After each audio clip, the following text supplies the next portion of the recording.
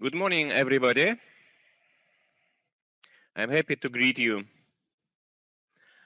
in the beginning of our Northern and Central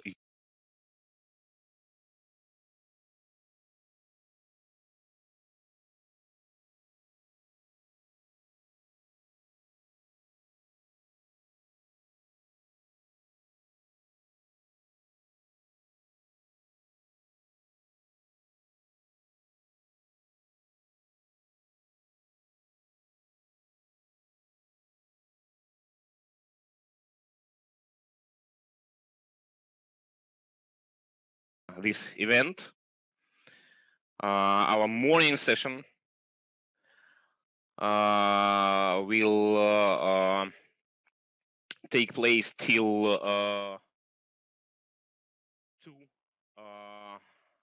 p.m. of Central European Time. So we shall read for 4 hours. And then after the break, we shall be back at 5.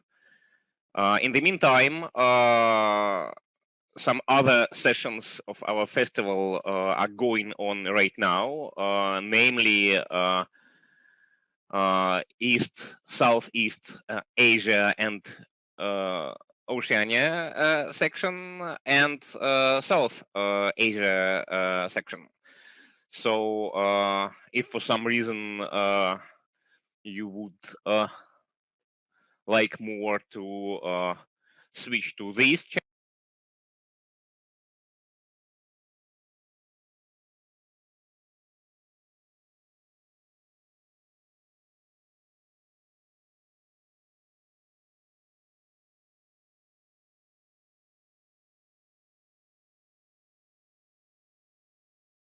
lines, which can be roughly translated in English as "What a mad person established this celebration and generously titled it as Poetry Day."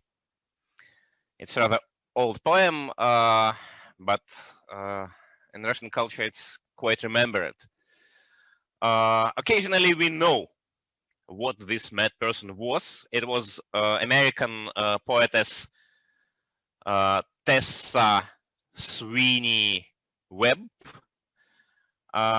who managed to start the first American Poetry Day in 1938.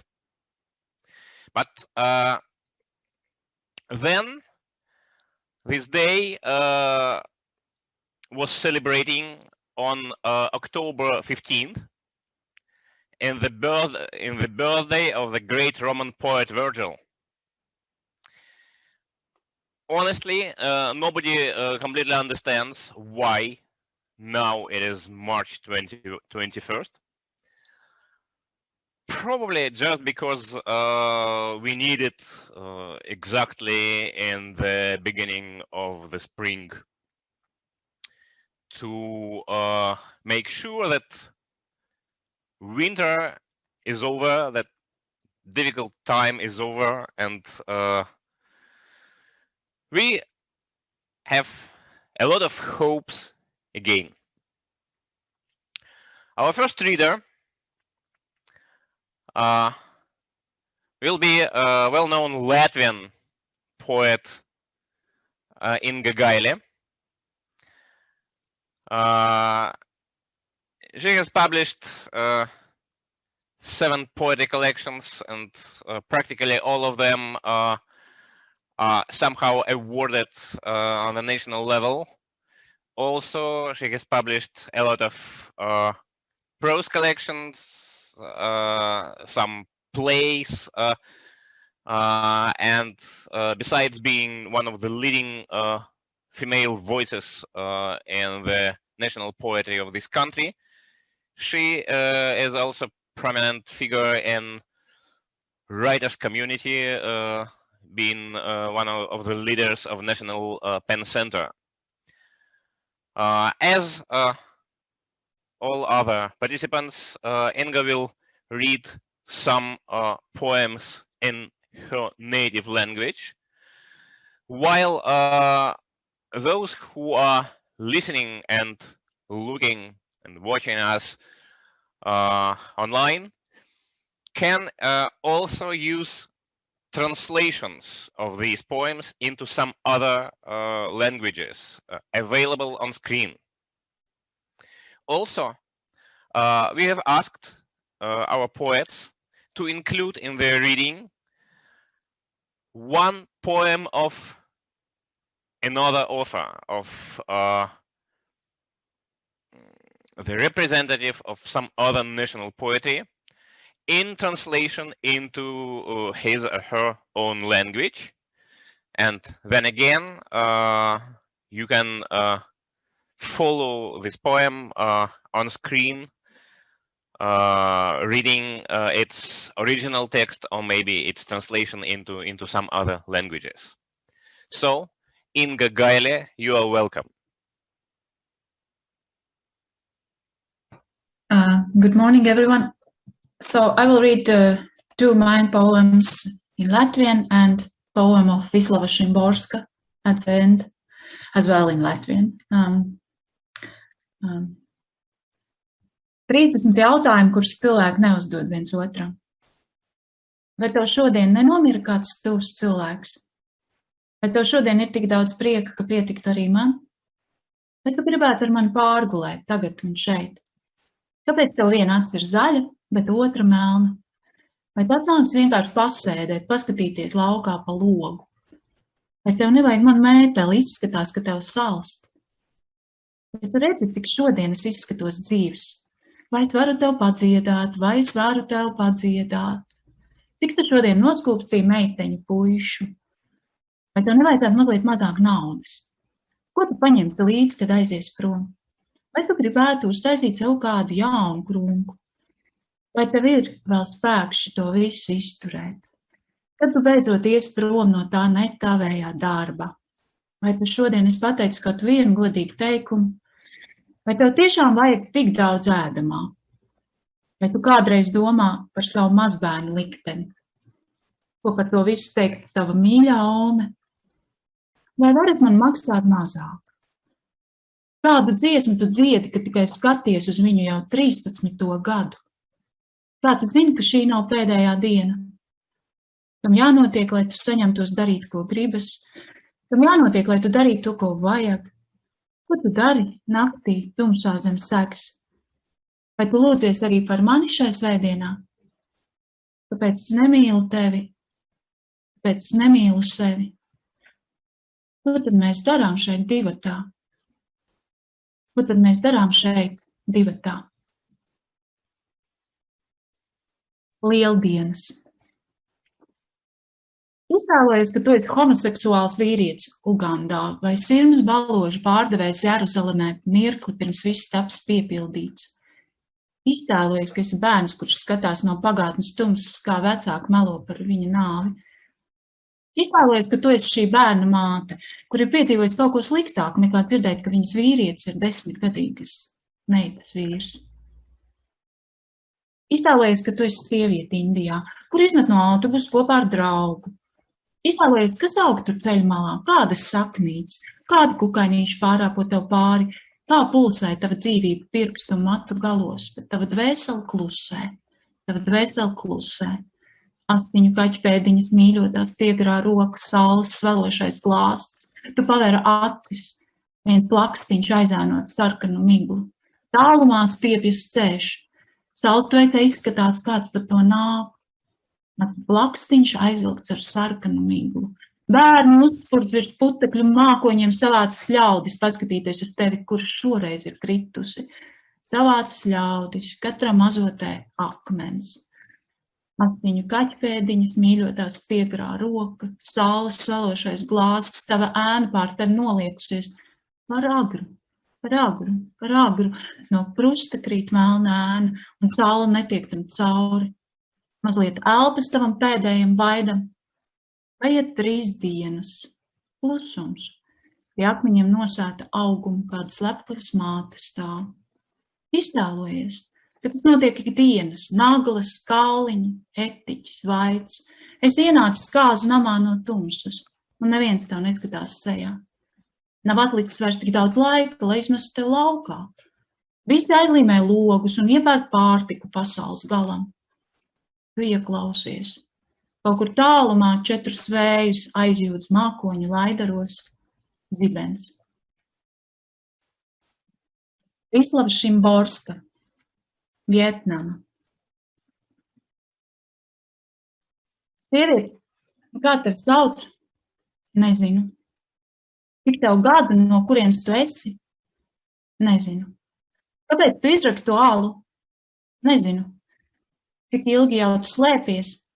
Nezinu. Kāpēc tu kod man pirkstā? Nezinu. Vai tad tu nezini, ka mēs tev pāri nedarīsim? Es nezinu. Kurā pusē tu esi? Nezinu. Šis ir karš, tev ir jāizvēlas. Es nezinu. Vai tavs ciemats vēl eksistē? Nezinu. Vai tie ir tavi bērni? Jā. Thank you. Liels paldies. Thank you, Inga Gaile. Our next participant is representing Germany. It's Bjorn Kulik. Since late 90s, he's one of the leading figures in the new generation of German poetry, known not only by his own poems, but also as a curator of literary readings, as an editor of young authors' newspaper, as a reviewer of theater performances, by the way. He's also apologies of new generations of German poetry, printed in 2003 and 2008.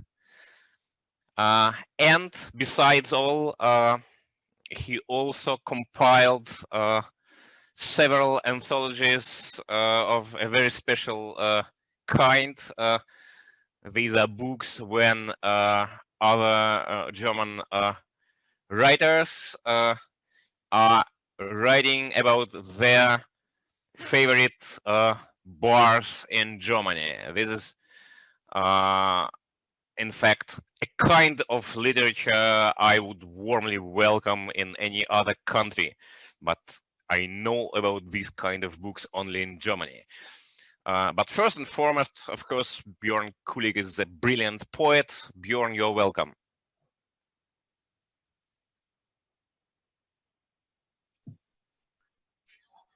Good morning, everyone.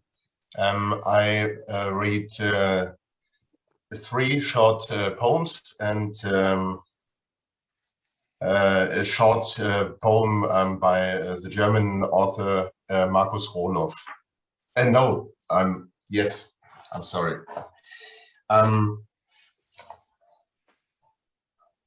The first one called Die Liebe in den Zeiten der EU. Wie ein Grenzschutz wieder eine Linie zieht, es muss, es darf geschossen werden, das muss, das darf gefilmt werden.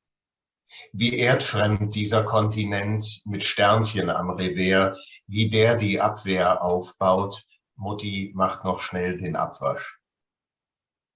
Als im Süden die ersten Turnschuhe angespült wurden, später 2, 3 Zweibeiner gefischt wurden, es muss, es darf zurückgefeuert werden.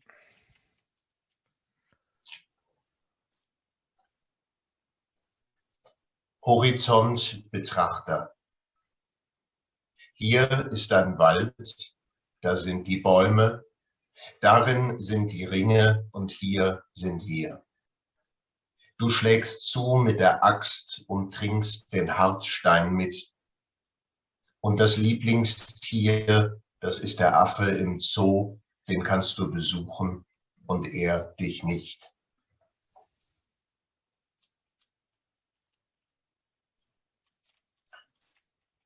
Keine Ansprachen, Das Licht sollte sich nach den Schatten richten. Nichts Klares, kein Fahrplan, ein Gewirr aus Stimmen. Ein Anfang aus jenem, vielleicht auch etwas völlig anderes, wer weiß. Zum Beispiel Schneewehen im August oder eine Bowlingbahn, die nicht gemietet wird. Anderen Tags, so wünscht man, einen Mund, der spricht, ein Ohr, dem etwas zu versprechen ist.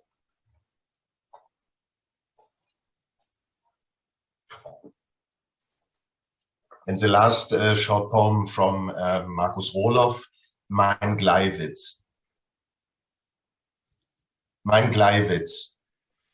Die großen Ferien vorher und jetzt, das weder noch Licht morgens um 6. Am 1. September das in sich verdrehte Nachthemd, ein Albtraum, der in den Kissenfalten klemmt. Vom Schrank stürzender Mauersegler, er ein Sprung, eine Rückpro-Metapher, wie unter der Bettdecke die Dämmerung.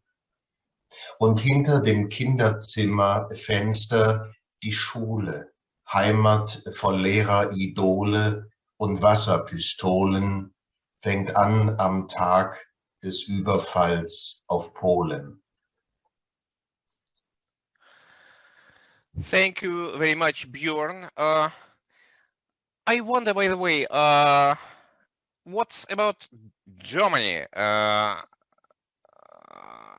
Bjorn, wait a bit. We have a couple of minutes for a small talk. And in fact, I would like to know what do you have in Germany about this celebration? Is it like something common to held some events in this day? How do you feel about it? If you are still with us, what's going on?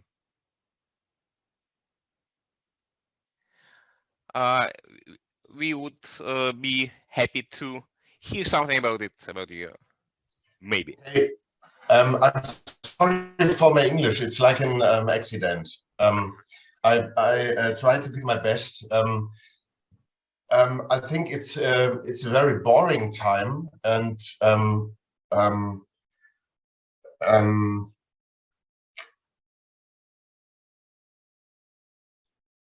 sorry, I can't answer the question. I don't know the right words to explain it. It's a feeling like you go outside. You want to have culture and readings and literature, and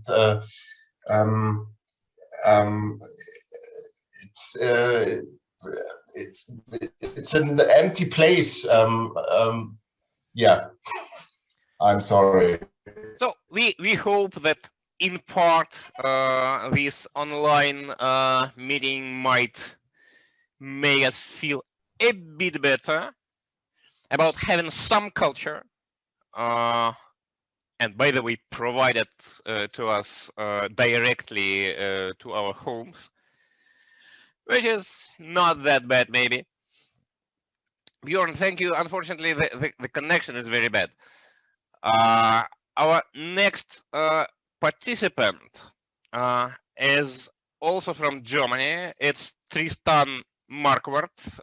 It's another part of German literary scene. Bjorn is from Berlin and Tristan is currently from München. And in fact, he belongs to the next generation of German poetry, to those 30-something years old.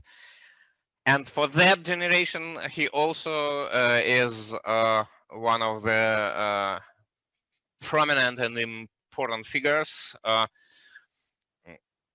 active since his early 20s as an organizer of literary events, as a collaborator in different collective projects, as a curator of poetry readings, and once again as a compiler of anthologies, although his anthology occasionally compiled together with the same prominent German poet Jan Wagner, as Bjorn Kulik worked together with as well. So Marquardt and Wagner together have compiled a wonderful book of Minnesingers, middle-aged German poets, translated into contemporary German language. It is very interesting experience, I believe. But now we are welcoming Tristan Marquardt with his own poems.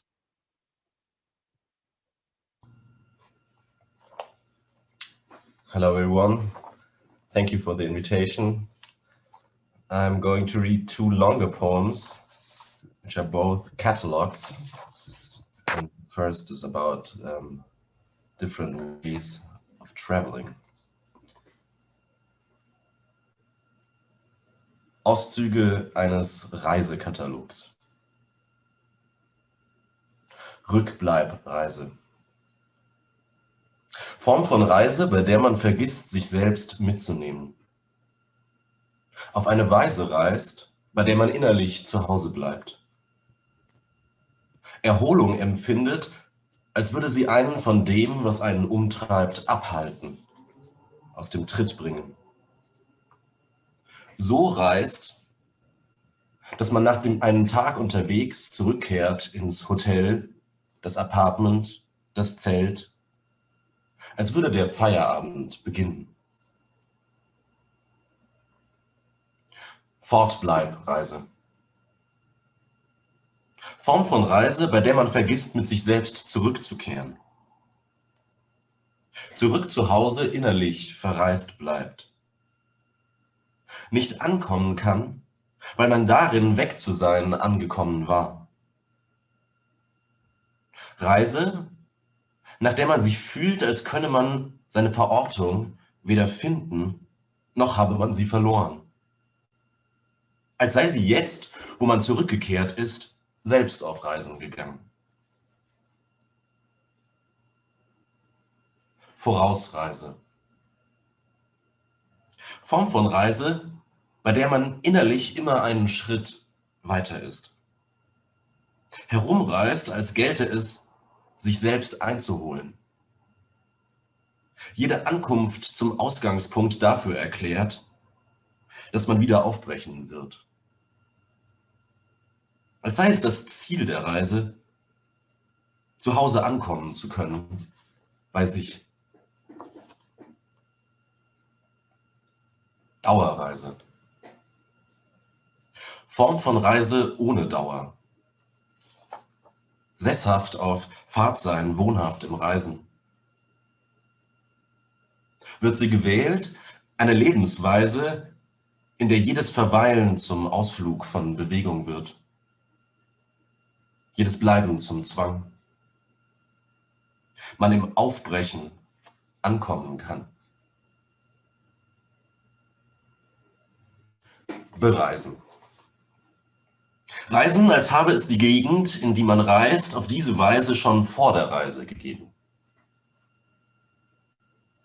Im Gegensatz zu erreisen, reisen, als würde sich die Gegend, in die man reist, auf diese Weise erst im Laufe der Reise ergeben. Verreisen.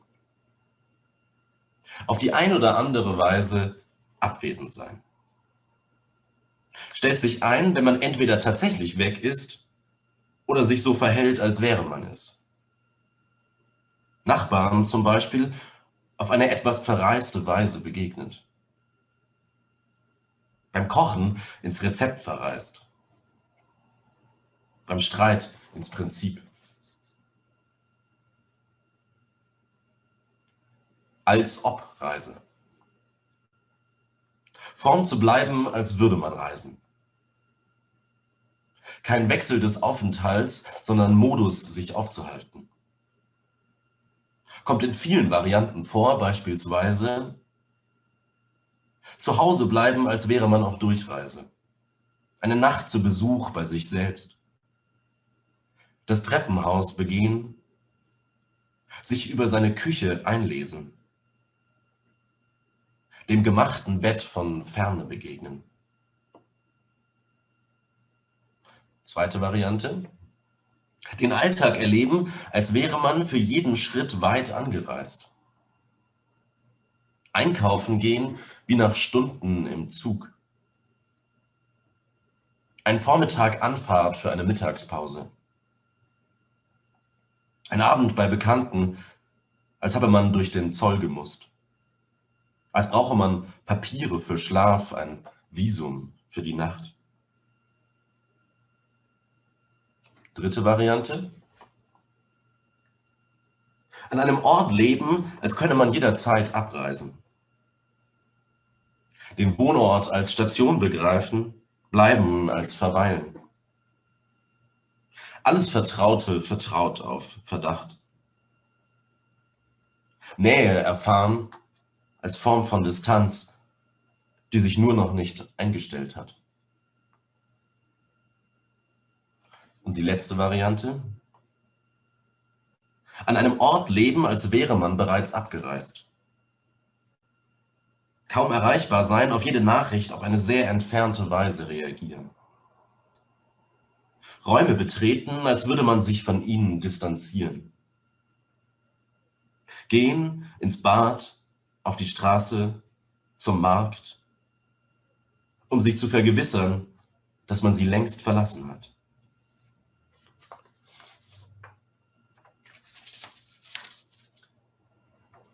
Auszüge eines Schlafkatalogs. Einschlaf. Eine Art Schalter, der im Innern liegt, betätigt von mir ohne mich. Lässt sich aktiv nur suchen, nicht finden. Ihn umzulegen ist Handlung als Handlungsverzicht. Etwas zu lassen, zu tun. Schafe in etwa zahllos zu zählen. Gedankenlos denken. Ausknipsen, mich, Schlaf an und dann stehen. An der Schwelle zur diesnächtigen Gegend. Tiefschlaf.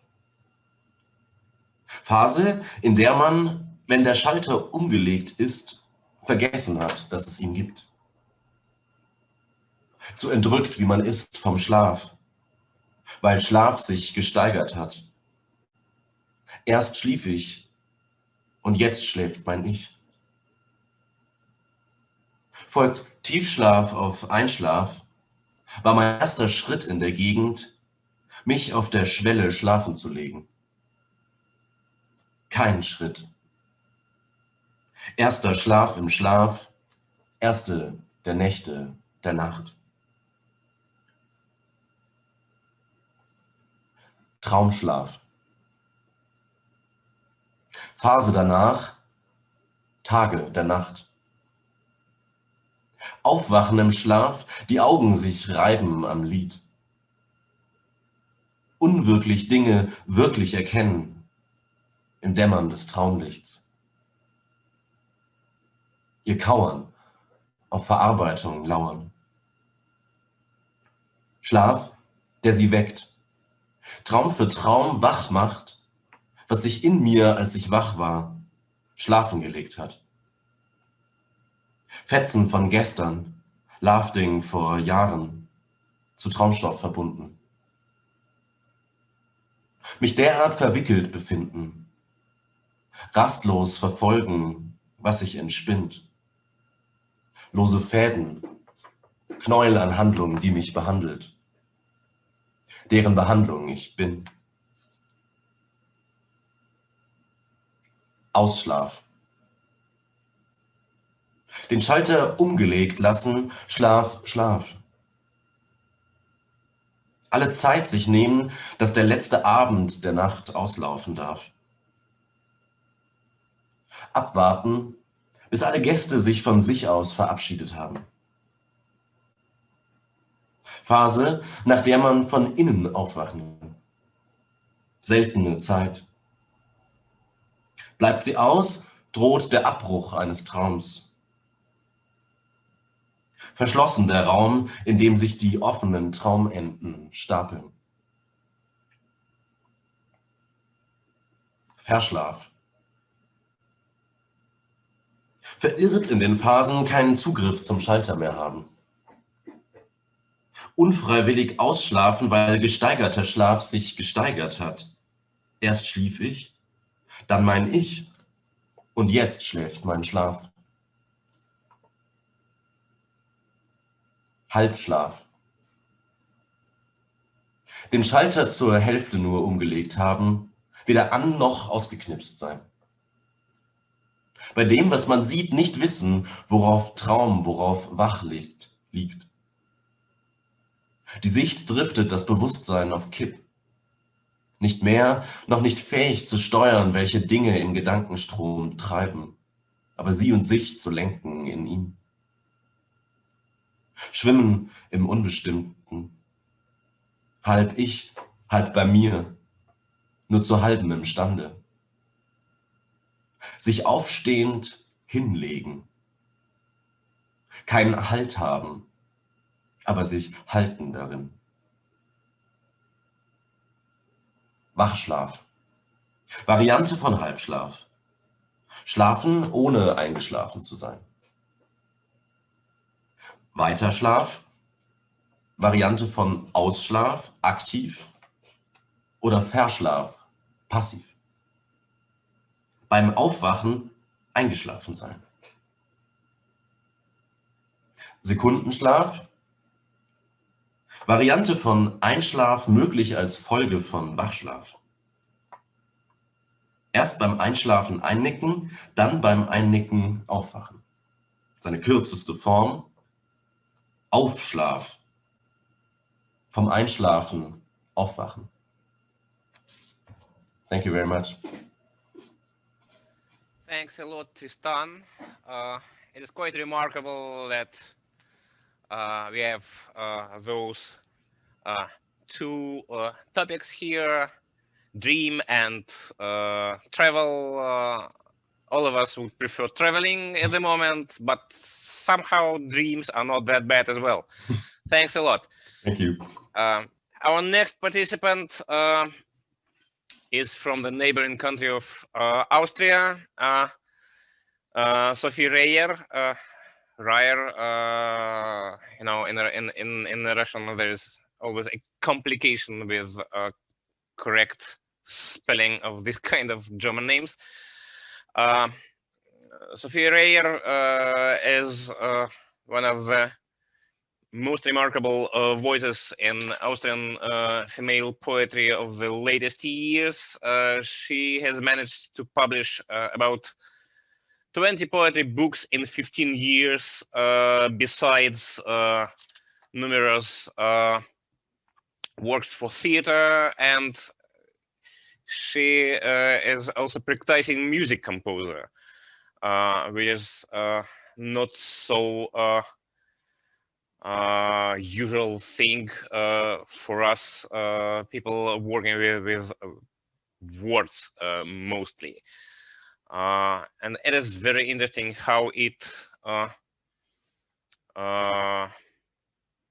works for her poetry, how musical this poetry is. Sophie Rayer, you're welcome.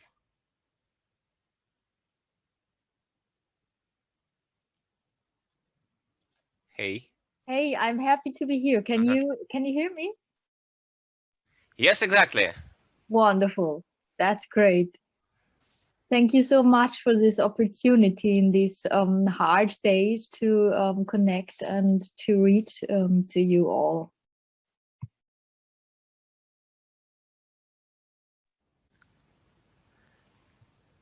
Sophie, you're welcome. We are expecting for your poems. I will start. Aber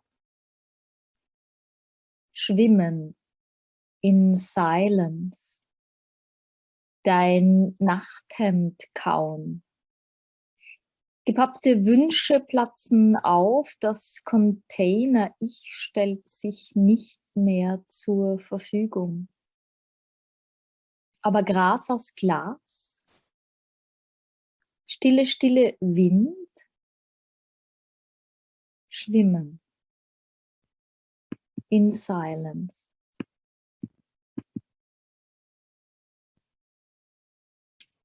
Abschied. Ohne mich wird Frühling sein. Wirst du diese Sterne zählen und ein Kind die Geige spielen und ein Kind sein Skateboard zähmen? Ohne mich wird Frühling sein. Werden auf den höchsten Bergen diese zarten Blumen wachsen und ein Traum sein Schloss aufblasen, so wie jedes Jahr. Ohne mich wird Frühling sein. Andere haben ihre Lieder. Andere wiegen ihre Kinder. Ohne mich wird Frühling sein. Frühling wird es ohne mich. Nur du nimm mich bitte innen an der Hand und lach dem Frühling ins Gesicht. Ohne mich.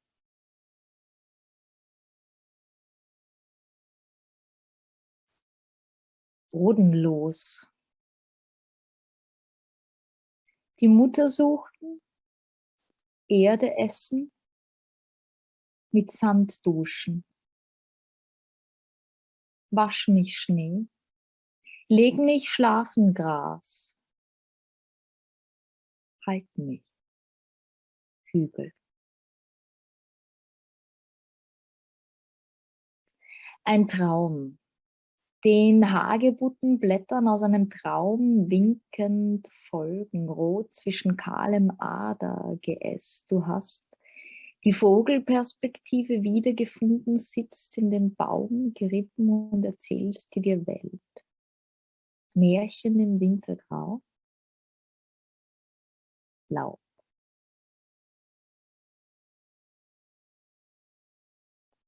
Fallen.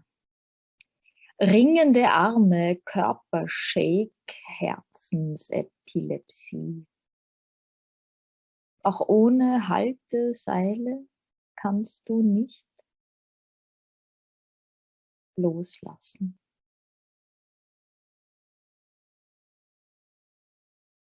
Fort. Hineinschmelzen wollen in deine Atembrandung, Hunger, Herz, Sehnsucht nach Schwalben. Bring mich hier fort, sagst du.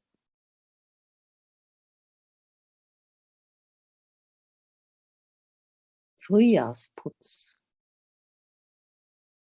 Es wird eine Kindheit aufgewischt, Fischpuppe, Babydoll, heimliche Fundorte, Wunder. Früher hast du gespurt, heute möchtest du wach sein. Es wird eine Kindheit aufgewischt.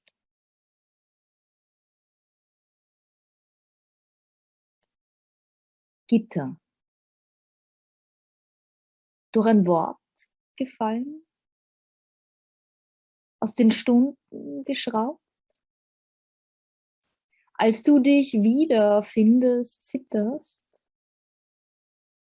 sperrangelweites Nichts.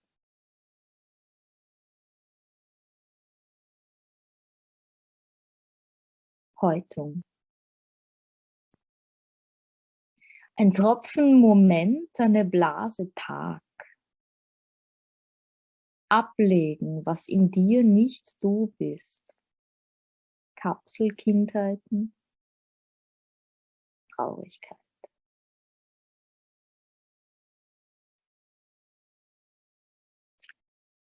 Luftkinder.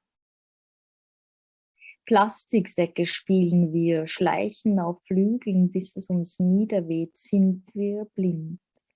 Sinken, sinken hinein in dieses Gewimmel aus Junk, Kotze, Pappbecher, Urin. Verwaschene Stille. Wann werden uns Füße wachsen? Fragst du.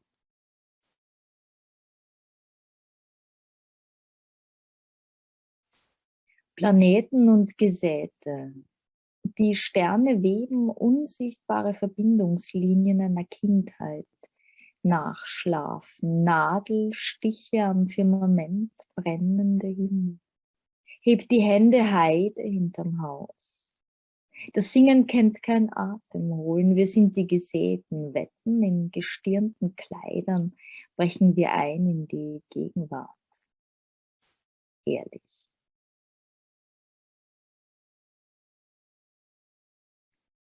Metamorphose. Die Nadeln wachsen mir aus den Handgelenken, dem Kehlkopf. Jede Sehnsucht wird irgendwann zur Attitüde.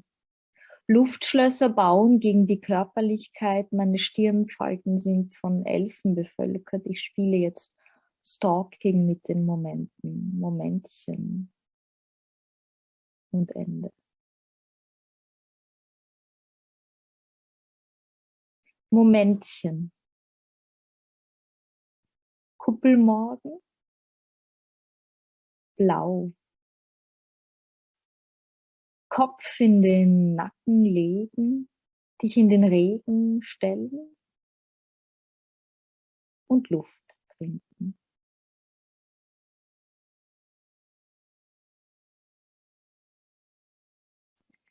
Noch ein Traum. Es schneit Watte. Wolken.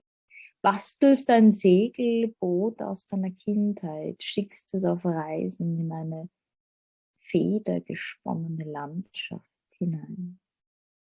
Die Bauschhügel. Das vergessene Weltenhaus.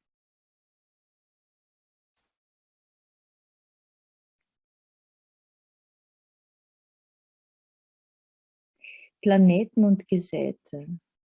Die Sterne weben unsichtbare Verbindungslinien einer Kindheit nachschlafen, Nadelstiche am Firmament. Brennende Himmel hebt die Hände, Heide hinterm Haus. Das Singen kennt kein Atemholen, wir sind die Gesäten, Wetten in gestirnten Kleidern brechen wir ein in die Gegenwart. Ehrlich. Traumpanorama. Luftschiffe wiederfinden, im Fragen fischen das Außen filtern, streckenweise den Suizid vergessen, durchquer mit mir Traumpanorama und anderen Dissoziationskarst, sagst du.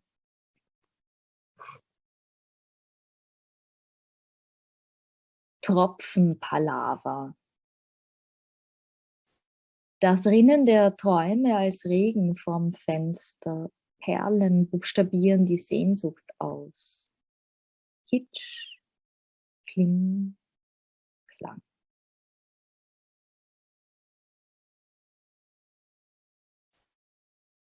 Verdursten. Stirbst den Trockentod, versammelte Kindheit. Sing, sing,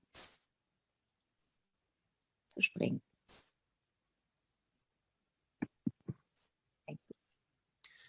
Thank you very much, Sophie Rayer. It was quite musical indeed. I did my best from over there. Our next participant, we are back to Germany again from meeting quite an international author. it's not so rare thing, you know, nowadays to have writers moving and migrating from country to country. It's a bit more exotic thing to have them moving from language to language. Olga Martynova happened to become a prominent Russian poet first,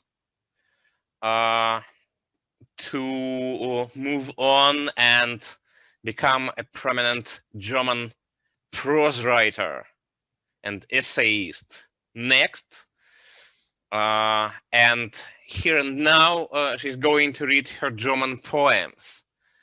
And I guess this story is quite fascinating and unusual. Olga Martynova, you are welcome. Thank you. Hello, everybody. I didn't know about Virgil's birthday. It was a great idea. Maybe we should do something in October as well, you know. Pretty possible. Yes, I shall read 2 poems by myself and 1 by Oleg Yurev. My poems are both in German. Mehr Lebende oder mehr Tote? 1.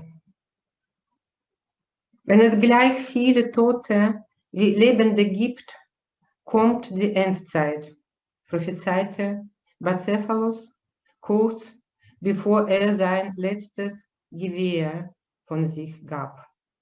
Und Alexander dachte an eine Schlacht zwischen Toten und Lebenden und setzte fort, die Zahl der Toten zu vermehren. 2. Mehr Lebende gibt es. Die Toten sind nämlich nicht mehr, sagten Inder dem Makedonier. Er war enttäuscht. Ihm schwebte eine Schlacht zwischen Lebenden und Toten vor. Er wusste nur nicht, auf wessen Seite er streiten würde. Sowieso als Gott, dachte er, egal, als Gott ist es egal.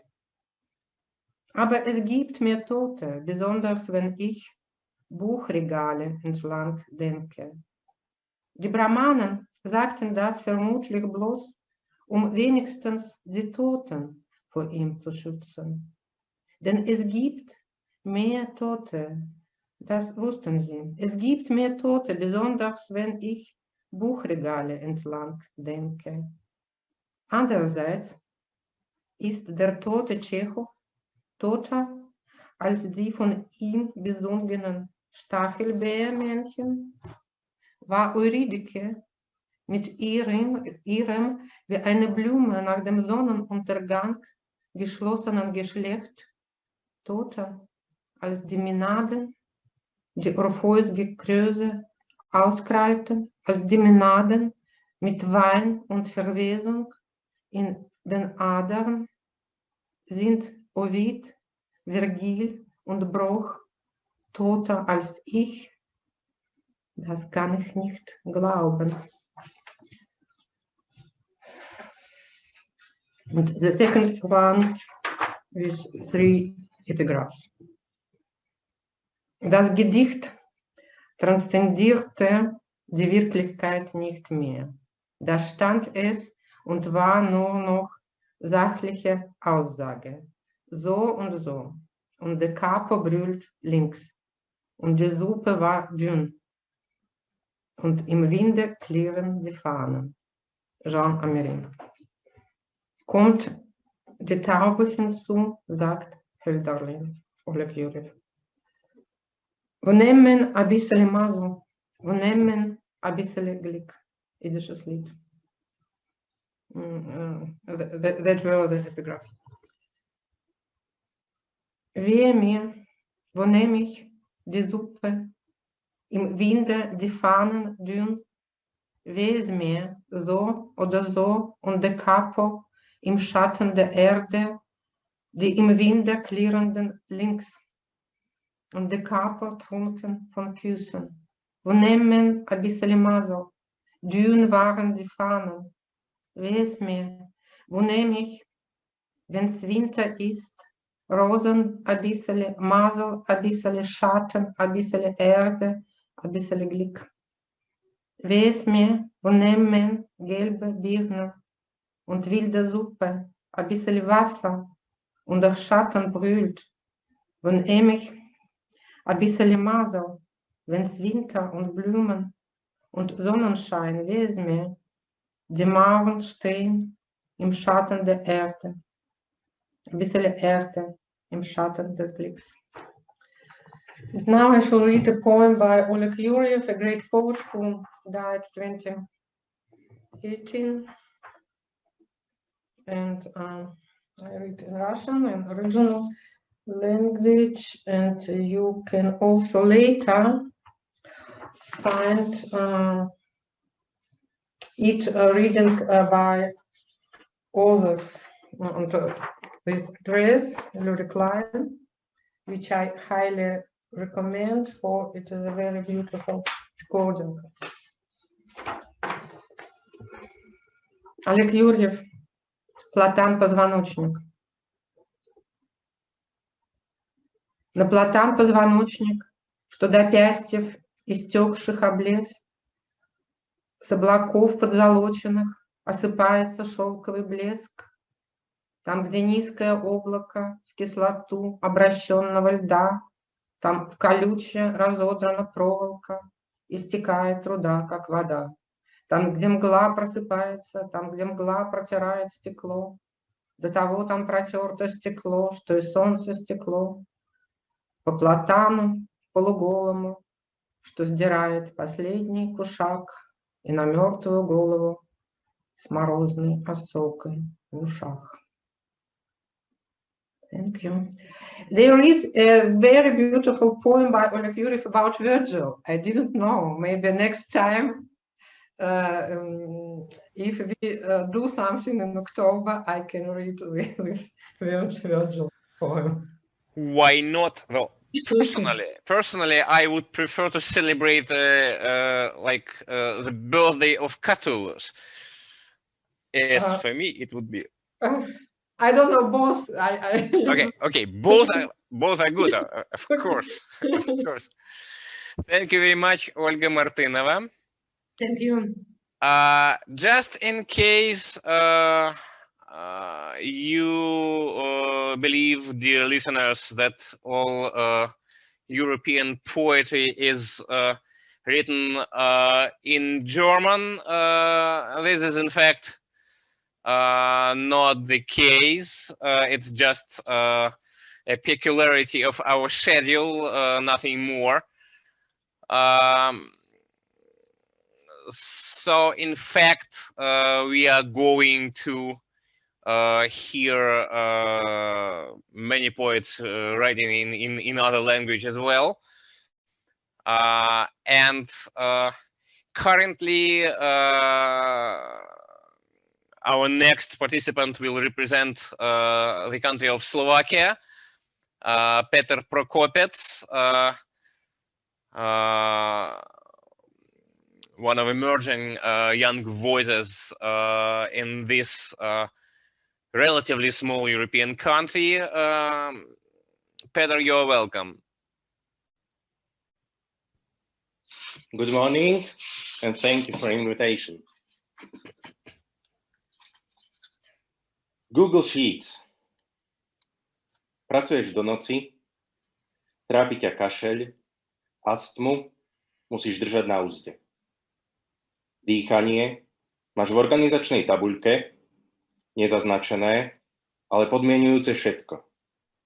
Ako nula, ako písmeno pred A.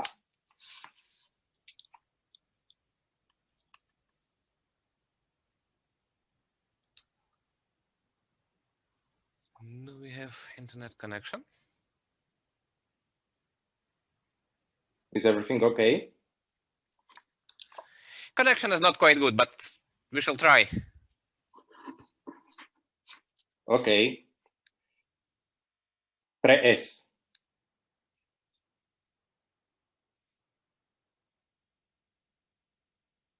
Keď spíš s obsom na posteli, odkrýva sa tajné miesto, akési PS.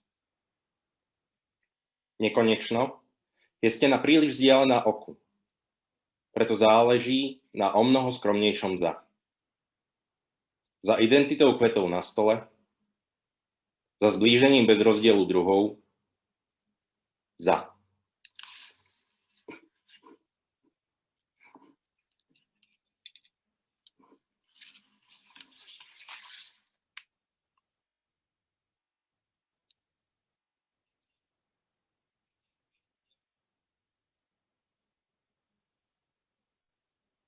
Uprostred zimy. Pozerajúca na jedinú vrstvu oblohy, hovorí. Sú chvíle, keď to stačí. A potom chvíle, keď nemám na výber. Thank you.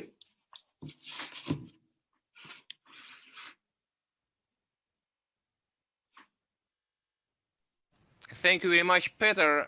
I wonder, as far as I guess all of us don't know that much about poetry scene in your country. Maybe you would tell us, like, a couple of words, what's going on nowadays in this problematic time. How is national poetry running, and what's an atmosphere, and by the way, where and how can we know more about your national poetry school, as far as it's not that much available, I guess? Yes, it's quite a problem because we are a very small country. But we have very good poets, like, for example, Jan Gavura. He has published now a book, The Other Monk, in English. We have very, very good young scene. For example, Dominika Moravčíková has published before a couple of months a book, Deti Hamelnu, Children of Hameln. So it is a very good book too. And I think that our time will come. That's a good idea. We shall try to work together about it, because in fact, all this project is about knowing each other a bit better. Besides all, we are here not only for our listeners, but also for each other. Thanks a lot. Thank you very much. Now we are coming back to Germany, but again for quite an international figure, Hendrick Jackson, which is, I guess, equally known as a poet in his own right, and as a translator of Russian poetry into German. I guess maybe the most important and productive person in this field. So it is pretty natural that he's awarded for his work both in Germany with the Hölderlin Prize and in Russia with so-called David Burlyuk Prize, bearing the name of the founder of Russian futurist poetry. So Hendrik, you are welcome. Yes, hello. I'm glad to hear that I got the prize actually in Russia. I didn't know, because I got a prize called Parshikov Prize, but Burlyuka, yeah, I didn't know. But anyway, I take this prize. It's a funny story, by the way. You probably know that guy, Sergei Biryukov. It's his project. It's his yeah, maybe I forgot, maybe I was drunk or something like this. And they gave me something in the evening or that. But that's why I read today, in honor to events like this, and because I'm translated from Russia, and because it's now snowing in Germany and in Austria, I decided this background, to take this background phone and to read some poems from Archangels, where I've been. Archangels in English, I think, yeah. Archangels, yeah. Okay, I will read it just, yeah. Das Haus hat getrunken, der Bär hat getrunken, ich war's nicht. Nicht ich regiert. Weiße Fläche, Norden morgens Archangelsk, in einer großen Stadt versunken, wachen wir auf zu dritt, du noch und uns, eine fremde Schöne zur Rechten. Sie war fröhlich, eisgeboren schnell. Da hingegen träge die Schlitten am Sonntag gebräugelte Kinder, ihre wollenen Rufe vereinzelt im unendlich glatten Futteral. Rostige Trawler starken und eine Melodie, Petrol, Basalt glimmern, das Indigo der Häuser in rollenden Kalenderwalzen. Ringsum spinnen sie sich ein, du wolltest das Nordlicht löschen aus den Sozialnetzen. Eine Lok klackt das Jahrhundert ein Hektor brüllt sich die Seele aus dem Leib, die rottenden Köter tröstet's stets nach oben, weist der sozialistische Strahlenvektor. Irgendeine glühende Stunde oder eine verjaulte, zerzauste, ausgeraufte. Komm noch einmal, nackt, wir sind hier eins, keine Gespenster. Ich schreibe dir Stimmen zu, ich gefriere ins Absolute, saufe ab und wache auf bei eisig kalt geöffnetem Fenster. Fürst Archangelsk. Nun sind Ruhm und Jahrhundert bereits so fern, ein Trumm liegt da, Flocken zieren die Brauen, kaum jemand zu sehen.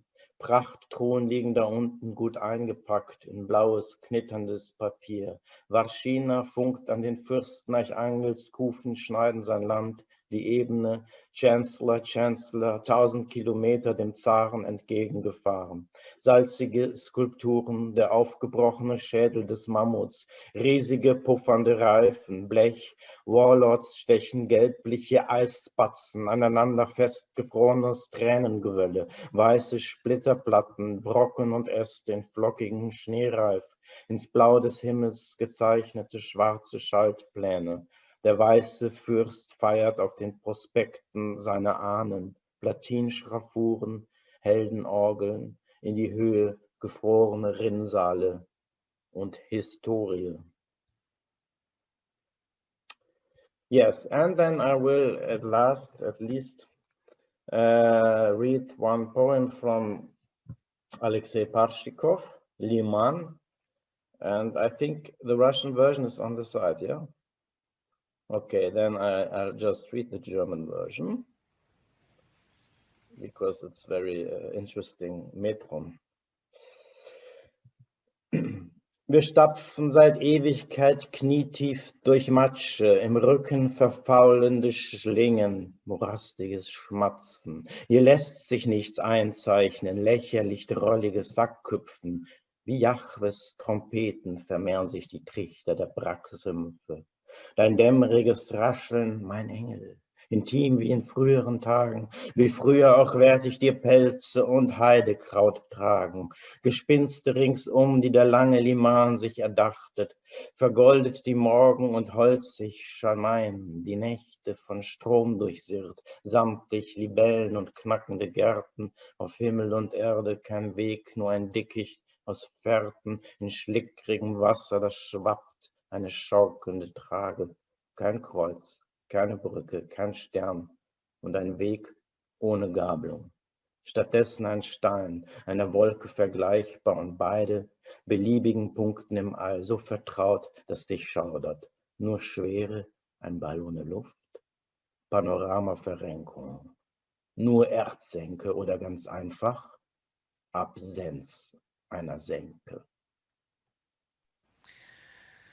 That is wonderful work. As far as we have a couple of minutes, I would dare to read the same poem in Russian, just to make you feel how precisely brilliant as Hendrick Jackson works, just musically.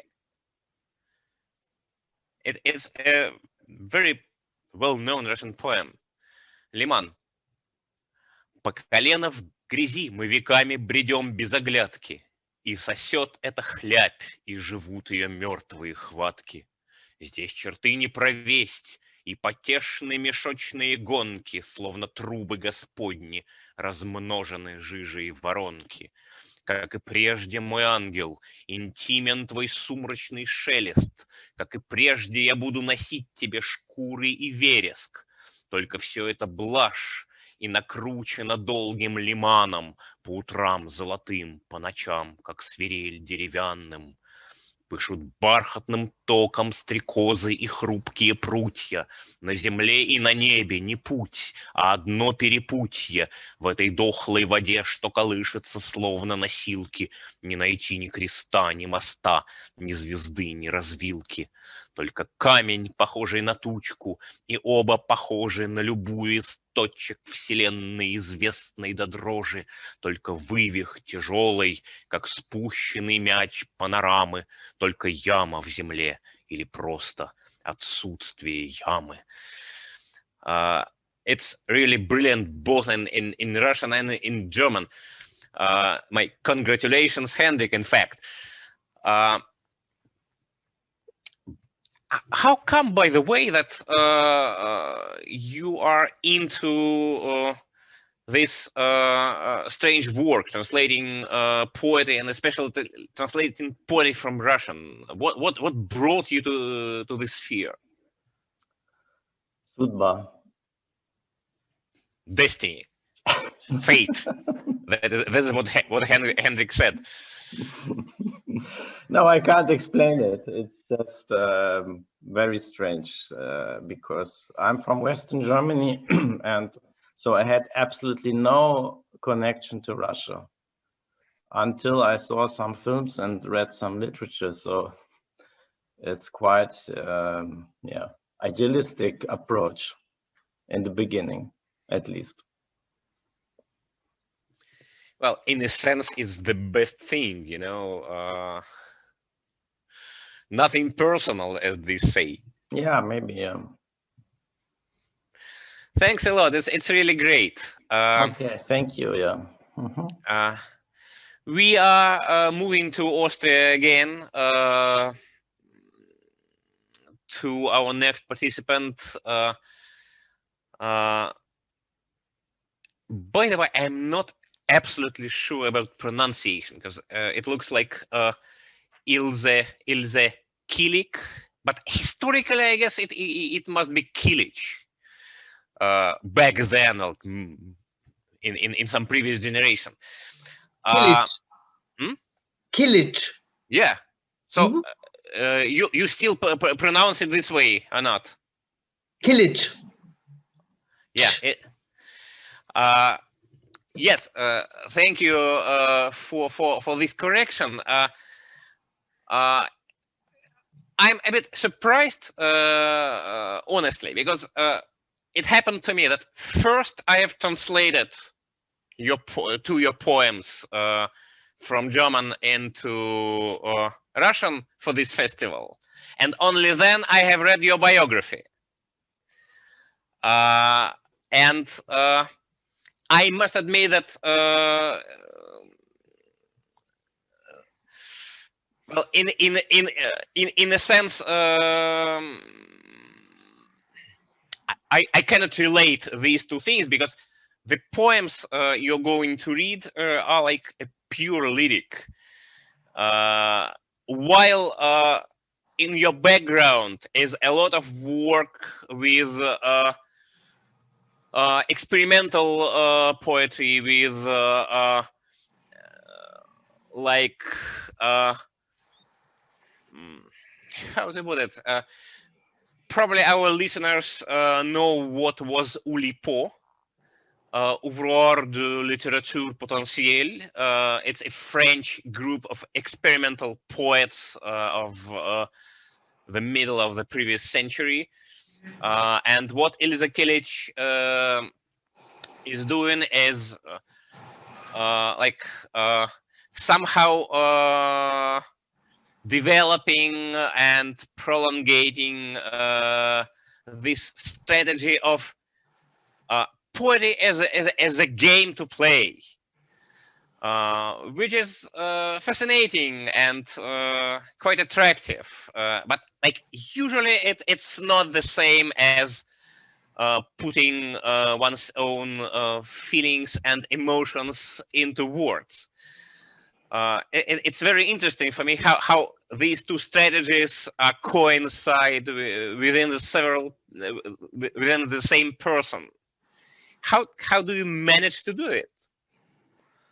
Yes, the one thing is Oulipo and this kind of writing, but this is the playing is if you play with something, you know the rules of grammar, of language, but you know the rules and you know to play with the rules and you know to play against the rules.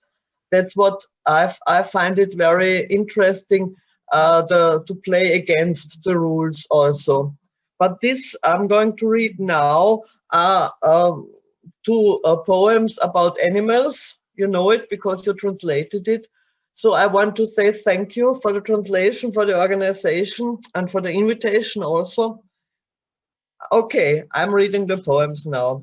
You're welcome. Die Spinne. Sie hängt am selbstgesponnenen Faden. Rot ist er nicht. Keine Leine, kein Seil, keine Schnur. Ins Labyrinth führt er weder hinein noch hinaus. Die Spinne weht durch die Luft, überschwebt Schluchten und Täler, kilometerlang vertraut sie dem Faden. Nebenbei erschreckt sie die Ängstlichen, zappelt vor neugierigen Nasen, landet auf Tischen und Bänken und ist dabei nicht allein. Auch ich spinne am seidenen Faden, doch über Schluchten und Täler schwebe ich nicht mal im Traum, wo mich die Spinne manchmal besucht. Möge der Faden nicht reißen. And the second one. Was pfeifen die Spatzen vom Dach? Piep, piep, die Spatzen pfeifen vom Dach, die Schönheit der Welt. Herunter vom Himmel, wenn er tief hängt, pfeifen sie rund um Teller mit Krummen. Keine Posaunen, nur kleine Signale von Spatz zu Spatz oder Sperling. Nimm dich in Acht. Die Welt braucht jedenfalls Pfiffe. Pfiffe von Bier und Pfiffe von Spatzen. Die Thriller-Pfeifen der Zukunft pfeifen Gefahren vom Dach. Erst eins, sagt der Spatz, später dann 2 oder 3. Die Spatzenpost pfeift mir ins Ohr, damit ich sie nicht vergesse. Gib Acht. Piep, piep, sagen die Spatzen. Sie pfeifen auf mich und mir um die Ohren, auf dass ich sie spitze. Mit offenen Augen sehe ich die kleinen Schnäbelchen sich öffnen und schließen. Die Spatzen zählen die Zeit, in der sie sich selbst etwas pfeifen. Das Lied heißt, nimm dich in Acht. Die Spatzen pfeifen und hüpfen. Sie wissen, auf milden Spätherbst folgt oft ein eiskalter Winter. Im nächsten Leben werde ich Spatz. Das habe ich tatsächlich gesagt. Dann schlüge mein Herz 10-mal so schnell, zum Beispiel für mich und die Welt. Und ich säße pfeifend am Dach. Piep, piep. Ach, gib Acht. And now I'm reading a poem from Wisława Szymborska. I think you can, no, it's not, but you know it because I sent it. Wisława Szymborska.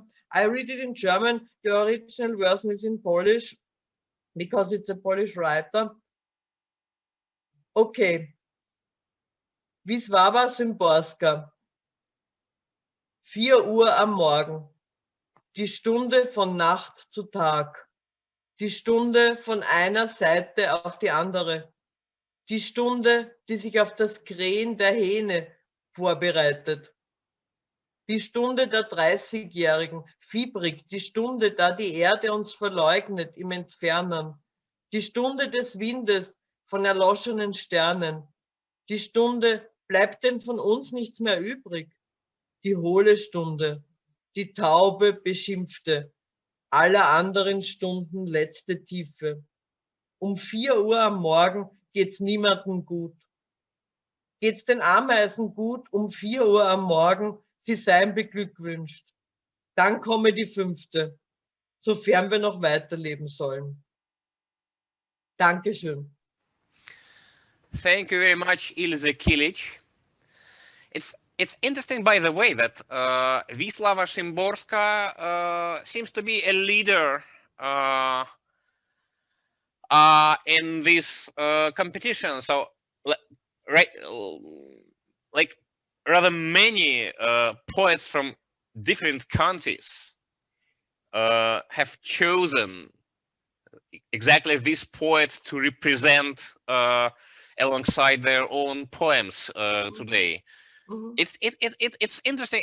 It's a bit unexpected for me, but I guess we have to think of it. Like, why is so that in 2021, why Szymborska is so significant? So thank you very much for sharing it with us. Thank you, and all persons of the team. Thank you for making this an organization. This. Now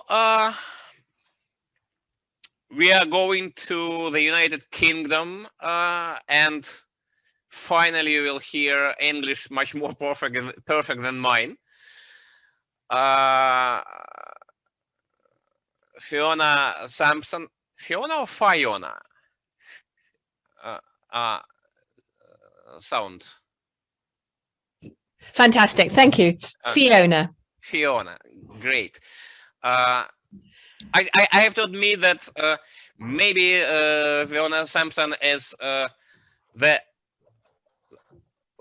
would say, was the most well-known author personally for me before we started working in preparation of this event. Maybe just because I know English poetry written in English better than say in German, which is maybe my bad. But Fiona Sampson's book is published in Russian translation several years ago, but published in Ukraine. Yes. Which is not a simple story nowadays, but it's important. Yes. I happened to review this book for my magazine, and then I have read your review of present-day situation in British poetry, which was very informative and very useful. Thank you. So I'm very glad to welcome you here in our project with your poetry. You're welcome. Thank you very much, Dmitry, and thank you to all the team. I mean, what an amazing project. It's just joyous and really exciting, and we so need it at the moment. So even more than every other World Poetry Day this year, this is absolutely fantastic. So I'll read 2 poems. And the first one is Deaf. Are you listening? You are listening to the world you think, but you hear yourself over and over.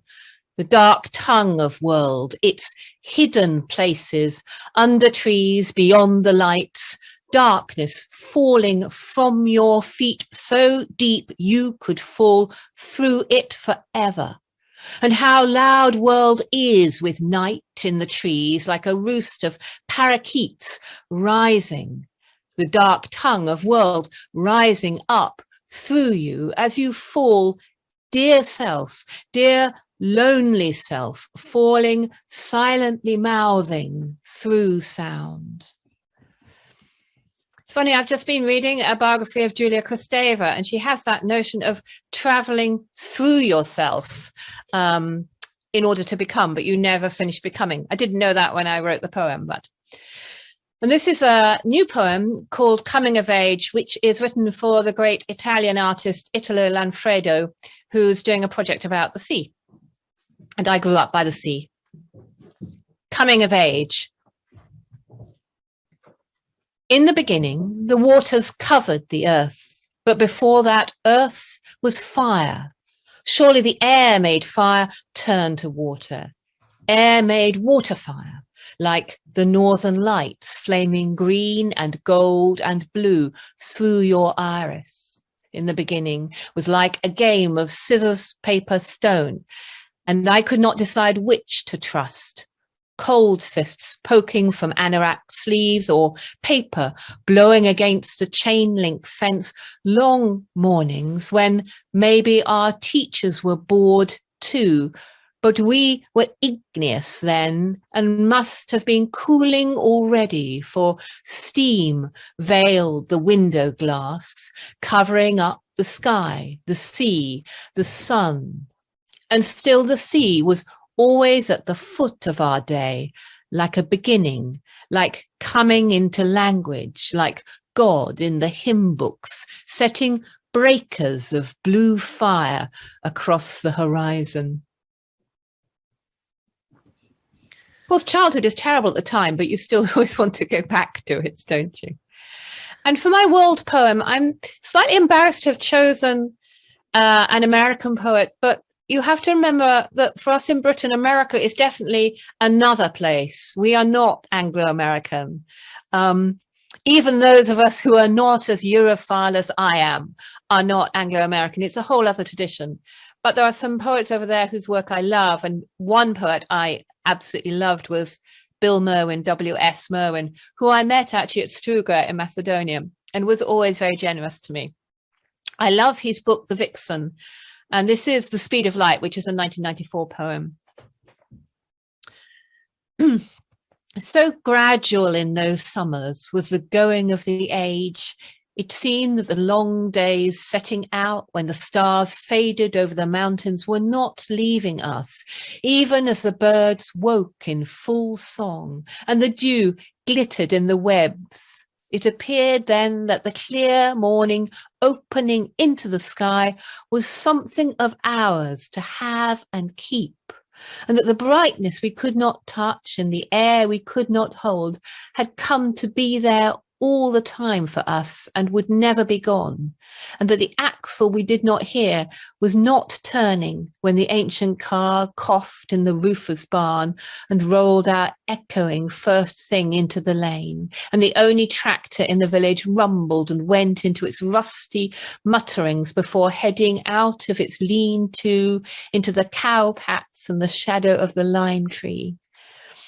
We did not see that the swallows flashing and the sparks of their cries were fast in the spokes of the hollow wheel that was turning and turning us, taking us all away as one with the tires of the baker's van, where the wheels of bread were stacked like days and calendars, coming and going all at once. We did not hear the rim of the hour in whatever we were saying or touching. All day we thought it was there and would stay. It was only as the afternoon lengthened on its dial and the shadows reached out farther and farther from everything that we began to listen for what might be escaping us. And we heard high voices ringing the village at sundown, calling their animals home, and then the bats after dark and the silence on its road. And I have to say, actually, of course, that's a poem about France. That's the poem from his time living in Périgord, which is where I lived in France too. So it's an international poem by a poet who was a great internationalist and a translator of poetry. Thank you very much, Fiona.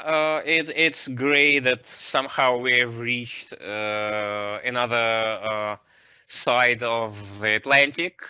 Finally, we meet each other. Within this reading. in fact, American poetry would be well represented in another session of our project, which is going to start in 6 hours, I guess. Well, in 10 in the morning, but as it is in the New York City, and some important American and Latin American poets will join us at that part of the reading. Great, thank you very much. It's my pleasure. Now we are moving to the north a bit, to Norway. We shall listen to Monica Osprong's poems. Monica is both a poet and prose writer and translator of German prose and poetry into the language of Norway. Well, different authors, including Rainer Maria Rilke. And again, her work is closely connected to music. So partly her poems are created as a complex of words and sounds. So today we shall just hear the poem itself, but it might happen. It might happen different way under other circumstances. Monica Osprong, you're welcome. Thank you, Dimitri. Can you hear me? Yeah, of course. Yes. First I'll read a circle psalm, a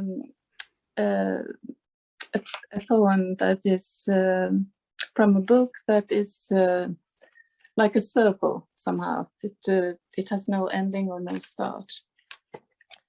And afterwards I would like to read a little poem by Emily Dickinson.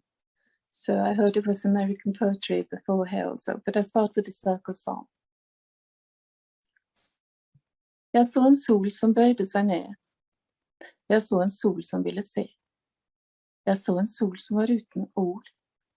Jag såg en sol som var utan jord. Jag såg en sol som kysset en fot. Jag såg en sol som ville slå rot. Jag såg en sol som klottret i träd. Jag såg en sol som modnet bär. Jag såg en sol som stod mot en vägg. Jag såg en sol som låg i ett ägg. Jag såg en sol som var rädd för törke. Jag såg en sol som var rädd för mörker. Jag såg en sol som låg på en strand. Jag såg en sol som stod på en rand. Jag såg en sol som skulle dö. Jag såg en sol som gick i frö. Jag såg en sol som var blivit svart. Jag såg en sol som lyste hårt. Jag såg en sol som strök ett kind. Jag såg en sol som ville in. Jag såg en sol som stod och stäckte. Jag såg en sol som sprang och läckte. Jag såg en sol som däcket ett bord. Jag såg en sol som var från i fjol. Jag såg en sol med röda fanor. Jag såg en sol med fasta vanor. Jag såg en sol som vågat sig fram. Jag såg en sol som vågat sig hem. Jag såg en sol som låg i en hage. Jag såg en sol som låg på en mage. Jag såg en sol som bleket höj. Jag såg en sol som törket höj. Jag såg en sol som törket fjär. Jag såg en sol som kom för när. Jag såg en sol som stod på ett bygg. Jag såg en sol som låg mot en rygg. Jag såg en sol jag ville gripa. Jag såg en sol i en liten glipa. Jag såg en sol som gick på en stig. Jag såg en sol som hade fri. Jag såg en sol som var sin egen. Jag såg en sol som var hos legen. Jeg så en sol på et kontor. Jeg så en sol som var blitt mor. Jeg så en sol som ikke ville vite. Jeg så en sol som gjorde for lite. Jeg så en sol som kunne eksplodere. Jeg så en sol man ville privatisere.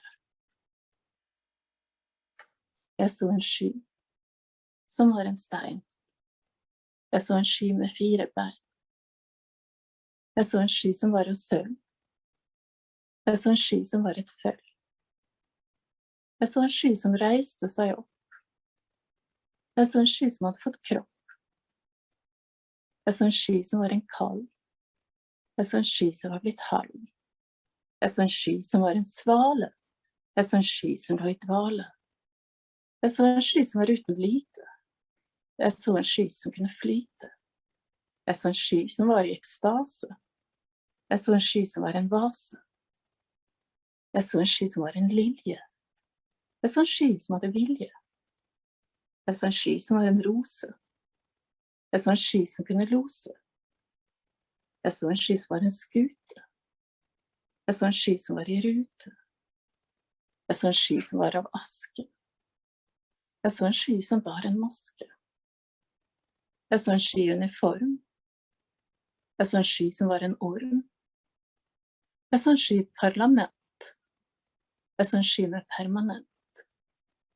Jeg så en sky som var astronom. Jeg så en sky som var monokrom. Jeg så en sky med en gyllen kant. Jeg så en sky som var elegant. Jeg så en sky som var helt svart. Jeg så en sky i sakte fart. Jeg så en sky som var eksplosiv. Jeg så en sky med et direktiv.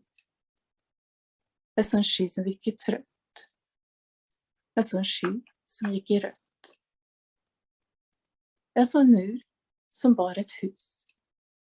Jeg så en mur som lå i grus. Jeg så en mur som gikk i ring. Jeg så en mur som vandret omkring. Jeg så en mur som sto ved en kyst. Jeg så en mur som sto i et bryst.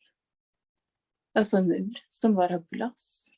Jeg så en mur som krevde pass. Jeg så en mur hvor man kunne be. Jeg så en mur som var for bred. Jeg så en mur som sto og nølte. Jeg så en mur som ikke følte. Jeg så en mur med skyteskår. Jeg så en mur som var 3000 år. Jeg så en mur som aldri tok slutt. Jeg så en mur hvor noen ble skutt. Jeg så en mur som sto i et øye. Jeg så en mur man måtte feie. Jeg så en mur man klatret over. Jeg så en mur som aldri sover. Jeg så en mur man gro seg under. Jeg så en mur som hadde hunder. Jeg så en mur med kaprifor. Jeg så en mur som var varm av sol. Jeg så en mur som sto rundt et fengsel. Jeg så en mur som sto rundt en lengsel. Jeg så en mur som voktet får. Jeg så en mur i magre kår. Jeg så en mur som kunne minnes. Jeg så en mur som ikke finnes. Thank you. That was the Circle Psalm, and then I would like to read a small poem by Emily Dickinson. And it's the original, it's called I Heard a Fly Buzz. I heard a fly buzz when I died, but I'll read it in Norwegian. Ei fluge surra da jeg død, og stova var så still, som det stilt og stint ikring, for stormar brått sett inn. Og rundt meg auga tørra var, kvar pust svak, ventande, på siste akt av spelet, hvor Gud sjøl skulle være med. Jeg lova bort mitt eget gods, alt det av meg som kan. Stå og skrive i et testament, da inn ei fluge flaug, med snublande sørgmodig surr, for glaset att og fra. Da vindauga brått svikta meg, jeg så ikke mer å sjå.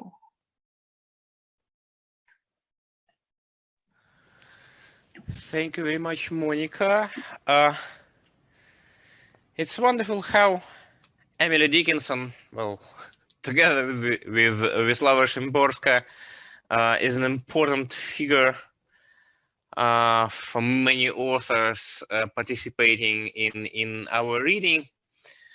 I remember, by the way, how I have read a critical review of the American poetry of the latest years of the 19th century, where the reviewer predicted that Dickinson, it's so overestimated, and quite soon this figure should fade out, and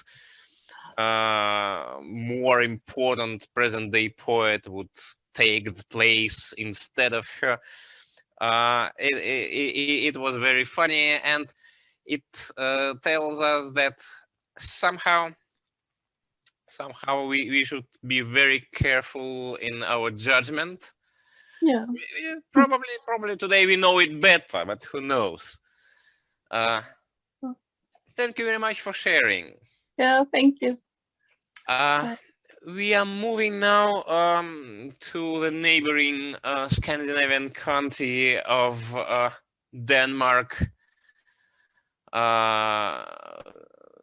which will be represented by two authors in our present-day program. And now we are welcoming Mette Moestrup here, the author of poems, obviously, and some prose and some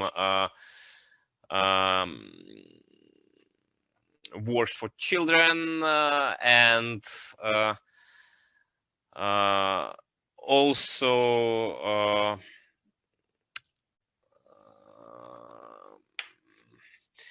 a great propaganda, how to say it in English, a person behind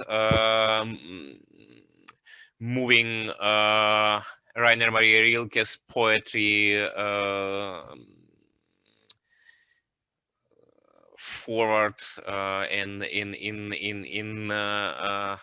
her country. Mette Moestrup, you're welcome. Can you hear me now? Yeah. Yeah. Now it's okay. I read from this one. It's called To the Most Beautiful, and it's a collection of poetry. Of course, today. Honninghexagonerne. Vi var søde, tilbad honning, badede i honning, nød den honninggyldne strøm, den honningsøde sødme, drak honning og kun honning. Vi tilbad honning, al honning under solen, den honninggule sol, den søde honning, glødende som ilden, flydende som floden. Den honninggule sol, den solgule honning, ville vi have. Vi ville have al honning under solen, som klistrede til kroppene og glitrede i ustyrligt overflod. Al honning under solen, al nektarduftende sødme, som flød og flød over, ville vi slikke i os, vi med honningdryppende tunger, vi med blomsterdans og dronning. Vi med honningdryppende tunger slikkede den nektarduftende honning, som glitrede og klistrede os sammen i os, slikkede hinandens kroppe, som drev af honning, hinandens honningsøde køn. Honningsøde køn, nektar ånde, nektar støn, og sødmen blev sødere og sødere, og sødest og stønnene gled over i stakåndet jamren, ja, ja, pure nydelsesskrig. Vi var søde, mimede bierne, delte honning med hinanden. Vi med blomsterdans og dronning, og mænd kun om sommeren. Vi tilbad honning ustyrligt. Vi mimede bierne, beundrede deres vokstavler. Vi byggede alt hexagonisk som dem. Under den honninggule sol. Vi lagde os på jorden i sekskanter, omkring offerbål med honning i. Vi byggede alt hexagonisk. Vi lagde os i sekskanter om bålet, som celler om dronningens æg. Vi tilbad al honning under solen, og sang i kor for bierne, som gav os sødme i overflod. Vi tilbad al honning under solen. Vi mimede bierne, som gav os honning. Vi lå på jorden i sekskanter om det brændende æg og sang i kor, da de store sværme kom, svirrende, summende, stikkende, metalløse brøde. De store sværme kom og stak os metalløse giftbrød. Vi lå i vores honninghexagoner, forstummede, da de store sværme mumificerede os med propolis, og de tog bolig i os som i hule træer. Som i hule træer tog de bolig i det, der var os. I disse honninghexagoner skabte de nye sekskantede celler, og æbletræet blomstrede, og æblet blev befrugtet, og honningen flød og flyder over. De er søde. That was the honey hexagons, and now we go from this dystopian, utopian honey cult, a fictitious cult that I invented myself, and we go to stones from, and this is from a larger poem called Callisto, and I'm reading about the stones here. Nogle sten er levende. De udvider sig og trækker sig sammen, udvider sig og trækker sig sammen, udvider sig og trækker sig sammen, udvider sig og trækker sig sammen. Nogle af dem har streger og pletter og tegn, som bevæger sig, forsvinder, for så at tone frem igen. Nogle af stenene siver gennem hinanden uhindret, uden at noget går i to. Nogle af dem svæver. Inden i disse svæver mindre sten, inden i disse endnu mindre, og så videre. Og allerinderst et pulver, som afgiver duftende lyde, lydelige dufte, i det duftende af lyde, lydende dufte. Nogle sten er levende. De gror på træer. Træer, som ikke er træer. I kraft af mimicry perfektionerer de æblet. Man tror, man plukker æbler, men æblerne er sten. Nogle sten er levende, lodne som mugne frugter. Forbløffende bløde ser de ud, men de er magnetiske og tiltrækkes af hænder, som længes efter hævn. Åbner og lukker sig i længsel efter heling. Nogle sten dunker, som hjerter, tunge som sten. Sensitive meteoritter. Nogle sten er levende. De vokser i øde landskaber. Først er de små som kugler og grå som støv. Og ud af det blå bliver de gigantiske som diktatorpaladser, uvante med deres spredte, voldsomme skala og magt, lunefulde. Til sidst går de i opløsning. Puff, går i opløsning, bliver støv. Nogle sten er levende.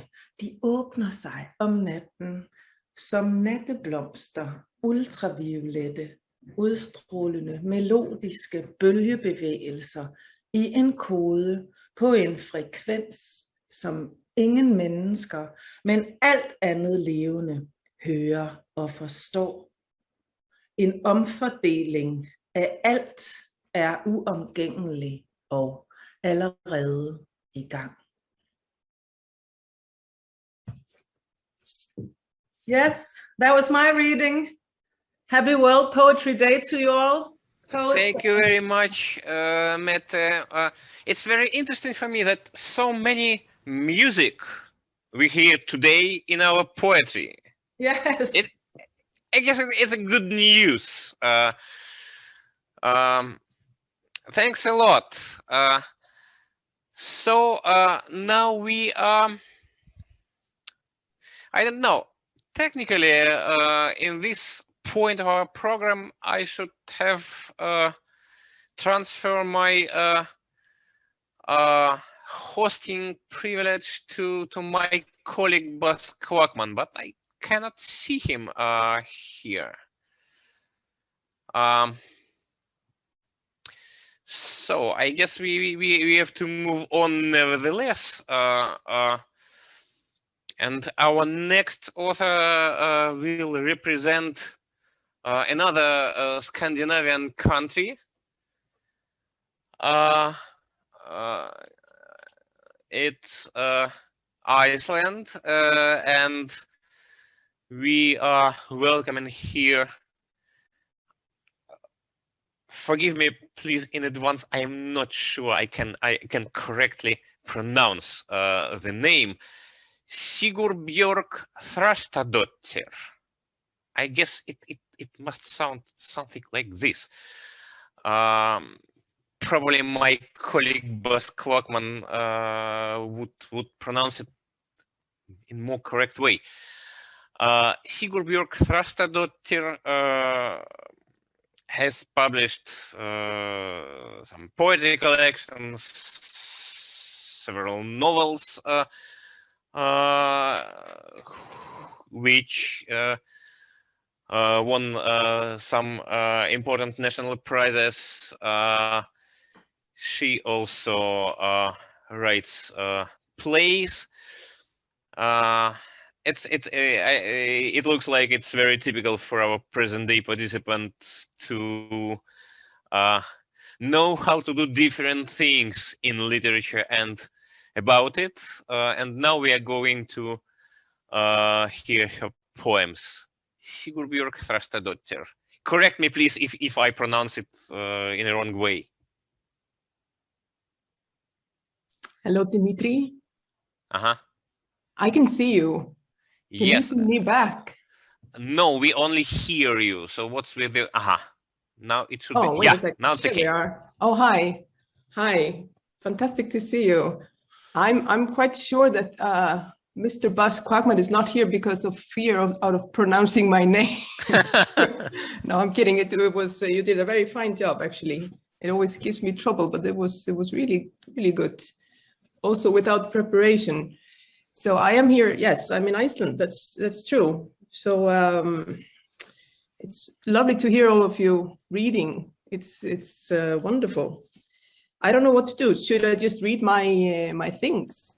Of already? course, you're welcome. All right. I suspect there are some translations out there. Yeah, but translations are on the website, so everybody very good. interested might follow your reading, looking into the translation at the Exactly. website. Yeah, it's good for the audience to know where to find them. Yes, I will read two short poems. One is called Old Tree in English. I will read it in Icelandic. Yeah, well, I hope.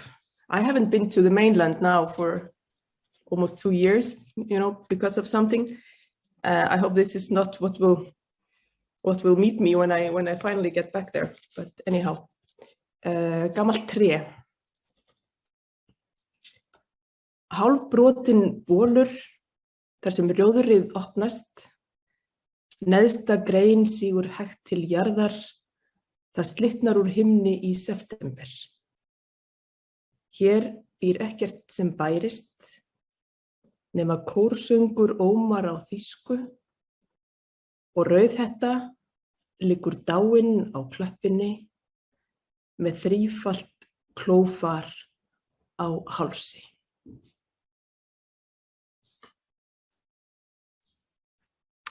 That was all three. And the other one is called Gleimer. It's from a little book of poems about no, not children. It's not a children's book, about women getting married, theatrics of weddings. It's the first poem of this book, but the others are more have to do with humans. But here is the realm of animals. It's called Gleimer, and I'm very happy also to say that one of the translations is into the language of the Frisians, the Frisian language. So a shout out to my friends in Friesland. Us small languages have to stick together, I guess. Gleimer, yes. Ég ætla að gifta mig innan ísbirnina. Berfætt í gulu krabinu, einn til austurs með hnjóska í feldi, annar til norðurs að teyga nóttina úr glerflösku. Kjóllinn, perlusaumaður í brjóstið þar sem ég viðkvæmust. Farið með þulu svo ég kikki kolli. Húnn að leik fyrir aftan. Bálhvít í myrkrinu, við þrjú og húnnin. Yes, that's that, Dimitri. Thanks a lot. As long as we are here and we have Bas Kwakman finally. That's great. Bas, I'm happy to see you finally, and probably it would be better if that will be you who would ask Sigurbjörg to tell some words for us about what's going on in Iceland, in Icelandic poetry and so on, because we have a bit of time at the moment before moving on. Bas Kwakman will host the event in the following 2 hours before the break. Thanks a lot. Bas, you're welcome. Can you hear me? Yeah, now it's okay. Okay, thank you. Thank you, Sigurbjörg, and thank you, Dimitri, for the hosting. Hi, Bas. Hi, hello. Hi, how are you? I already did my reading. So now you promised us to dance, so let's do that then. Ah, that's true. Yeah, I promised to dance. That's true. Yeah. What's happening now in Iceland? Because you have a volcano outbreak now, and it's in the neighborhood of Reykjavik. Yeah, it's quite fascinating. We've had this series of earthquakes for 2 weeks now, 3 weeks. So we were like shaking all the time. So all the Zoom meetings were a bit funny because everything was shaking all the time. But then the earth opened just 2 nights ago, and we had this volcanic eruption. Yes, so it's just because you've been to Iceland, I know. So from the national airport to Reykjavik, you drive this long road, and it's pretty much there. So it's quite close. In the neighborhood of the Blue Lagoon.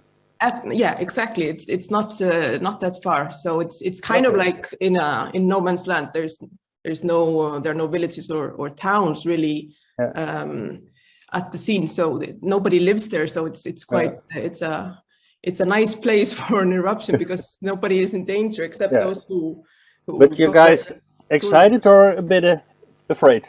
Sorry? You guys are excited or a bit afraid that it can go? We're not afraid. We are afraid of the people going too close because it's kind of like an open land. So many people, taking their selfies, they're going a bit too close for our opinion. But it's beautiful to watch. I content with a web camera streaming instead of going there. Yeah, it's better than going there, I think. Be careful. Yeah.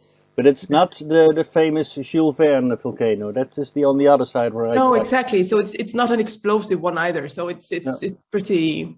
It's what we would call a touristic eruption, but without the tourists because they're gone right now.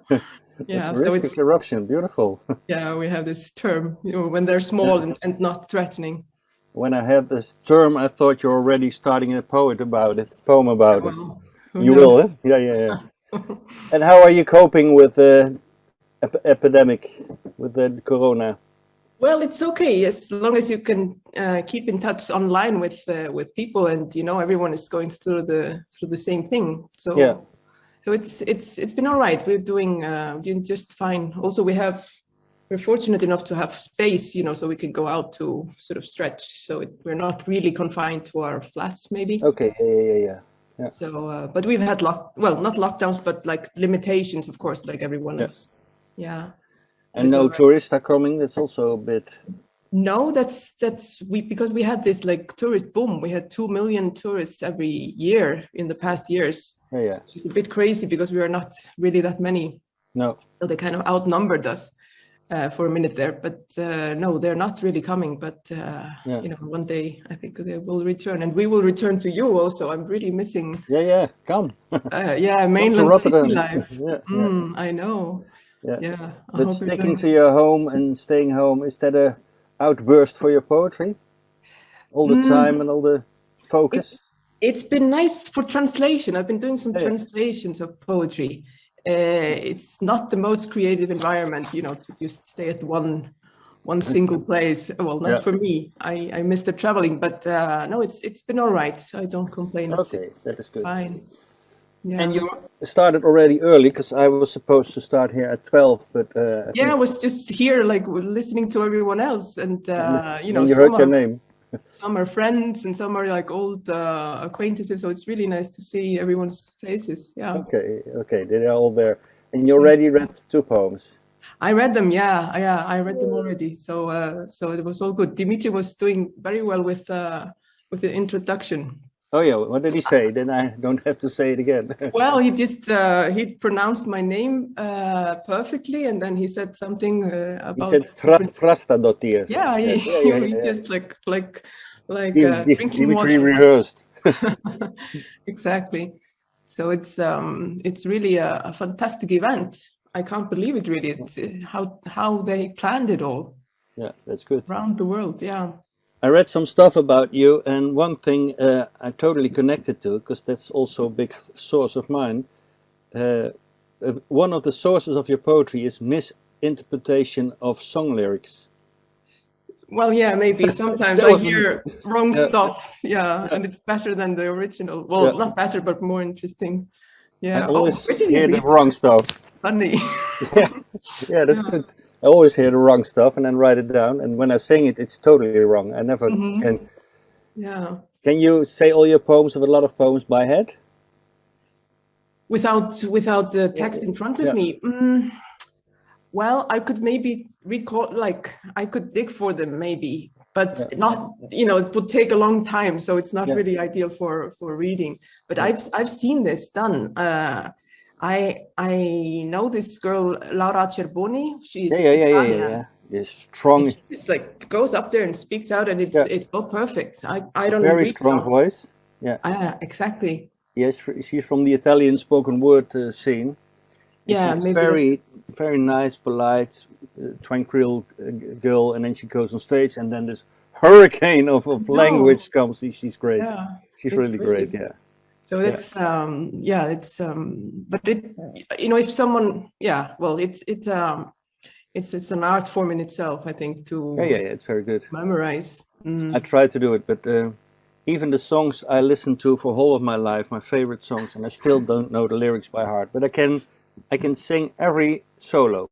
So the melody of the musical, of the music, even in the strange free jazz solos, I can sing all the solos. Yes. But no lyrics. Yeah. I had something prepared for you. Oh. So I do it anyhow. Yes. Sigurбjörg Þrastadóttir. Yes. Dimitri was better in that. In my opinion, your poetry is inspired by traveling, by language, experience, weddings, colorful and unusual people, types of people, and the misinterpretation of song lyrics. That's what I found. And of course, you are a multi-awarded Icelandic poet, and you are also a journalist, and you write plays. You're a playwright. And you're one of the favorite guests of the Poetry International Festival in Rotterdam. Rotterdam is still speaking about you, so one of the favorites. And you even went to the northern part of Holland, I remember. Yes. Some gigs there in Groningen and in Leeuwarden, I think. Yeah. Yeah. Because one of your translators is Elmar Kuyper, the Frisian poet. Absolutely. Okay, that's good. I just said before you came on, I did a little shout out to the Frisians because I think because one of the poems I read has a Frisian translation. Yeah. I think it's just brilliant that yeah, they're really doing a good job. I think that the Frisians connect more to Icelandic people than to the rest of Holland. You think? I think, yeah. I think. And of course, you wrote a lot about traveling and being abroad and to define one's place in the world. That's something I found in your poetry. And the mapping of the world is also the mapping of the body and the language and dreams and treasures. And even, you must tell me about that sometimes the dreams you use in your poem are so strong that the reader and the writer themselves get a nosebleed. Right, yeah. You wrote something like that somewhere. Yeah, that's one. Yeah, I almost forgot about that one. Yes, yeah. It's didn't. Yeah, nosebleed in a Canadian forest. Yes, exactly. That's true. Yeah, things can happen. Strange things. I think a lot of poets want people to change their life when they hear their poems. Right. You want them to have a nosebleed when they read the poem. Yeah, just a little reminder, I think that's quite good, yeah. Yeah, exactly. So you read already your poems in translation. Okay. Is there maybe still one poem to hear the sound again? Because I haven't heard it because I was later on. Right. Okay. The same one or a new one? What do you think? A new one. A new one. Okay. Wait. I didn't. Well. Oh no, you didn't prepare. I'm totally making a mess out of this. Oh, there's blood in one. Yeah, blood. Okay. Some with blood. That would be good. Sunday morning. Wait a second. Wait a second. Okay. Hún vekur sér blóð, hvessir augun á hans skurð. Þau standa undir tyrfðri röndinni sem hafin hefur verið upp á þessu tilefni og þeim vaksa hrútshorn og þau leggja á ráðin kolvillt kynlíf, þó ekki með hinu. Þau leggja saman skurðina og ganga í fóstbræðralag. It was random from the wedding book. Yeah. They cut each other's palms and sealed their union. Yeah. This is a custom from the sagas. It's not really what you do at weddings here. I did it when I was like 6 or 8 and become best friends with my friend, and then we did this. Exactly, this is what you do to seal friendship. Yeah. So that was what we don't do it then again. I think beautiful language. What is the basic of the Icelandic language? Where is it connected to? Is Scandinavian part of it? Yeah, it's the Old Norse was what they spoke up here, so it's very connected to Norwegian, and Swedish, and then Danish for that matter. Everyone but the Finns, basically, because they their language comes from somewhere else, and are together with Hungary and Finland. Exactly, they are connected, and but then we have cousins who live very close to us. The Faroese Islands are here very close, and their language is quite similar to ours. They laugh when they hear us speak, and we, kind of think their language is funny because it's like a distorted version sometimes. So you can understand, but you really don't understand all of it. So it's how people laugh with dialects. Yes, I think it's similar, exactly. So it's but it's very lovely, and they have a lot of upcoming. They're very nice writers. Yeah, young and old, and so they're on the way from here to the mainland. There's the Faroe Islands. Yeah. And so so it's a Germanic language, like a northern Germanic language. Where are you working on at the moment? What am I working on? Now.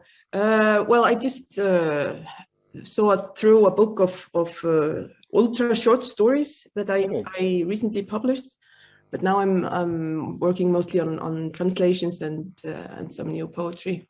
Yeah. And is there possible other events or festivals in Iceland to perform them?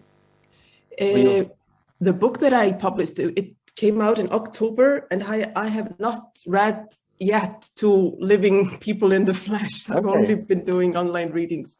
Yeah, it's very strange. So Yeah. it's so yeah, that's still to come. But they're doing also like everyone else, like streamings and things like that. So it's. And when you're writing in the process, do you use hard reading in the mirror, or do you use that?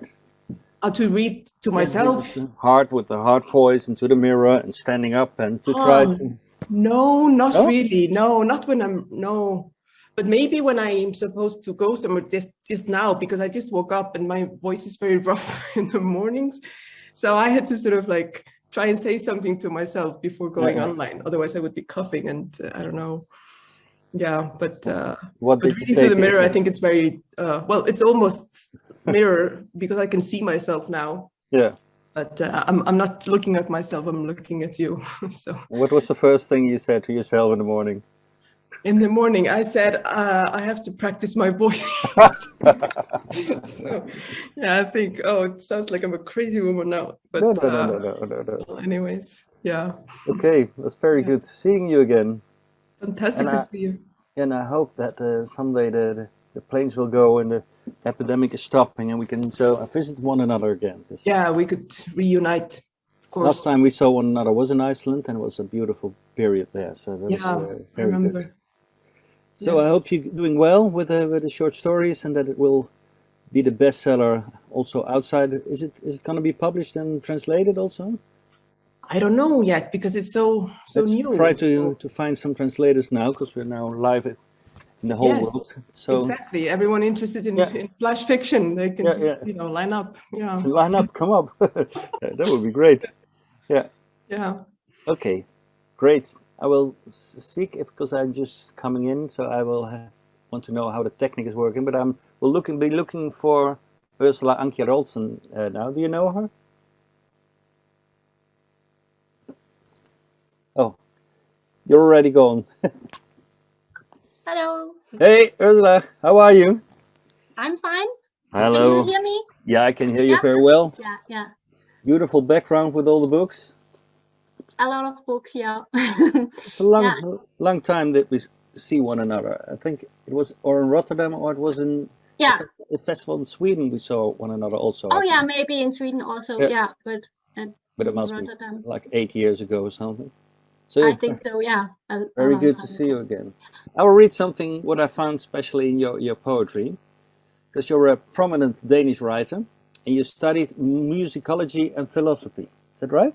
Yeah, that's true. Yeah. And in your poetry, you especially look for beauty supported by strong image, strong rhythmics and sounds. And a lot I found is about gardens and languages and conflicts, disagreements, and the color green. Yeah, that was maybe 10 years ago, but no problem. You skipped the color green. Yeah, I think a little at least. But you haven't skipped the gardens. I've been using other colors since then, at least. Yeah, and it's poetry that helps you reflect on life, and not in the least, it shows you your lack of perfection. That's what you once said. It's a poetry that shows the lack of perfection in people. You connect to that? You said, or is that also something of 10 years ago? That makes sense. Yeah. And when you start reading, I would like to introduce you as the enemy of the state or the serpent in other people's false paradise. You recognize that? Yeah, I remember that. Yeah. Okay. Please read your poetry. That would be great. I will. Yeah. This is from this book, Udgående fartøj. In English, outgoing vessel. Outgoing vessel. No garden. Jeg har brugt tid på at tyde, sprede dumpe fornemmelser fra mit fjerne indre, tyde dem i deres sammensathed, sprede dem ud i tid. Det var en fejl. Jeg skulle have brugt tiden på at fortætte dem yderligere ind til det punkt, hvor de blev til sten. Det, der er hermetisk lukket, det, der er utilgængeligt, det, der er tabt. Nu skal det fyres af.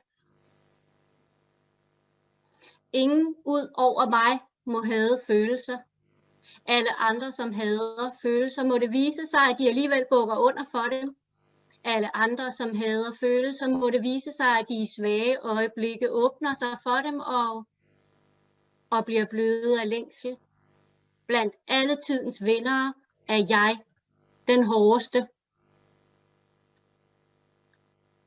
Jeg kan ikke få den knude til at forsvinde, men jeg kan fratage den dens særlighed ved at støbe den ind i samme glatte materiale, som jeg har støbt alt det andet ind i.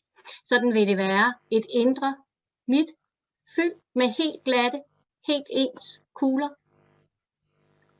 That was actually the three poems that you chose. Yeah, so. Yeah, you chose, we both chose, and they were readable on the internet, on the website, which goes along this diffuse. Yeah. There you can see people can see the translations. What is special for you in the Danish language as a poet? Yeah, well, what is special? I mean, normally I think maybe don't consider Danish a very like singing or musical language, but of course it has its own music, and yeah, I think I like some of them.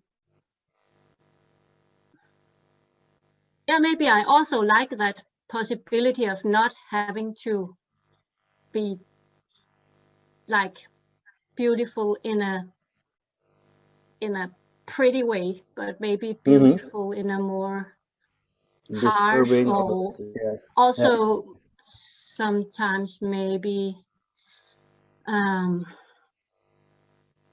yeah, I don't know. A Danish might have some kind of flatness to it, like the country also, but that might also be a good thing. What do you mean by flatness? The Danish has like it's like this. Yeah, and it's also in the character or in the poetry you can see that it's coming back, the flatness. Sometimes, yeah. Yeah. Interesting, yeah. Because I just now focused on the music of the language because I know the translations, and for us there are different Scandinavian languages and they also all have another sound. And sometimes I think the Danish is more harder than the other Scandinavian language, so closer maybe to the Dutch language. Yeah, I think it might be. Yeah. Also historically, like some connections. So you're now in a room with a lot of books. Is this the place where you are contained now during the epidemic? That you that's 10 my hours living room. So yeah. And that leads to a lot of poetry these days, or well, an outburst of creativity? No, because I'm now the head of the Danish Academy for Creative Writing, so I have a lot of work to do, and I'm kind of teaching every day. Not every day, but I'm teaching a lot of time, and also having a lot of meetings. Yeah. So I've been Zooming like every day in the past month. Yeah. So yeah. And this chair of the academy, what kind of work is that? What do you do then? That is I have to plan the teaching, the courses, and then it's an administration work and teaching work and planning and all that kind of different things. Yeah. No time for poetry anymore. Not much, but I mean, I've written a lot of books already, so it's okay. Yeah. I can do this for some years, and then I can turn back to poetry later on. Yeah. I remember when you were in Rotterdam, and when I saw you in Sweden, there were a lot of gardens in your poetry. But you say that was maybe 8 years ago. The garden has left the poetry, or? Yeah, I think I've not been writing a lot about gardens lately. I've been maybe working more with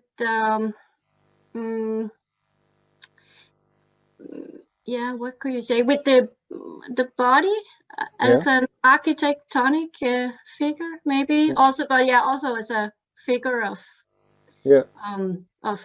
society. And I've been working a lot with economy, but in a very broad sense, of course. But yeah, and in that sense, because economy and ecology are kind of very connected. So in that sense, the garden has not completely disappeared. It's just not completely, but the ecology focus has moved on a little. Yeah. And the economy and ecology, could you say that your poetry turns a bit to political poetry or poetry maybe? Oh yeah, even... but it has Always had has, that kind of thing all the time. I think maybe I had this. It was not so much up front in my garden period. But, your green period. but yeah, I have always had this interest in political. But do you think, because there's a discussion we have a lot in countries like Belgium and in Holland also. Okay. Do you think that poetry can be a mean for activism? Yes, I think so. I don't consider my poetry as activistic. No. Really, but I don't. Yeah, I think it's too kind of abstract and I don't know to be activistic, but I think it might be. Sure. Because one of the poets in Holland said, I don't consider myself as an activist poet, but if my poetry has that mean and stirs up some activism, then I would be very happy. Yeah, it's not my I can agree on Maybe that. You can relate to that, yeah. Okay, quite good. Great to see you again. Yeah, great to see you. Yeah, and thank you for inviting me. That was wonderful to be here. So I was honored to choose some poets from some countries, and in Denmark I first thought about you, of course. So that's very happy wonderful. to see you again. Yeah. Okay, thanks. Bye. And I think we go on. We go a little miles further to Aseberg. Let's see if she's already there. Yeah, she's already there. Ase? Hi, do you hear me? Hey, good to see you. Same to you. What a beautiful house there in the back. Oh, thank you. Room and a piano. It's great. Ladies and gentlemen, this is Aseberg. I will have a short introduction, and maybe we can go on with poetry. The Swedish poet Aseberg is strongly inspired once by the radical Stockholm surrealists, and in her strong and sometimes penetrating poetry you'll find the childhood fluently combined with Swedish landscapes, dark dystopian images combined with motherhood, and especially the scary and the disturbing parts of motherhood. And I consider this work, but maybe we have a discussion about that, as rich and political and strongly feminist. I've stumbled on one beautiful line that there's a parasite that makes women more beautiful and turns men into morons. It's one of my favorite lines, I think. She's quite right about that. Ladies and gentlemen, this is Aseberg, and maybe you can start with reading the poems.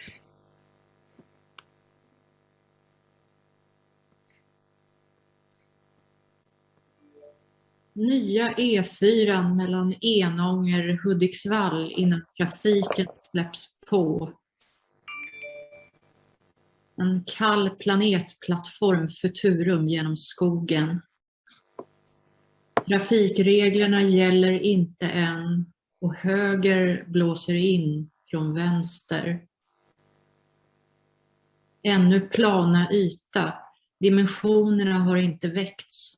Kommer senare att rullas ut när fortfarande fordon drar upp fartvindens försvinnarbanor av jetstrålad hastighet. Åkdonen ilande av ansiktslösa spöken. Tungt mörklagda vehiklar formar svarta smitvägar av asfalt in mot jordens hjärta. Vågor av osynligt hopp. En forsande flod av snabbhet. Långt fjärran utanför det endorfina rummet motormännens bröl. Fyrhjuling absorberar kosmisk vidsträckthet. En glänsande rymdslända kastar förbirusande skuggbilder längs hårt uppsugande underlag. Då samvetsångesten oavbrutet tilltar utvecklas förövarens skoningslöshet till manisk trans som han allt mer fruktar att vakna upp ur. Istället kommer småningom metalltrötthet slå ut, kan materialens sömn göras mänsklig. Friktion mot svalnande förlopp av långsam lavasten.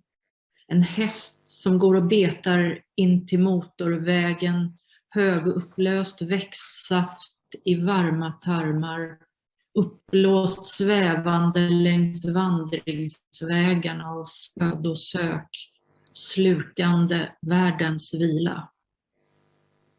Hästen är ett härberge där tiden inuti står stilla. Himlen rödnar framöver i susande lugn. Men hästen är samtidigt en stridsvagn, vägen ett moln, asfalten mojnar, tiden tilltar. Om hastighet är längtan, bort mot vad?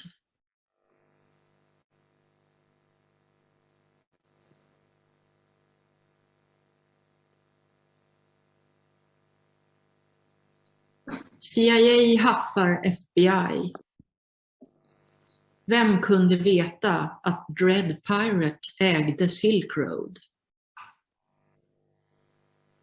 Du kan inte veta vem som är i andra änden. Du vet inte vem som är att lita på. Lyssna på kablarna. Hitta paketen. Mottagaren avkodar genom att studera intervallerna. Det är då du känner dig ett med den svarta vägen.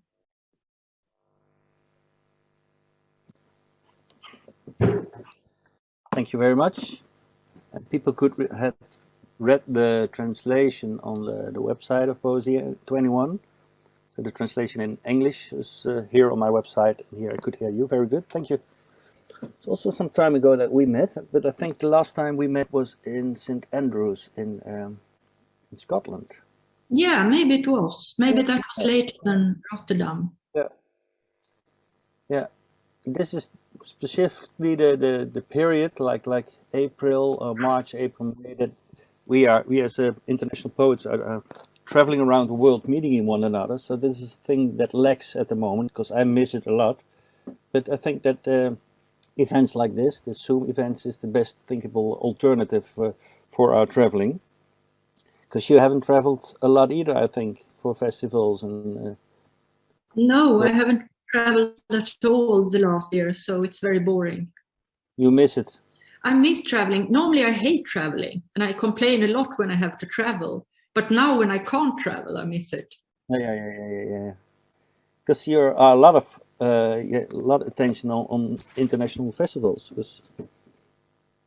So normally you will travel a lot throughout the year just to bring your poetry outside. Yeah. Because you also went to South America, I think, in European festivals. Well, not to South America, but I went a lot to the USA and some places in Europe, and also some places in Asia. Yeah. We had I don't know if you just followed it, but we had a short discussion with Ursula from Denmark about that poetry is an activistic mean. Do you consider your poetry as political or even as activist poetry? Yeah, I do. But maybe in a not obvious political way. I mean, I don't adapt to the readers. I don't have a, how do you say, a political message that it's easy to understand. So it's a hidden politics, I would say, in my poetry. But still, of course, I want to make an impact with my poetry on people's way of thinking. Yeah. Yeah, because feminism is a strong point in your poetry, but it's not exactly in one poet, poem, but if you read a lot of your poems, it comes back and comes back in some hidden ways, some harsh ways, some very clear way. So that seems like a structured way of getting this message abroad. Yeah, and also, I mean, this poetry collection that I was reading from now, it's called Hackers, and it's a collection about women acting as parasites or viruses or Trojans in the patriarchy as a whole. Yeah, because one of the things I said in the introduction, and maybe you can tell me about that, that some of your poetry is focused on motherhood, but not on the merry, happy motherhood, but also what scary parts. I read somewhere. Can you tell me something about that, about the scary parts of the motherhood, and how to write poetry on that theme? Yeah, well, it's a while since I had small children, and then I wrote 3 collections about motherhood. And 2 of them were actually quite frightening, because when you have children, you have also all these fears, all these aggressions, all the ugly things that goes with motherhood. And you don't normally talk about that because motherhood is some kind of a holy thing. Yeah. So I wrote about the more dark sides of it, but also I wrote one collection about the happiness, and people are still discussing whether it's ironic or not. It was just a happy poetry collection. Yeah. They think I'm being ironic. After your other books, if they see a happy book of Aserberg, they think this must be ironic, because we went all to such dark places in the poetry. This must be ironic. So it was really happy poetry, not ironic. No second layer there. Plain happiness. Plain happiness. Is Corona for you a sort of burst of energy and inspiration, because you sit at home and there's not other things to do than be at home and maybe to write? So we can expect like 3 or 4 new volumes in the coming years? Yeah, maybe. Actually, I like the isolation. I don't like the corona, of course, and the disease, but I like being isolated, because that can work a lot. And now I'm writing a poetry collection. It will take some time, I think, to finish it, because it's about this, among other things, it's about this fish that lives in the bottom of the sea, and everything goes very slowly there. And so does this writing when I'm trying to identify with this creature. And it's called actually The Death of Åse, the poetry collection. It's from Edvard Grieg, Per Gynt. Yeah. And the second very slow part is violin part. It's the second part of Grieg, and it is very heavy and melancholy. It's a beautiful piece, Yeah, so I'm using that one. So, and it's called The Death of Åse. Yeah. That's close to us, eh? Yeah, it's the same. Yeah. Åse, it's... Yeah, Åse, yeah. That's so... Actually, my name... After the happy poetry, we are back in the dark places again. That's nice, yeah. I can imagine that. Okay. It's good to see you again. Same to Very you. good. And thanks for your beautiful poetry. Thank and I hope to meet again somewhere in the world in a beautiful festival. You said you haven't been to South America. No. So maybe plan a trip to that. It's a long trip, maybe. It's too long, maybe, but we'll see each other there. Yeah, that would be great. Thank you. Thank you. Thank you very much. Okay, bye.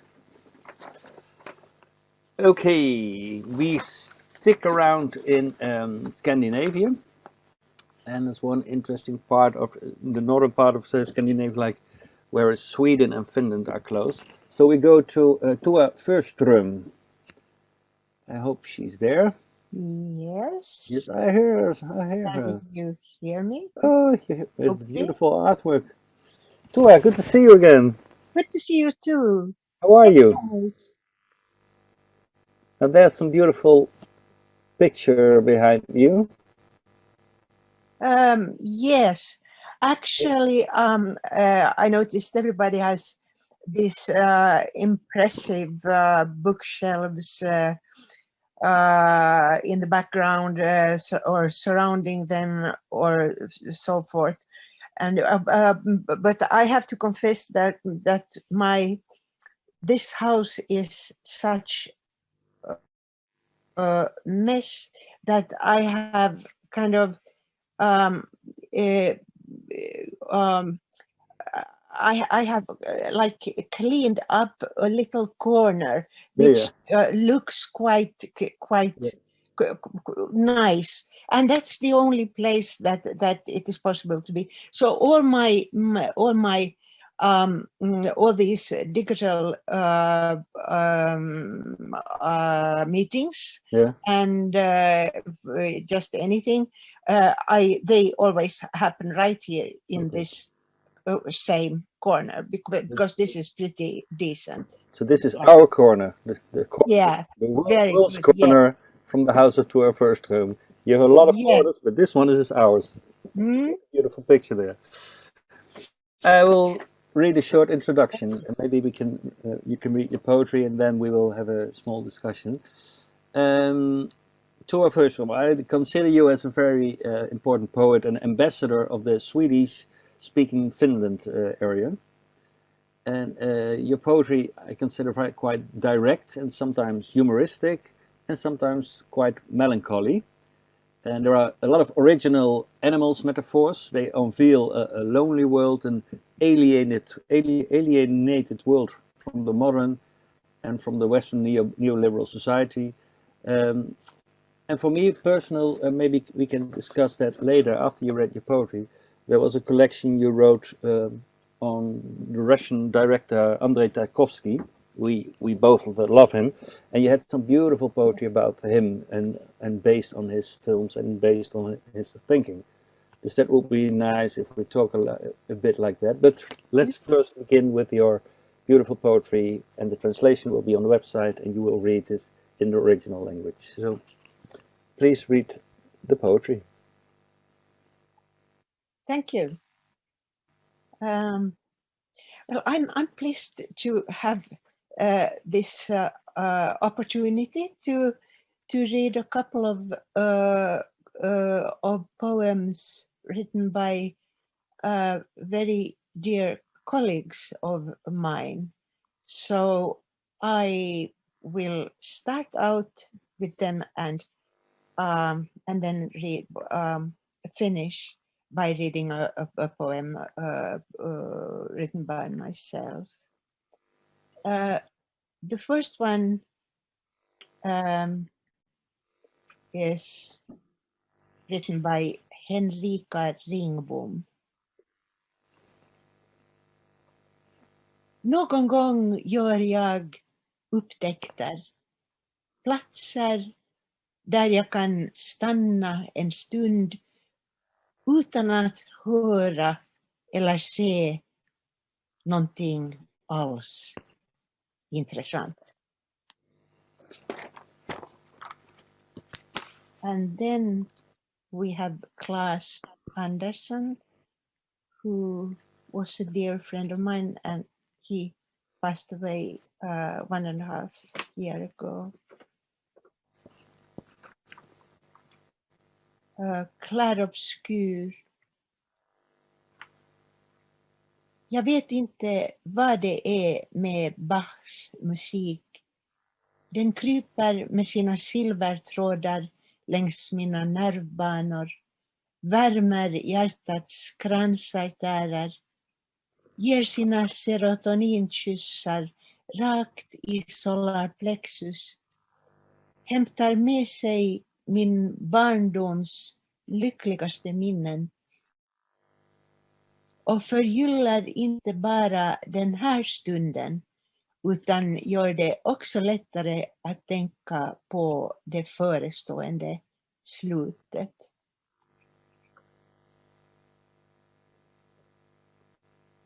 And then a poem of my own. Man simmar aldrig ut i samma vatten. I ljuset väntar natten strax därunder. Man faller som ett löv genom rymden av sekunder. En vind blåser mörker mot din kind.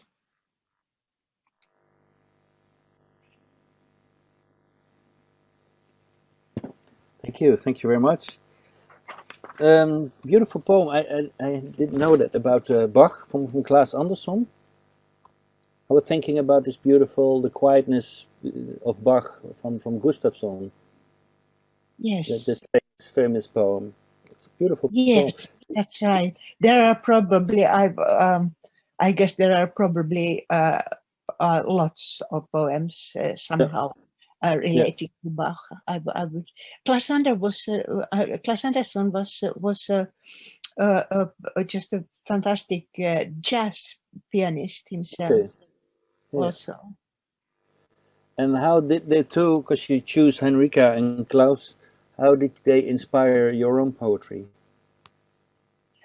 I feel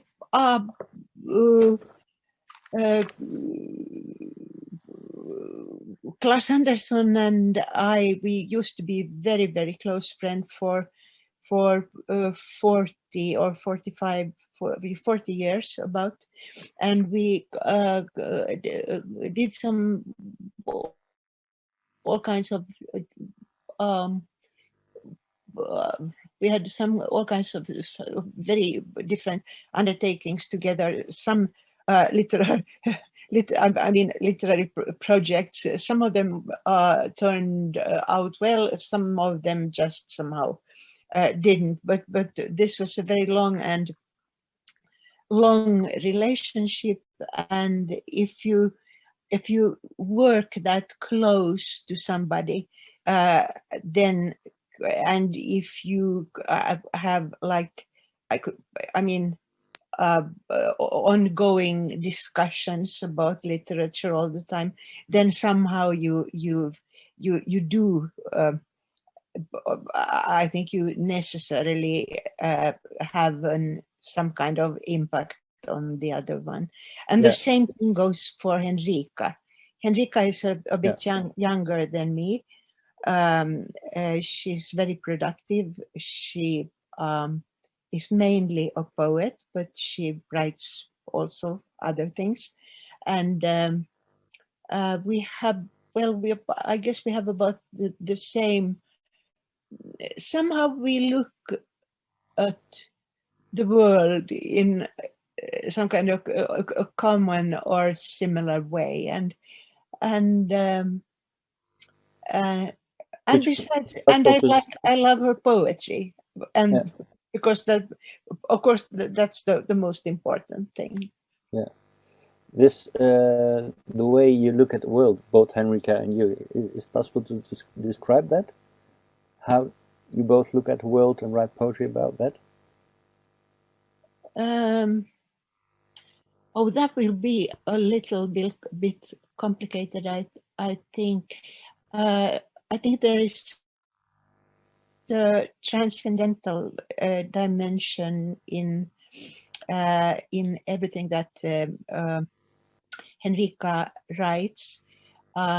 She has quite, I think, an intense relation to Buddhism and Eastern culture, and she's very, very interested in Japan. She studies Japanese, and she goes to Japan always once in a while. Yeah. Is she also a Swedish-speaking Finnish, or is she Henrika? Yes, both of these companions are.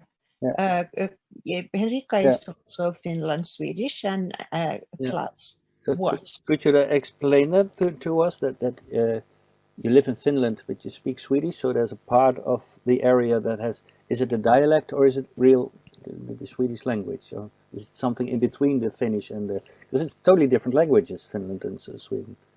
So how does it work when you live in Finland and the Swedish speaking part?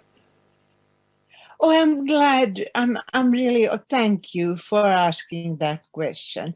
I'm really happy about that, because there are very many. I think there people have very many ideas about what Finland Swedish is as a population, and also as a as a language.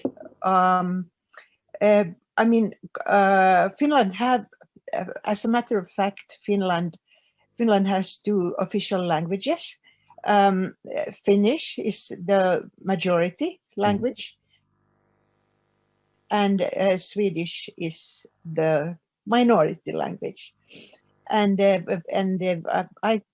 belong to the Swedish-speaking minority, and that means that Swedish really is my native tongue language, and that also means that my relationships to Sweden are quite intense, because we have the common, we have the language in common and so forth, and I mean, Finland Swedish is not a dialect.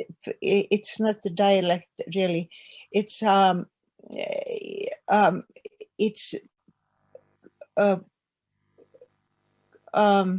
would say it's almost the same as Sweden Swedish, except for the fact that Finland Swedish is a little bit more old-fashioned, a little bit more conservative. For instance, adapting English idioms and so forth. And Swedish is like they are faster, and so here we are. But it's the same language though. It takes longer for the English words to go from Sweden to your part of the country. Right? Yes, that's true.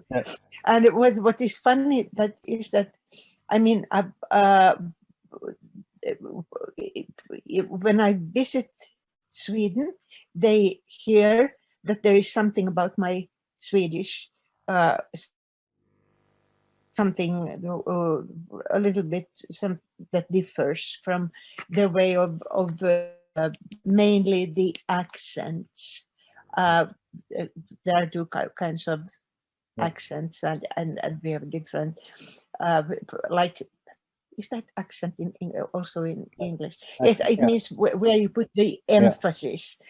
Emphasis, yeah, and so people in Sweden notice that there's something strange about her. There's something about her way of speaking, and then they listen for a while, and then they will burst out really in real enthusiasm and say, "I never knew Finnish is that easy to understand." It's Swedish too. Yeah, right. And the fact that you live in this special part of the world, but also live in this special language at this moment, how does that inspire your poetry?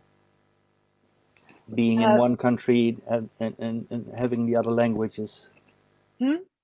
Of course, that means that I am using the 2 languages side by side. I mean, I write in Swedish. I visit Stockholm regularly, very, very, very often. But my in my natural surroundings, Finnish is spoken.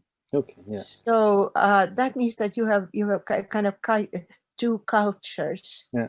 And I feel I'm a really Finnish citizen, but I think that in a way, my heart belongs to Sweden. Yeah. To Sweden just as well because of the language. Yeah, so yeah. I mean, you have kind of 2 as a Finland Swede, you have 2 belongings, and I find that very, very not problematic at all, but more like a bonus, like something yeah. you Something can be starts. really happy about and really grateful about, and you can like, I mean, live in two worlds at the same time, Yeah. and there is no conflict between them. Okay. Thank you very much for this enlightening talk about Finnish and Swedish and the special position you have in the world. And thank you for your beautiful poetry. Thank you. And I would love to see you again on some festivals, but maybe in a year we can travel and meet one another again. Let's So, hope. thank you very Yes. much. Thank Okay. you. Thank you. Bye Thank bye. you. We're on for the fifth poet of this group, and the fifth is from my own country, and it's Misha Angris. So I will look if he's already there. Misha, are you there? Yep. Yeah, I hear him. That's great. Hi, boss. It's a strange that we have to speak in English because we know Yes. each other quite well, and we talk a lot in Dutch, and now we speak in English, so that's good. Yeah. Very welcome. I have a short introduction, and then maybe you can start reading your poetry, and then we have a small discussion. Ladies and gentlemen, this is the Dutch poet and jazz critic Misha Angris. That's a poet who sketches a world where nothing can be pinned down, in my opinion. Hence the openness of interpretation, because except the destruction which keeps overtaking the characters in his book. And the poet, Misha, he poses the universal and existential question of how humans can stand their ground amid so much decay. And he is helped writing that by his expertise in both theater and art and modern jazz. So he combines sometimes in his poetry like a fluent, almost Palando style with linguistic challenges and challenging sentences. So shortly, the impotence of man dealing with a multi-layered elusive reality is strongly present in this poetry. And even when man is gifted with the universal guides like the Greek myths and the Bible and the songs Misha listens to. And sometimes it's asks something of the reader, but it's quite rewarding when you enter this world of Misha. So, ladies and gentlemen, I give you the poet Misha Angris. Recht. Ik hoorde dat we omhoog gingen. Zonder dat ik daartoe opdracht gaf, zetten mijn voeten zich schrap. De twee mannen achter me pakten mijn bovenarmen, duwden me voort. Blind vonden mijn voeten de treden. Ik streelde tegen, werd opgevangen, als doodgewicht opwaarts gedreven. Helemaal boven op de toren. Ik hoorde het, aan de opgewonden stemmen uit de diepte. Een verte die ik schatten moest en ergens al kende. Zoals ik vanaf de allereerste stap op de stenen trap zag. Ze dreunde de verdenking op. Ik ontken, zei ik. In de wetenschap dat het me niets brengt. Maar wat brengt het jullie? Gun me de eer zelf te mogen dalen. Naar hen die daar staan te joelen, zonder wet, die dat voorschrijft. Ze grepen me steviger vast.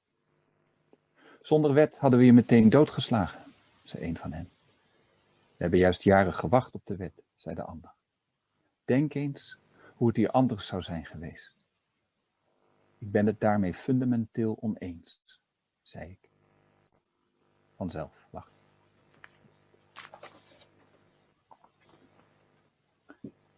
Alleenlijk roerden zich haar lippen, maar haar stem werd niet gehoord. Samen wel. In volle vaart gegrepen en opgetild. Waar je valt, zul je geworteld zijn. Een onbekende buigt zich boven je, zegt, zie, hier ben ik, omdat je me riep. Als je me niet herkent, herhaal ik het gezegde. Je zult me verlaten, zodra je hier vandaan kunt. En tenslotte bezonnen zien, dat ik daar nog sta, waar je weifelend weer terugkeert. Je vroegt, tot ik je van je spijt ontdoe, ik de wanhoop in je angst voel, in je splijtende woede voed ik je, eer wat je wankel maakt. Je verlaat. Breng geen woord uit wanneer je weer gaat.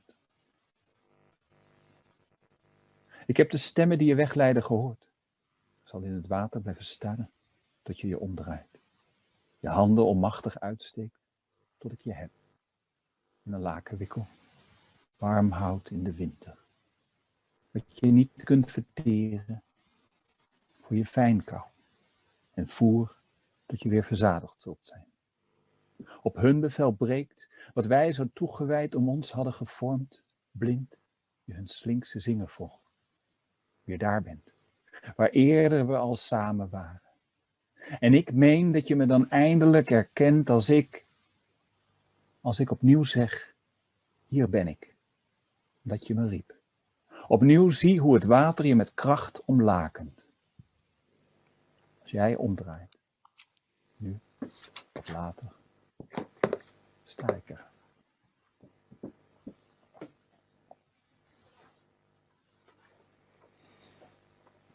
Alpha. Er is niemand meer om ze te dragen. En het veld zijn de bomen leeggeschud, de vruchten verrot.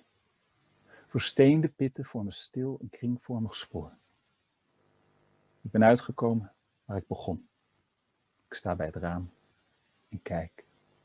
En droom van een daad die me tot rust brengt. De kern van mijn naam bevestigt.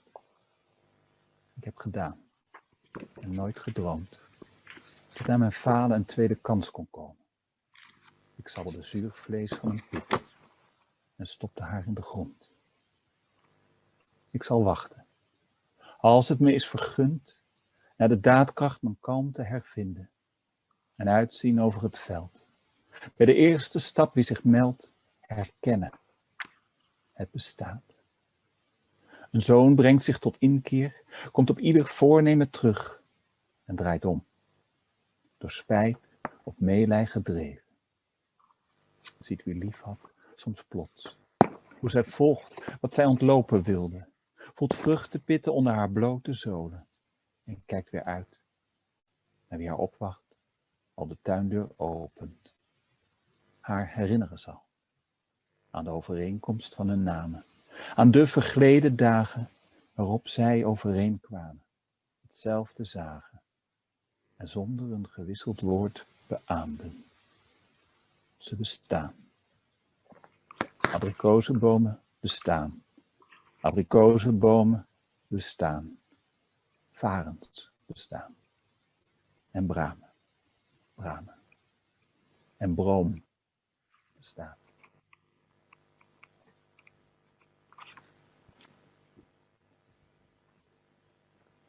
Beautiful. Was the last poem the poem based on Inger Christensen's alphabet? Yes, it is. So it's the.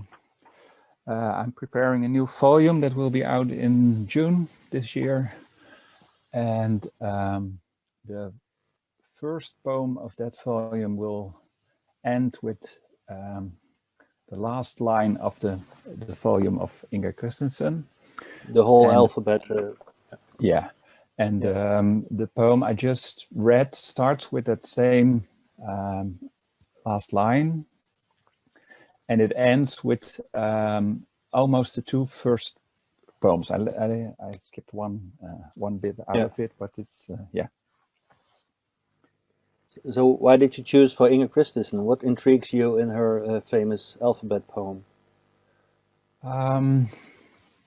It's one of the there are a lot of poets and poems I like and admire, but in this one I found some kind of connection and search for a form that it's powerful but leaves you freedom as well. And I think her her use of basically two forms, so the alphabet but also the Fibonacci code with which she structured her poems. It's a very powerful concept, knowing that it's about the origin of the world as well. Yeah. And but it leaves, it's not a form that restricts, or at least as a reader you don't have the feeling that it restricts. And where I'm looking for is I really liked the poem itself, but I also like to connect my poems in a bigger context of a volume, and to have like a story or a concept that goes with it, so that you can read them like vertical but horizontal as well, and that you can add more meaning by reading other poems and just don't have the poem on itself. Yeah. And how does this work for you as a poet when you stumble once a few years ago to an alphabet poem by Inger Christensen, and then you realize this is exactly how I want to write, or this is something I want to do also? So will it discovery like that, does it change your own poetry at that moment? No, not at that moment. So you have this you have a few discoveries. You discover things all the time, but there are a few discoveries in your life that are for life, and that change you. And that can be, I just heard you talking about Tarkovsky. That was one. There are some jazz records, there are some visual artists that changed me.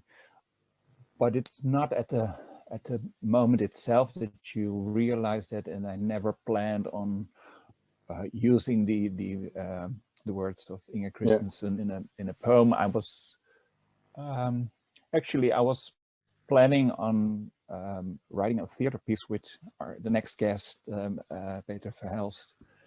And then Corona came, and I had an idea for a poetry volume, of which I was not sure that it would work out. And then I was unable to go to Belgium to work with Peter, and I took the idea of the play I was willing to write to my poetry collection. I wrote a lot, I think up to 300 poems last year, and it's about the story of Noah. And all of a sudden, these words of Inger Christensen came to me, and then I found a way to use them. And this simple thing that exists, or bestaan in Dutch, just naming it and just like honoring it by seeing that it exists, that it's there. It's very powerful. Yeah, I think because Corona also is a sort of influence in what you do, because you told me once that you walk a lot in this period, because to go out in the Corona time, there's not much to do. So you decided to take long walks, and you found out that long walks give you inspiration for poetry. So the whole Noah sequence you're working at, this 300 poems, they mainly start by walking and thinking and having a cadence. And I'm almost every day at the exact same place. So I walk for like 10 kilometers or something like that around a lake with birds. And so I see what happens during the different seasons. I see what happens during different times. I notice that if I'm very early, where I am is nature. If I'm like half an hour later, it's like a recreation zone. So within a few minutes, everything changes. There were a lot of things that I knew because I read them once, but I didn't experience them. And so you walk at one side of the lake, and the weather is beautiful, and the sun is shining, and the goose, they're all going mad, and you start to think what's wrong with them. And then I come at the other side of the lake, and then I get all wet because it's raining and storming, and they already knew. And so it gave me another idea of being in the world, basically. And apart from all the bad things, Corona kind of threw me back to the essence of what I do. And there are a lot of things that I can't do and that I miss and that I love to do. But probably the thing that I love to do most, the writing, that's that's Yeah. good to do now. So Great. yeah. You already mentioned your cooperation with Peter Verhelst, and Peter Verhelst is the next guest of this program. So, people, you see, everything is connected. Yeah, yeah. Even Holland, Belgium, it's all connected. Misha, thank you very much. Okay. Say And hello we to will Peter, turn yeah. to Peter Verhelst. Let's check if he's there. I think he is. Yeah. He's unmuted. Hello. Hey, voila. Hey. Hey, Peter. Hi. So good to see you. Hey. Long time ago. Also for us, it's strange to speak in English because we normally speak in Dutch. So it's only those two poets. But this is very strange to speak in English. Let me introduce you a bit. So I read my introduction and then you read the poems and then maybe we have a small discussion. You have corona hair, I see. Your hair is getting bigger. Yeah, it's too much, I know. Ladies and gentlemen, Peter Verhelst, it's a multi-rewarded poet and playwright and novelist, and in my opinion, one of the strongest names and voices in Belgium. He likes his language to derail. He's immune to notions such as unity and comprehensibility. He's sometimes said that to create is to destroy. So this is a language that is intractable and sensual. And I read that many critics categorize his work as like a sort of aesthetic postmodernist. I didn't like that term at all. I'm glad you say so. Don't put a label on this. It's more like sort of sensual kind of magic realism. But that's what I thought. But it's raw. It's sometimes apocalyptic, and its language is based on a rich background, a knowledge of music and art. Francis Bacon is an example. Dance, theater, and classical mythology. And sometimes, somewhere I read that it's all embodied around 6 central themes like decapitation, castration, tauromachy, dissection, Catholicism, and reflection. Whoa. Nice for a Sunday. Okay. That's good for a Sunday. He once brought out a beautiful book some time ago. It's called Alaska, was this book. And it had a heat-sensitive cover that changed by touching. So if you you touch the cover, it changed. And I think this is a beautiful metaphor for his transverse and sometimes repelling poetry that really comes alive after human touch. So, people, ladies and gentlemen, this is Mr. Peter Verhelst. Dit is de zomer geweest. We weten nog niet goed wie ongehavend en wie onherstelbaar en wie spoorloos is. Iedereen wil naar huis. We hebben haast. Zwermen. We doen alsof we haast hebben. We hebben veel over onszelf geleerd. Over de bodem van de zee, we kunnen hem horen, komt een man in een glanzend pak aanlopen door de branding heen, het strand op spattend zand. Hij rent op ons hotel af, de trappen op, beukt de kamerdeur in, voorover gebogen hijgend. Hij sleept iets achter zich aan dat we nog niet kunnen zien, maar het moet enorm zijn. Zo'n haast dat we plots hebben. Als zwart marmer, het pak van de man. In het vliegtuig lijkt de stad op smeulende houtskool. We krullen ons op en proberen te slapen. Straks zien we hoe tyfoons zich als slagroom boven de wolken opkloppen. Dat is het wat de man achter zich aansleept. De zichzelf in- en uitademende stad. De eeuwige glimlach van de man in het glanzende pak. Hij heeft het altijd geweten.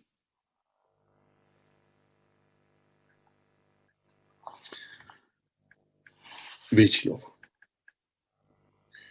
Weet je nog toen we op de toppen van onze tenen op de rand van een berg, leek het wel. Die keer dat we jubelend, 1 seconde, niet langer. Enkele millimeters over de rand leken we. Nooit eerder dan tijdens die onsterfelijke, die ene ongelooflijke trilling, die er achteraf gezien misschien niet eens Die ene vlam die uit ons opschoot, zeiden we, of die we hadden kunnen zijn, dachten we.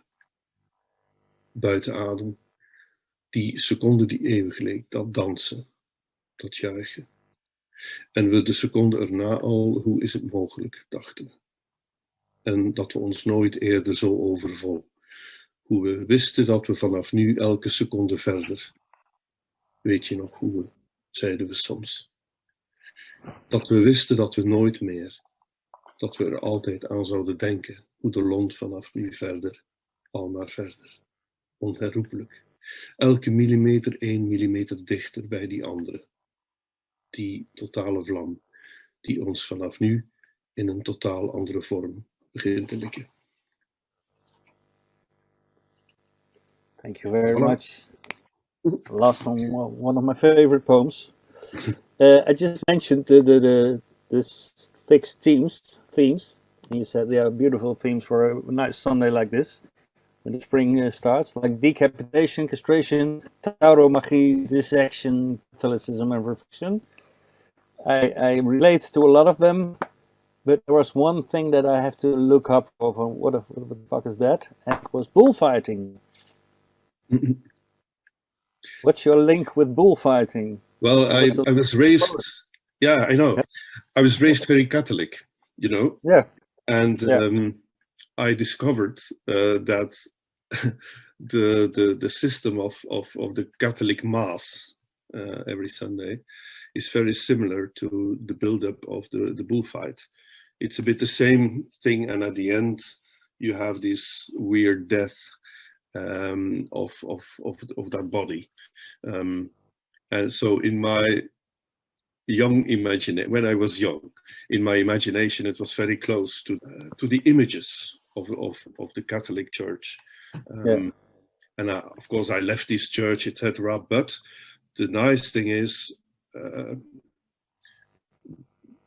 yes, the images. It's a very the great thing about Catholicism is the imagery. They really have a genius images. Also incredible buildings, but these the suffering, the images you can invent to show suffering, etc.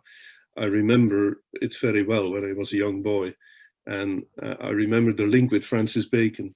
I remember the link with the bullfight. The first time I went to a bullfight, when I was still thinking that bullfight was some kind of art, a long time ago, I immediately recognized the old Catholic symbols, and I immediately recognized Francis Bacon as some kind of a mental space for violence. And I was always fascinated by violence, by the possibility of violence, and how you can translate it into words. So that's why bullfight was tauromachy. Also, you also have Goya, you know.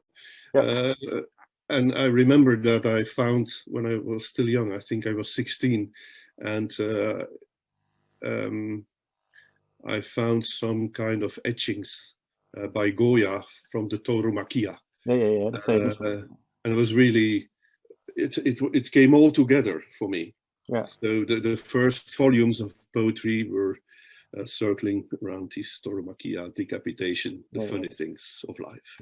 I saw those etches I saw them in Coruña, and this etching of this bullfighting. There was one famous one about a famous bullfighter who died in the arena, and it's a beautiful sketch. But that's in Spain. That's a very important etching. Yes. Very good. And the etching I especially loved was of a famous student, but he didn't have a sword or whatever, just by dancing. And that's another thing. I have worked together with a lot of choreographers, and it's very close to the way I want to write. Not using this thing here, but using the body. And going directly into language, or trying to. That's what I thought. I think one of the rules in Spanish bullfighting is that sometimes the bull wins, and then he may go to a glorified field somewhere where he can live and get spoiled forever. If you say that's in connection to the Catholic Church, that Jesus might have turned off the cross and lived, and then he went to a beautiful field where he gets spoiled for the rest of his life, that would be a nice connection, I think. Yes, and we all applaud it. And we all applaud. Yeah. Okay, thank you very much for your poetry, and I hope that we'll see one another fast enough. Yeah, hope so. Been a while. Yeah. And thank you very much. Thanks. Okay, Ciao. bye, Peter. Okay, people, we go to Estonian poet. The Estonian poet is Maria Cangro. I hope that I had. Yes. Are you there? Ah, hello. there you are. Here. Good to see you. I said Maria Cangro. Yes, yeah. Pronounced well? Yeah. Excellent pronunciation, yeah. Thank you. That's Very good to see you. Like the other ones, I will do a short introduction. And maybe you can read your poetry then, and then if there's time, we have a small talk. So, you are an Estonian poet, short story writer, novelist, essayist, non-fiction writer, and librettist. So you also write for music. What I find interesting, because you were a translator of important writers like Umberto Eco and Hans Magnus Enzensberger. And what I find interesting is that you became a poet by working as a translator. I will ask you about that. In my opinion, the deeper you went into the other language that you translated, the stronger the urge to write yourself. But maybe we can talk about that later. The poetry you write it's sometimes ironic and surprising and sometimes bizarre. And somewhere I read that was quite interesting to me, that when your poetry is called irritating, you embrace that as a beautiful compliment. That's nice. And some of your poems are sort of explosions in language and surprising original moments where the poetry reads the language and the real world. So that's an interesting combination. So let's listen to the poetry of Maria Cangro. Okay, I was told to read two poems, so I will do that. The first one is among the latest that I have written, and the second one is an old one. I wrote it 15 years ago, so I can't give an apology for that one, but it had lots of translations, so this is why I chose that one. Kuu perse, suur punane kuu tõusis mere kohale nagu revolutsioon, aga muidugi Viimsist, mitte Lasnakalt. Savisaare katedraali, lauluväljaku, sadama kohale jõudes oli ta üha valgem, kiretum, ronis alla kalarannas. Palka ruutmeetri eest või rohkem, terrass, korvtool, lillekastid. Revolutsioon oli ununenud. Aga ta oli meie seas. Ütlesime, oo armas kuu, hõrk kuu, vaata meie ja me frustratsiooni ja eelarve ja sittade rahvaesindajate ja kõigi nende sitta keeranud ilmajäetute ja stagnatsiooni ja saabuva võlakriisi peale. Kuu ei vastanud, aga aeg-ajalt oli teda näha. Suur ja valge, ükskõikne larv.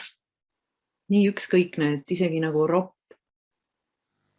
Me mõistatasime ja siis ütles keegi, et kuu oli meile kogu aeg ainult perset näidanud.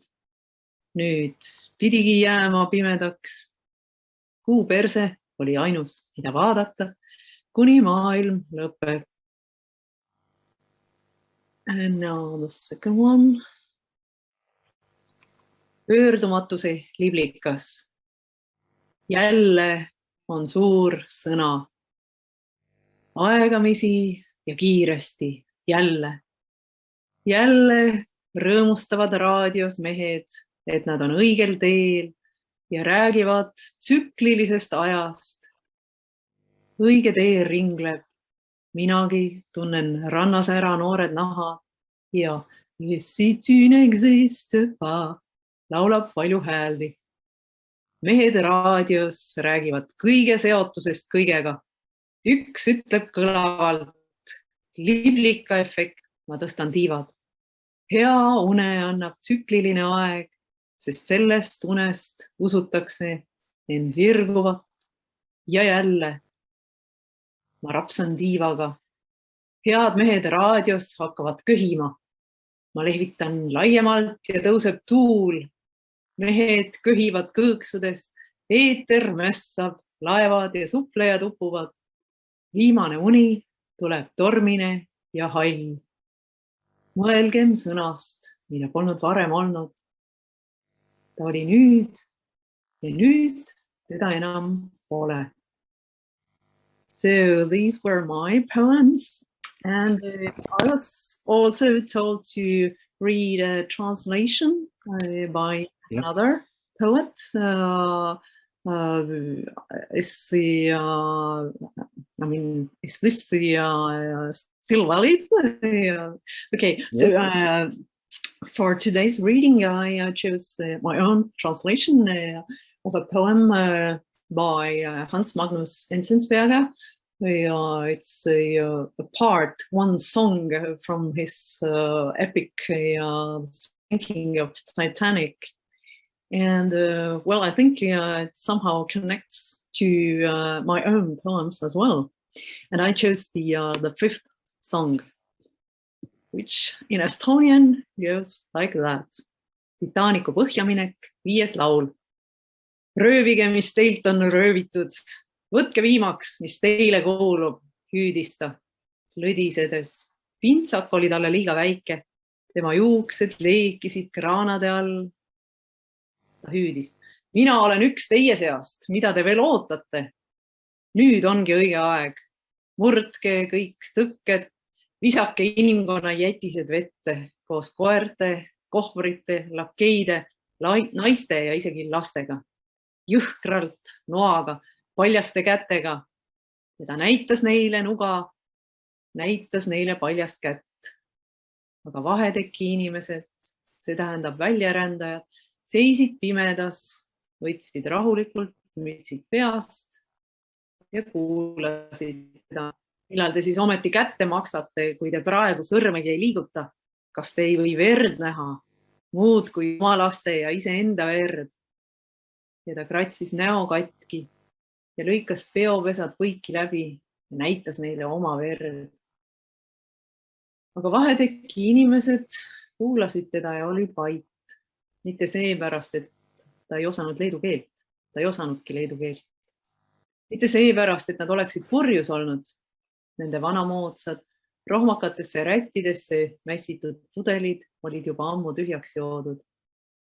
Mitte seepärast, et nad olid näljas. Näljas olid nad ka. Asi polnud ju selles. Kõik polegi nii lihtne seletada. Muidugi said nad aru, mida ta ütles, aga nad ei mõistnud teda. Tema sõnad polnud nende sõnad. Neid närisid teised hirmud kui teda ja teised lootused. Nad istusid kannatlikult reilingutel oma reisipaunade ja roosikrantsidega, oma rahiitiliste lastega. Nad tegid ruumi, kuulasid teda lugupidavalt ja ootasid, kuni olid uppunud. Thanks for listening. Maya, thank you. I'm afraid because the next poet is already waiting, that our discussion about the relationship between translating poetry and writing poetry, we have to do that somewhere else on the stage somewhere. So, yeah, with pleasure. Let's keep that in mind. And also the question about that you like your poetry to be called irritating. I read that somewhere. Maybe you can say one sentence about that, because this was quite an intriguing sentence for me. Absolutely. This is a compliment. Yeah, of course. It means that there's a reaction. Somebody really cares about it. It doesn't matter in which way. Poetry doesn't have to be a lullaby. it doesn't have to be anything soothing. It's very nice that it has changed something in somebody's mind. Whenever she or he finds it irritating, it means that there has been some movement in that person's mind or brain. Something is different now. I totally connect to that. I'm glad I asked that question because it was an important answer. Thank you very much for your beautiful poetry and the translation of Enzensberger and this fine answer about irritating poetry. Very good. Thank you. Thank you. Ladies and gentlemen, we go to the next one, and it's from Great Britain. It's Rory Waterman, so I'll check if Rory is there. Let's see him.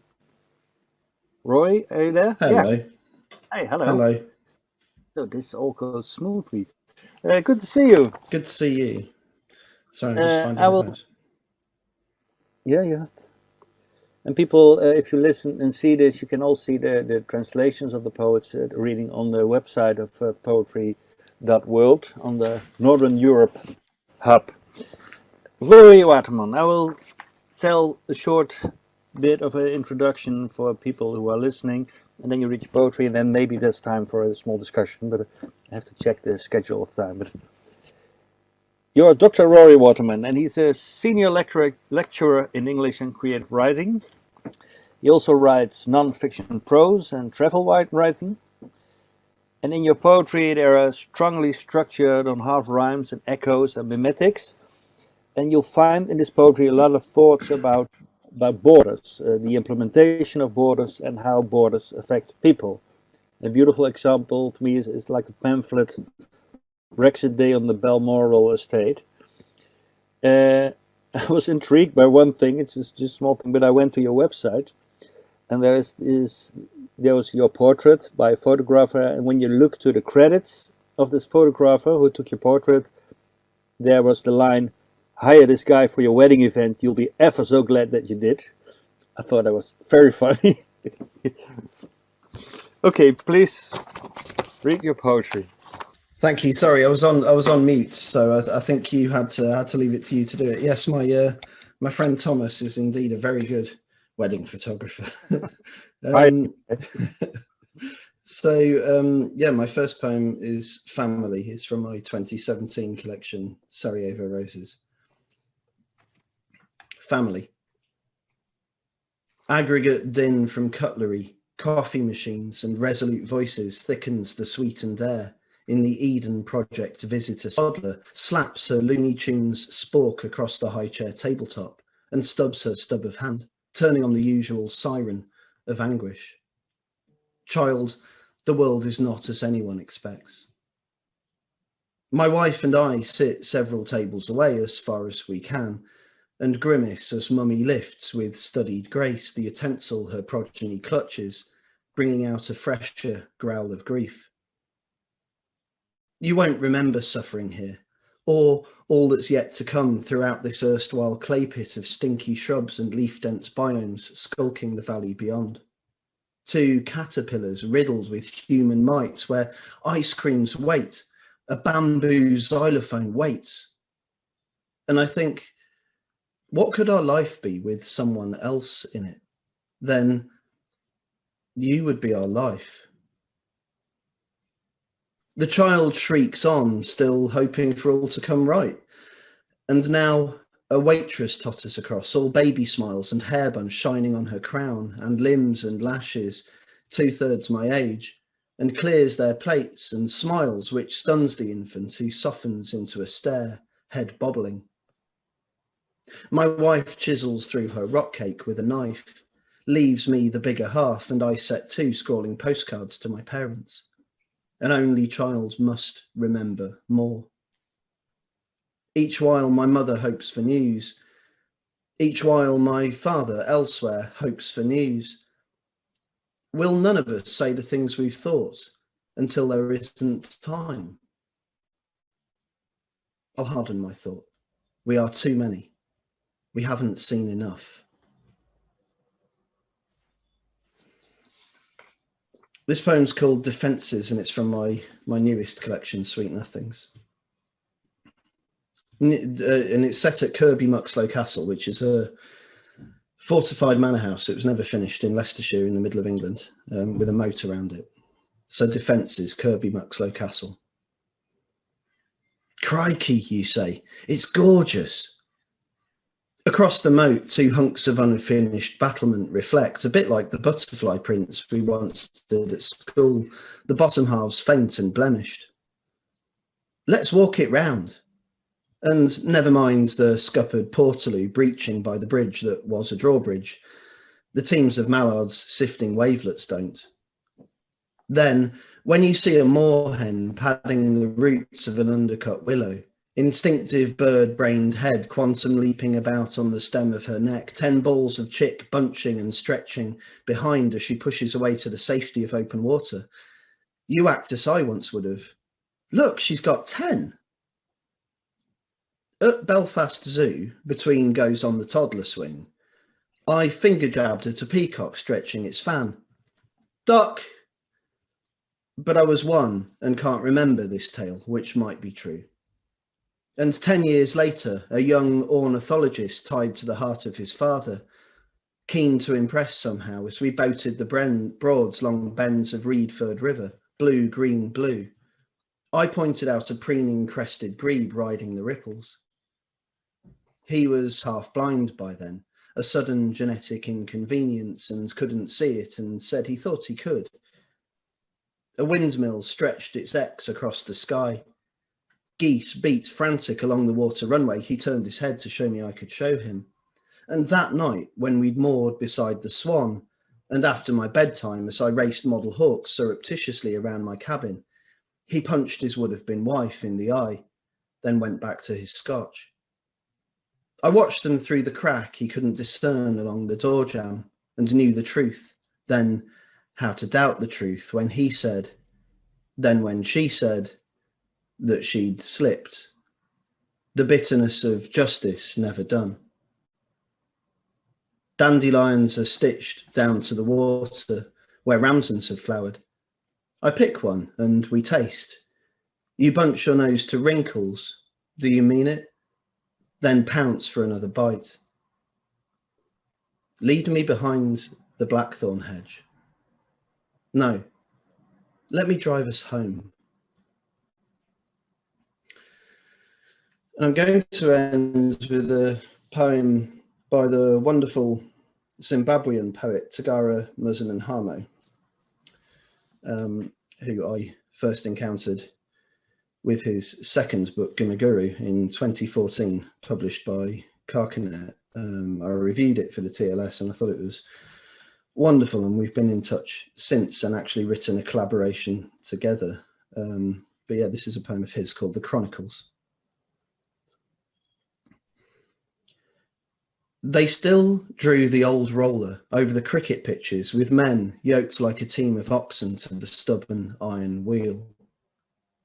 The grass smelt as grass did, all rich beneath the afternoon sun, the heat flashing off the ground like a blinding flick of steel.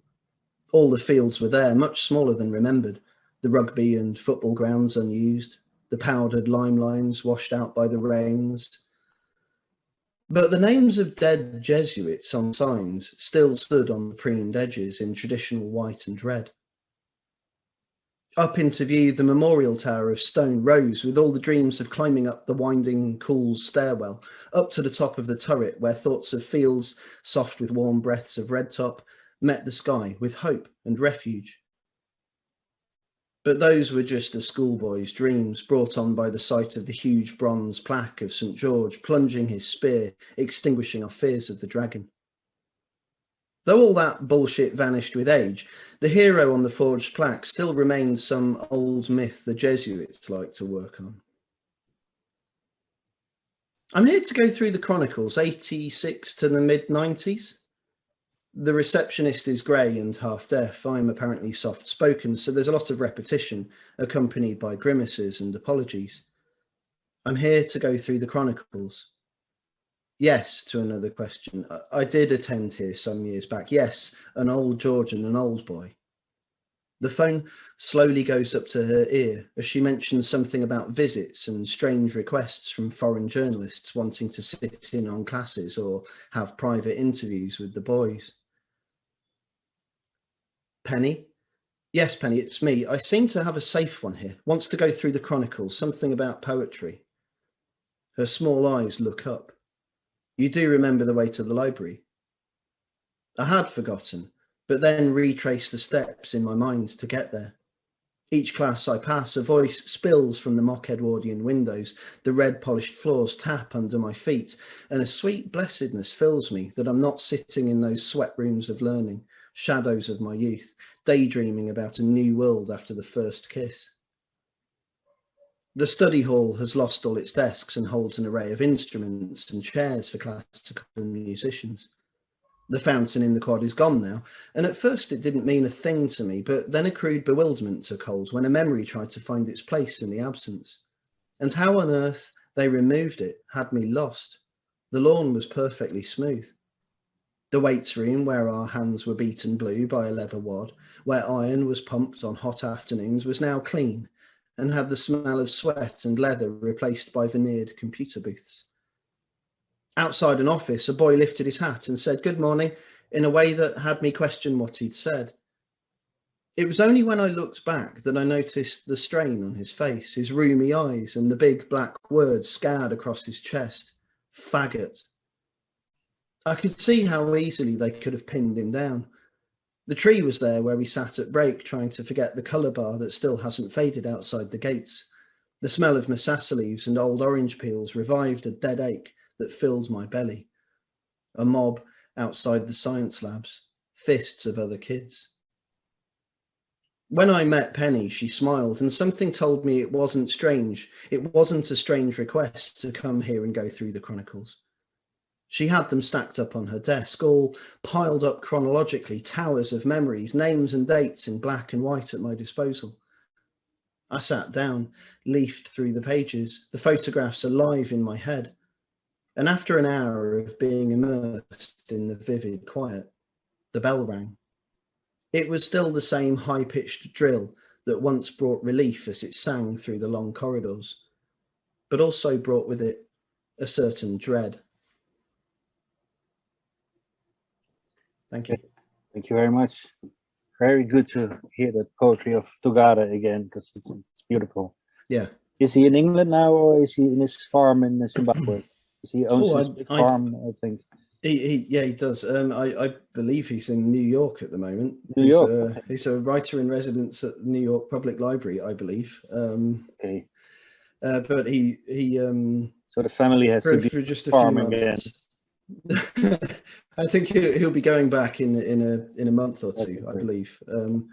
We first were in touch. Actually, another Carcanet poet, Matthew Welton, brought him to Nottingham, where I live, to give a reading, and I met him then, and I was already a fan of his work. But I co-edited an anthology this year with Anthony Kaleshu for Shearsman called Poetry in COVID-19, and it's an anthology of collaborations. And Anthony and I decided we'd include ourselves in this, and so I needed someone to collaborate with.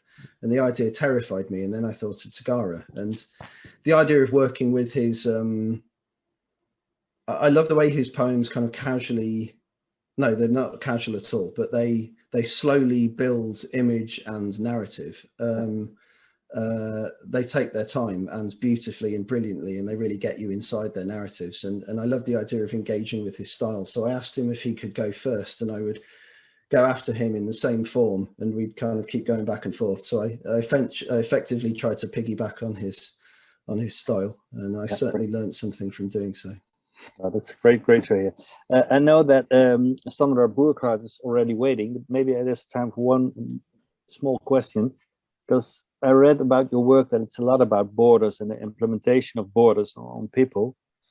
And this period is after Brexit and Corona. It's double new about borders. How does it affect that your writing and your poetry?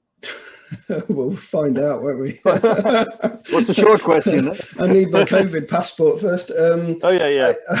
My second book contained a lot of poems thinking about those sorts of things. I've spent quite a lot of time visiting places in the Balkans, particularly when I was writing that book and thinking about borders in that context. That was before Brexit happened, which is a very different sort of thing. This year I was in Korea, had a writing residency in Busan in South Korea, and that was to write about the Korean border.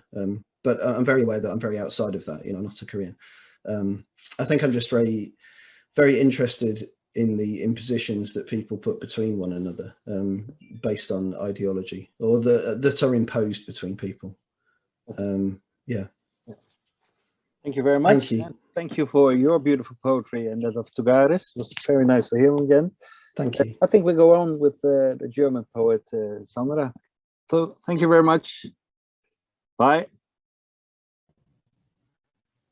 Sandra Bukhart. He's there. Oh, Hi. this goes smoothly. Hello, Sandra.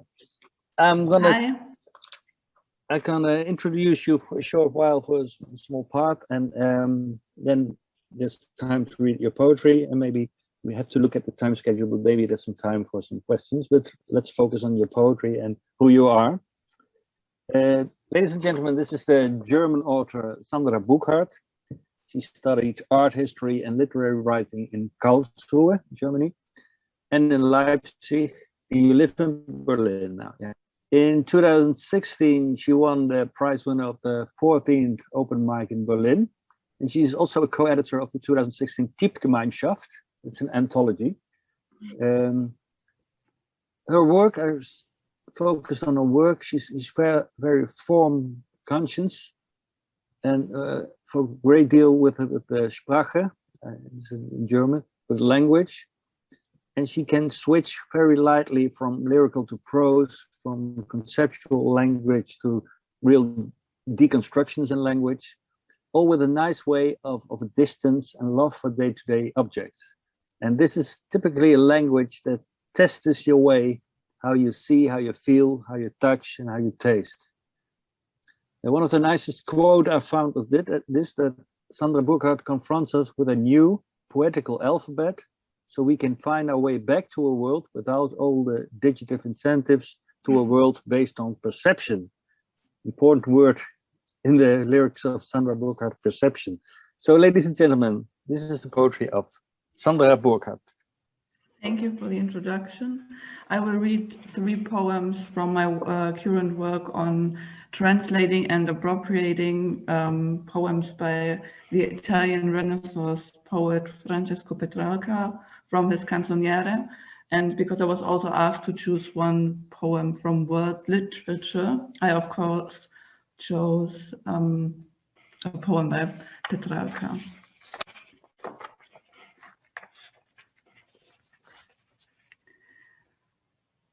Hört in ausgestreuten Reimen den Klang der Seufzer, mit denen ich mein Herz nährte, den unbeständigen Stil, in dem ich weinte und wütete, meine frühen Jugendsünden. Hört vom Liebesversuch und Beweis eines Einsamen, der auf etwas Mitleid hofft, wenn nicht Vergebung und nicht ergebnislos vergessen werden will. Ich meine mich. Ein Körnchen war ich selbst zu großer Zeit, und für das Volk bin ich nichts als Geschichte. Ach, wie lange es her ist, als ob es ein Märchen wäre. Ich schäme mich oft vor mir. Ihr werdet verstehen, wofür all die Scham und all das Faseln war, und ihr müsst wissen, dass, wie sehr du auch der Welt gefällst, es ist ein kurzer Traum.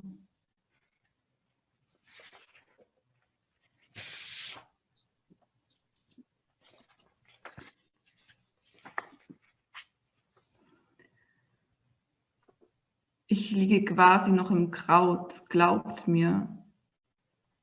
Ich schlage die Augen auf und die Jahreszeit der leichten Bekleidung raubt mir den Verstand. Ich singe, ach, was bin ich? Was war ich, dass mein Pfeil nur die Wade traf? Nur eine Bohne bin ich zu ihren Füßen. Doch wer hat jemals von der Geburt eines echten Mannes gehört? Singend lindert sich das Lied, doch trotz guter Absicht nähert sich ihr mein Stift auch jetzt nicht. Was ist? Ach, nichts. Das Lied verwandelt dich. Während der Zeit des ersten Zeitalters war ich ein Lorbeer. Was ich tat, als ich zum ersten Mal meine Haare diese Welle machen sah, wo ich doch auf eine Krone gehofft hatte, und die Füße, in denen ich steckte, zu zwei Wurzeln wurden, die Arme zu Ästen. Ich raschelte. Niemals zuvor schwieg meine Sprache. Ich wusste weder, was es war, als ich es fand, noch wo. Doch als ich ankam, wo ich mir entzogen, sprach ich im Klang des Schwans. Während der Zeit des zweiten Zeitalters schwamm ich am Ufer umher, wollte reden, sang aber immer nur um Hilfe. Einst hatte ich in sanften Tönen verliebte Blicke erklingen lassen, doch was war zu hören? Iü, iü. Kaum mehr als diese Lady über mich zu sagen hätte. Sie sprach zu mir, sprich nicht davon, von deiner Rede bleibt eh nur Überrest, als ob ich das nicht wüsste. Aber ich war ein Sprichbrunnen und fand kein Ende. Ach, lass mich doch ein Stein sein. Während der Zeit des dritten Zeitalters weinte ich, rollte, wenn ich mich bewegte, stolperte und fiel. Da war sie wieder. Ich starrte, weil die Sicht mich nicht befriedigte, bis sie mich so ans Blickfeld gerichtet ansah, dass es mich Kieselchen schüttelte. Ich rief, heb mich auf, entsteine mich, und wenn es mich meinen Unstein kostet. Doch die Stimme war mir untersagt, und so schrie ich in Papier, ich bin nicht meins, nein. Es stimmt, Lied, dass ich mich dem eigenen Bild entzogen in eine undeutliche Spalte verwandeln spürte. Mehr Dinge werden gedacht, als noch 1000 Stifte nicht müde werden zu berichten, doch auch das schweigend trennt sich der Dichter von seiner Hand und entfernt sich.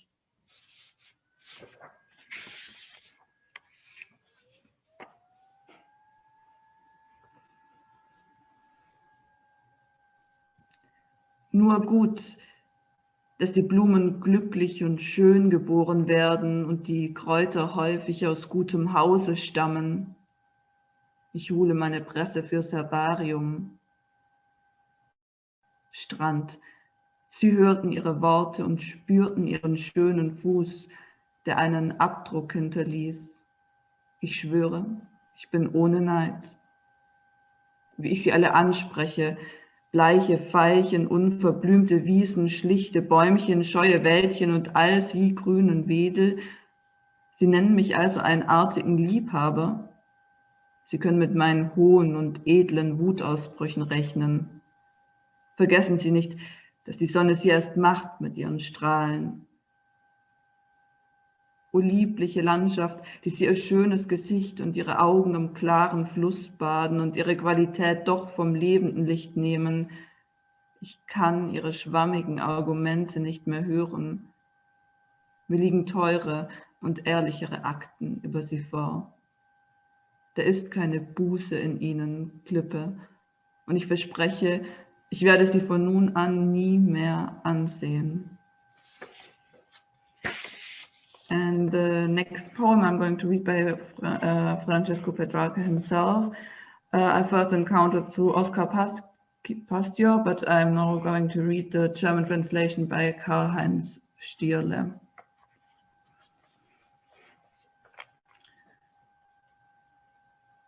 Ich kann in Frieden, kann in Krieg nicht sein.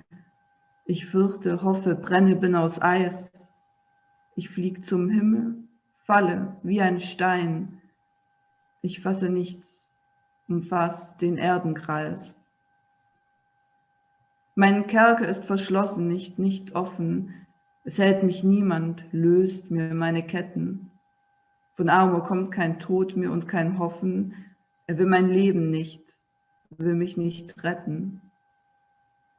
Ich sehe augenlos, muss lautlos schreien, sehne mich nach Tod und rufe Hilfe herbei.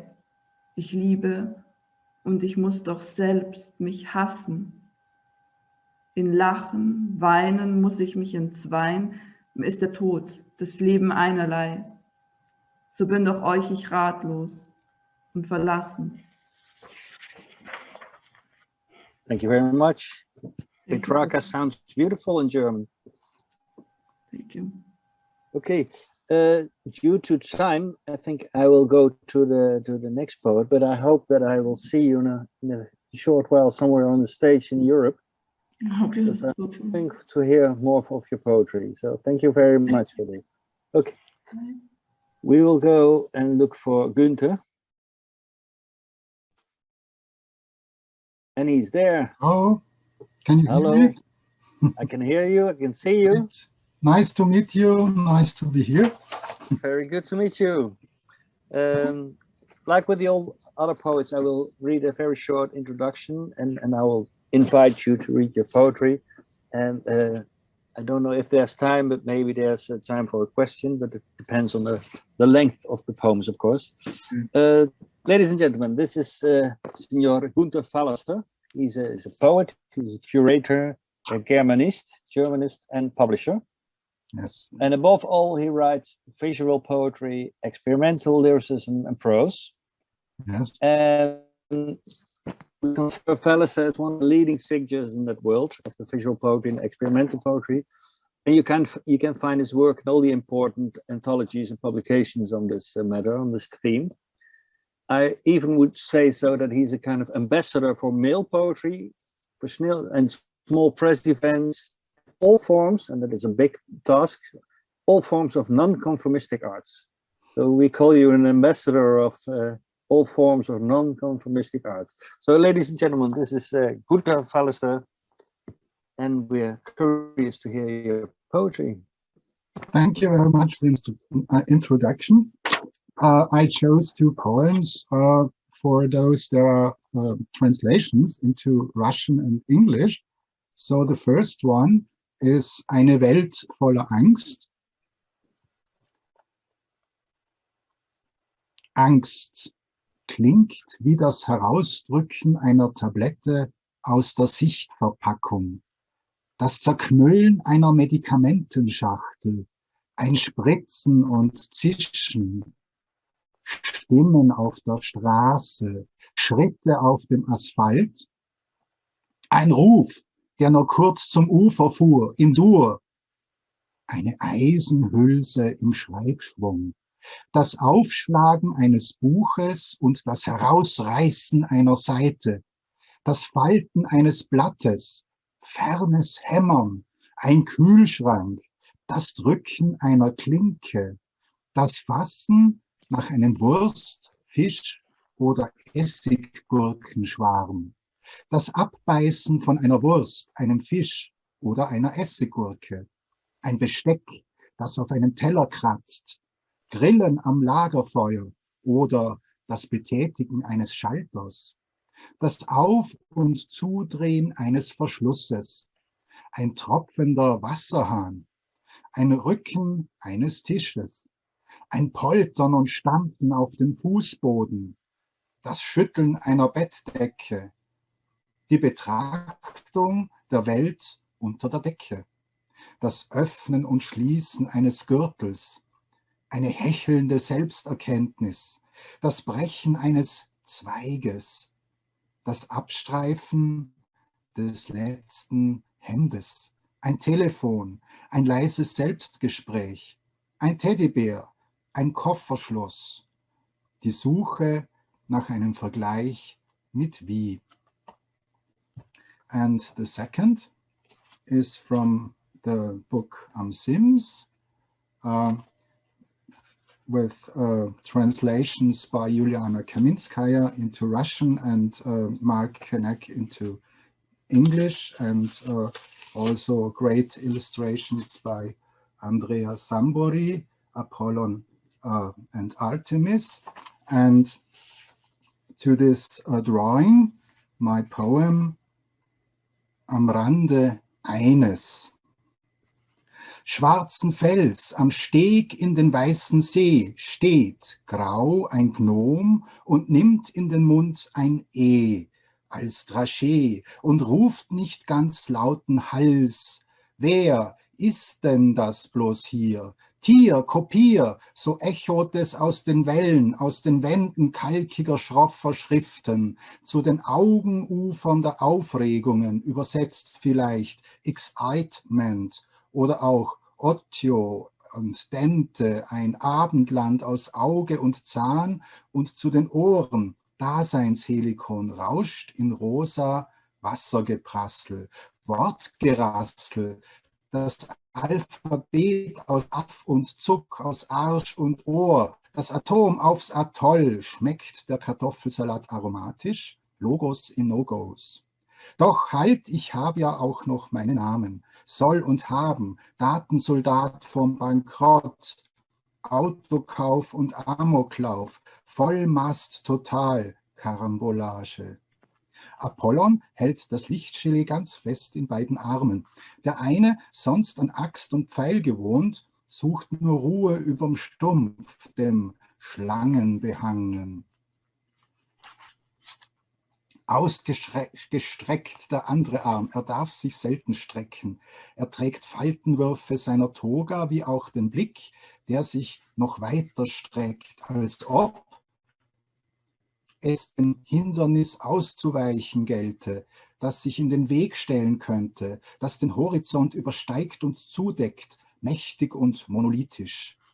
Wurde der Köcher weggeworfen oder abgenommen oder versteckt? Egal, die Pfeile sind verschossen, verschossen bis zum Mond und der Bogen abgebrochen, wie auch die Hand, zumindest zwischenzeitlich. Jetzt ist die Hand zur Faust geballt, festgehalten wird nur ein Stock, ein Block, externer Speicher. Artemis, Brise in Türkis, die dicht den Körper überzieht und die Luft in Falten wirft auf blankes Land, das nur selten ragt aus den Säumen der Kluft. Aber fest umfasst sie ein Reh an seinem Horn, das Reh als Handtasche ins B, nicht gerade erhaben ist das. Fragen tragen Genderagenten. Und ihr Mund wirkt traurig und angewidert, fast wie zugenäht. Auf die Schulter drücken Pfeile, eingekocht sowie eingeköchert. Einen zieht sie raus. Du erkennst mich nicht, analoger Lichttroll? Are you going to desoxyribose? Adenin, Guanin, Ciotin, Thimin, Brückenbau hoch N? Richtig, wir sind keine Geschwister, nicht viel mehr als Projektionen. Du könntest doch den Beamer kurz mal einschalten. Werfen wir uns Filme auf den Bauch. Steter Schliff poliert den Stein, so starren wir uns an. Oder sehen wir voneinander ab? Sind wir uns einigermaßen vertraut? Schmirgelpapier reibt. Mem für Mem setzen sich die Ziegel aus Lehm. Fügen sich die marmornen Platten, bindet sich der Kalk und stößt der Gedanke auf geschlossenen Granit. Sag, warum machtest du mit deinem Bogen nicht mehr Musik? Nimm doch das Holz und spiel das Lied, zu dem wir immerfort tanzen können. Schlag doch die Saite. Doch das allein ist es nicht, warum ich dir keinesfalls zugehörig bin. Du vernimmst diesen Ruf aus den aufgetürmten Fluten. Orion braucht mich. Orion hat Muskelkraft. Er hält sich fit. Manchmal schreit er mich an, aber das macht nichts. Tief in seinem Herzen ist nur das Gute. Ich lege es frei. Und ich gebe zu, dass das Gehirn in Beziehungsfragen völlig belanglos ist. Geradezu irrelevant ist es doch gar nirgends zu sehen. Doch, ich höre nichts. Das Stück Holz, es schwimmt im weißen See. Du triffst es. Ich wette, du triffst. Du hast doch die Hand schon am Köcher. Nun los, zeig mir dein Können. Rosa blättert ab und weicht dem fahlen Grau. Die Hand hält den Block wie den Bock, den Köcher wie den Stumpf. Darüber die Himmelskuppel. Wolken wie Beton. Thank you very much. Thank you very much. It's very good to hear. The translations, you can read them all on poetry.world. So this is maybe a moment that we could say a big thanks to all the guys and girls who translated all this poetry, and all the other ones who get the creativity of technically put it on the website and let the world see. So I'm a lot of respect for the people who built this whole event. Thank you very much. One small question maybe, does this strange epidemic, this strange disease and lockdown inspire you? Does it erase new poetry? Yeah, both. On the one side, it is inspiring because there is more time and I can read and write more. But on the other side, I don't have, or we don't have to forget why there is all those time. So the situation is very serious. The disease and also the environmental circumstances altogether is very frightening, of course. But this also is a motivation for writing. Yeah? So also the bad things that are going on, and I think yes, inspiration is it's more motivation. Motivation, yeah. It's more motivation. I connected that, yeah. Thank you very much. Beautiful performance. And we will go, and maybe we will see one another when we are allowed to travel again. And then we will meet at festivals and small press events that you organize. Okay, thank you very much. Thank you, bye. Okay, people, we go on to our next guest, and that's also the last guest of this whole period of the poetry from the Northern Europe. I think in a few hours there will be another event, but this is the last poet, and she is Nuala O'Connor. Hey, and I can see you. Hey, this goes smoothly. Great to see you. And you. Like I did with the other poets, I will read a short introduction on your poetry and your work, and then you have the possibility to read your poetry. And you're the last poet of this hub, so maybe we have some time to have a small talk. But let's check. Ladies and gentlemen, the Irish writer Nuala O'Connor. Do I pronounce Nuala? Nuala. Nuala. Oh, sorry. Yes, of course, Nuala. The Irish writer Nuala O'Connor. She's a poet, a prose writer, teacher, and an editor. And she has written some very well-received novels about strong women, like Emily Dickinson, Frida Kahlo, Nora Barnacle. She upset a lot of James Joyce fans with that book. That's very good, I think. And some of you would expect sedate or downbeat or rural family stories from an Irish writer, but less is true. O'Connor writes about the position of women in society, about sex, the body, love that is lost and broken, and the mother-child enigmas. There's only one rule in writing, she once said: find the time, sit down, write. That was an important rule you had. Please read your poetry. We're very intrigued. Thanks a million, Bas. Okay. I'm going to read two poems in Irish, actually. I was brought up speaking English, but I did all my education through Irish, even going on to do a degree and a master's in the Irish language. So I have a great love for the language. So this first poem is about my maternal grandmother, and it's called Clownes Nídech Trocha Trí. Thug siad an prátaí, knapán agus póraoiní iad mór agus beag iad crua agus bog. Thug siad an potín, a las tinne in mhuile, ach a rinne an lí leis ábharín níos éascí. Thug sé leis chlán, péire le ásta, iad cúthalach béasach, páistí a chéad grá. Thug sé leis bábín, a dás faoi máthbrún, sul rág mé methar mé sinanta sul lúpa. Thug sé don prátaí chomh leis an ngealach go bhuaine ar napa, iad searbh agus nimnach. Níor thug sé dom ach meas mádra. Leis ábharín níos éascí. Thug sé leis chlán, péire le ás. I'm getting an echo there for some reason. Okay, the second poem is called Tattoo, and it's a love poem to the man who is now my husband, Finbar, so that's nice. Tattoo.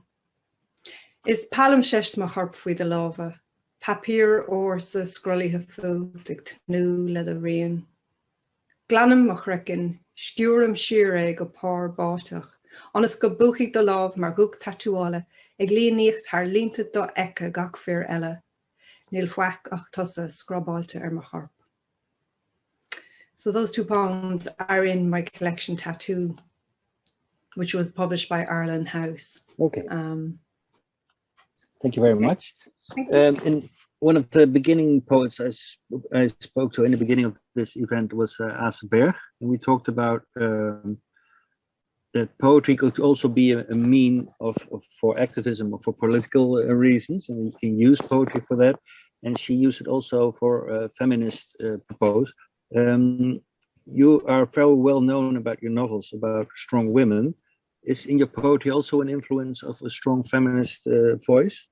Absolutely. My last collection, The Juno Charm, is all about, and it was written at a particular period of my life, but it was all about the challenges of infertility and pregnancy loss and all of that sort of thing, and about the body and how we look on bodies. And I would have been influenced by the likes of Evan Boland and Paula Meehan and Irish poets like that, who I would have seen write very frankly and openly about what it means to be a woman in an Ireland in flux. Ireland has changed rapidly since the 60s. You know, we're very slow compared to other countries to catch up with modernity, which is not necessarily a bad thing in some arenas, but in the issues of human rights and women's rights, we had a slow awakening, but we're getting there. We're getting there.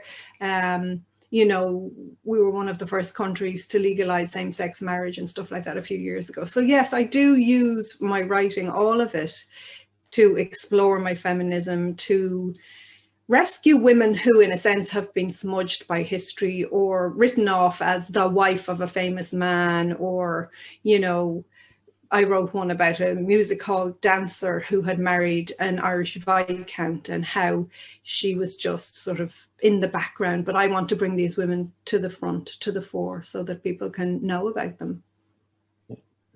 There's a big discussion now in Holland. There was a scientist research, and it says that men interrupt women while talking 10 times more than women interrupt men. So this is a big issue in Holland now. So in every talk show and every program, you see that men are very biting their tongue. So I won't interrupt. This is a big discussion now. Do you connect to that? Yeah. Recognize it? Yeah. And what's important is that these issues are talked about, because then it creates awareness. You know, men may have been blindly unaware that they were doing this, or that they explain things to women who are maybe better qualified than them in the arena. Don't always presume ignorance on another person's part about a subject. Have a conversation that flows 2 ways.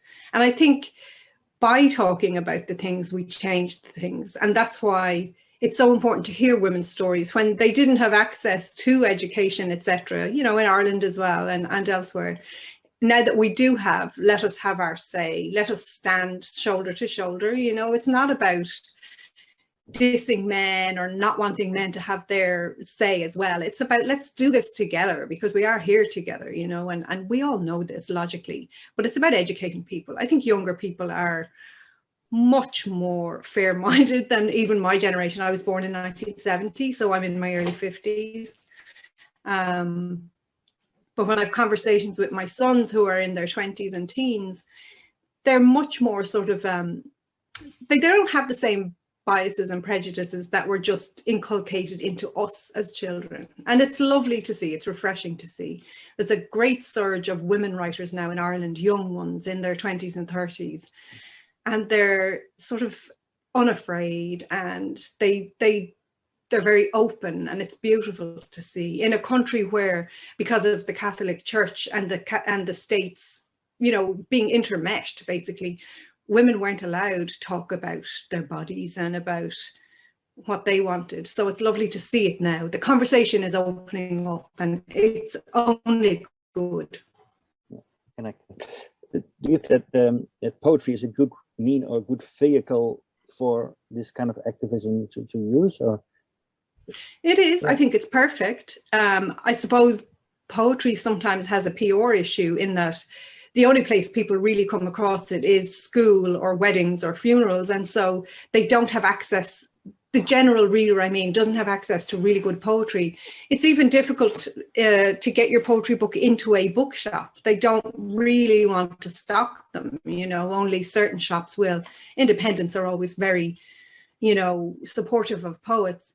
And also publication outlets. Where do poets get published? They get published in poetry magazines, which generally are only read by other poets. But our national newspaper, the Irish Times, the paper of record, as they say, publishes one poem per week. Like it's, and you know, it's only read by certain people anyway. So poetry doesn't get out to the people in good enough ways. One great way it gets out is anthologies. You know, when they make these charity anthologies and they ask good poets to contribute, those are good, but I think it's very hard to get poetry out to people. There's a lovely initiative in Ireland where they publish poems on the DART train in Dublin. So there'll be a poem on the train, and I think that's a great way to do it. Bring the poetry to where the people are and they'll read it. They don't have any choice sitting on the train. So initiatives like that, funded, you know, poetry easily available, that's a brilliant thing. Yeah, here in Rotterdam, the big lorries that take out your trash once a week, they have all poetry on the sides. So, oh, I love that. It's international poets, it's part from Poetry International festival that organize that. So every day, everywhere in the whole city, people can see big lorries, white lorries with beautiful poetry on there. That's perfect. Yeah. That sounds like something every country should have, you know, because these trucks are visible, at least, you know, well, they come very early here in the morning, but, you know, yeah, that kind of thinking is what we need. But, you know, you need poets to come up with the idea, and then you need your arts council or your government to give you the money to do it, because it does cost money, and writers should be paid for their work, but also the you know, to get them up onto the trucks. But I love that. That's brilliant. Okay. Thank you very much. Thank you, Pat. Thanks so much. Hope to see you soon somewhere. Yes, absolutely. Take European stage. Yeah. Okay. Thank you very much. Thanks.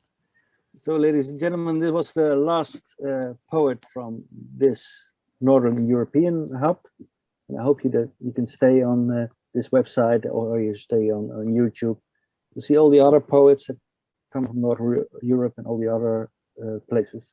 Thank you for your time. Thank you all poets for your great contribution, and let's be sure that this event of poetry today on Poetry National Day, 21st of March, will be continuing the rest of the years as a big poetry event. So thank you very much. Okay, goodbye. Good evening, everybody. We are beginning the second part of our section dedicated to the poetry of Northern and Central Europe within the general reading of the World Poetry Day. Today we have enormously rich program. At the same time, the listeners might hear the poetry from other regions of the world, and in America they even haven't started yet, while in Eastern Asia they have yet finished. So like all the day, all over the globe, poetry can be heard today, and it's wonderful. As I have yet said, opening our morning session, in Russian poetry there is a well-known poem by a prominent Russian female author, Bella Akhmadulina, and it begins with the following iconic two lines. Какой безумец празднество затеял и щедро днем поэзии нарек. Which can be loosely translated into English as what a mad, crazy person established this celebration and generously titled it as a Poetry Day.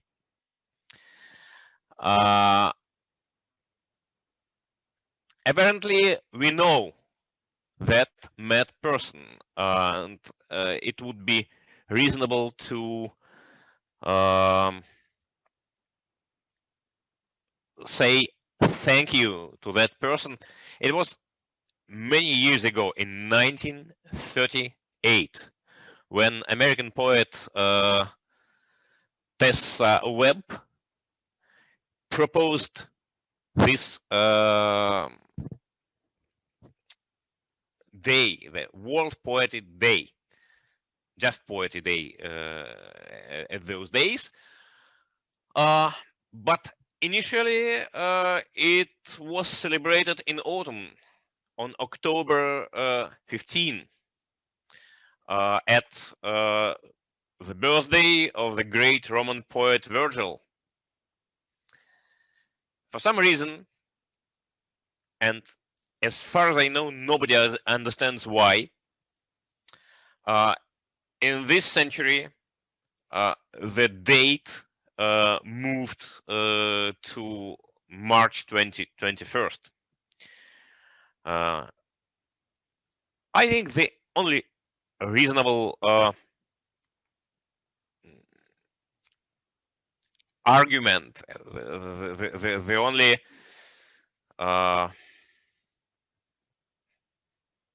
thing which might make it this decision reasonable is that spring, in spring we need something good after long months of winter. We need some new hope. And today, in this complicated time that prevents us from meeting in person, we especially need something good, some good meeting.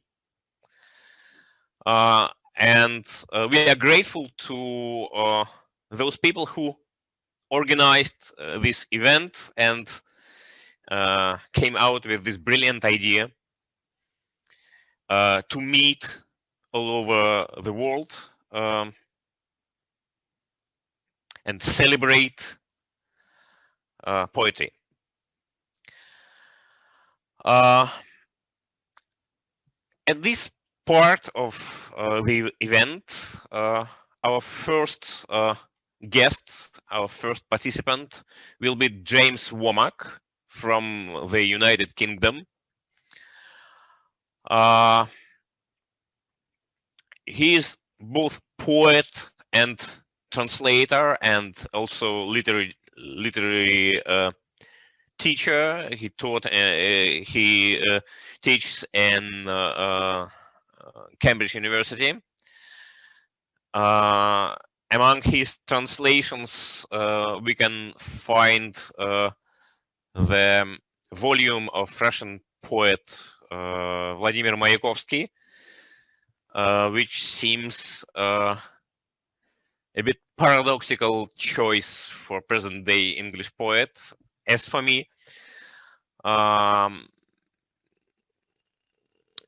the same time, James Womack is teaching and translating present-day Spanish literature, and then again, it's quite a bizarre combination. As for me, and every bizarre combination is interesting and potentially inspiring. James, where are you? Are you here with us? I hope so. Yes, hello. Your camera is off. Oh, now it's working. So maybe you tell us a couple of words, like how all these things are combined in your personality. How come that you have chosen these fields, and does it imply somehow on your own poetry? Hello. I don't know. I think that quite a lot of it is something that's happened by chance. So I studied Russian. I was lucky to go to a school where you could study Russian. I started studying Russian when I was 14, and then did it at university. But when I was at university, after I'd finished my degree in Russian, I met also doing a postgraduate degree, a very pleasant, beautiful woman from Spain who I fell in love with and have married, and have now been married to for nearly 15 years. And we went to live in Spain for 10 years in about the middle of the 2007, I think, until 2017. So quite a lot of, I mean, I think if you ask if there's a plan, there was never any plan. Things happened to me. Russian was an interest and Spanish became an interest. I think that they both feed into me and feed into the things I write in a number of interesting ways, because one of the things I find about Russian poetry is always, even in the extremes of passion or heightened rhetoric, like you have with Vladimir Mayakovsky, for example, there is still control, which poets in England have been willing to get rid of. I mean, have replaced control with some sort of purer rhetoric, whereas Mayakovsky's poems, even if they are extravagant and over the top, always have a certain amount of always have a certain rhythmical or metrical control to them, a certain clear pattern. And there's lots of Spanish writers. There is something overwhelming, and I mean, it is a cliche that Spanish people are passionate, but there is something overwhelming and passionate about lots of Spanish writing, even when it fits into apparently constrictive forms. So I think they're a little bit like maybe the pleats in an accordion. So, you know, some bits go up and some bits go down, you pull it out, and there's passion connected with form, and form fighting passion. And I quite like that in a lot of the poetry I read, and a lot of the poetry I translate, and I hope that some of that filters into some of the things that I write, perhaps. That is very interesting. It sounds a bit unusual for me. It is what our great Russian literary theorist Viktor Shklovsky labeled as estrangement. What you have just produced, very estranging view onto both Spanish and Russian, and in a sense on English poetry as well. So you're welcome with your poems. Oh, thank you. So I'm going to read 3 poems, 2 by me, 1 by somebody else. This first poem is from a book I published in 2016 called On Trust, a Book of Lies. It's called Glass Half Dark. How did they meet? By chance, like everyone. What were they called? Why should you care? But one morning, round about midnight, she nudged him awake and said, "Are you asleep? Come upstairs, the sea's like a mirror." He grumbled a little, but got dressed and followed. Back then, the whole world was mildly erotic when he looked at it. He needed to see it through her. From upstairs, indeed, the sea was like a mirror, though he didn't really want to look at the sea. Where were they coming from? Somewhere close. Where were they going? Whoever knows that. More scenes from recumbent life. He sits in bed with his fig leaf notebook. She wanders round the room, naked, deadheading pot plants. What are you doing? She asks. Trying to sketch you, he replies. She comes over interested and peers at the page, and then, with a shrug, but these are just words. The coin falls on its edge if it falls at all. Long afterwards, they woke him again and said, "Hey, come out onto the roof. The sea's amazing." He followed before he remembered, and the sea was indeed like a mirror. He looked into it and saw nothing look back.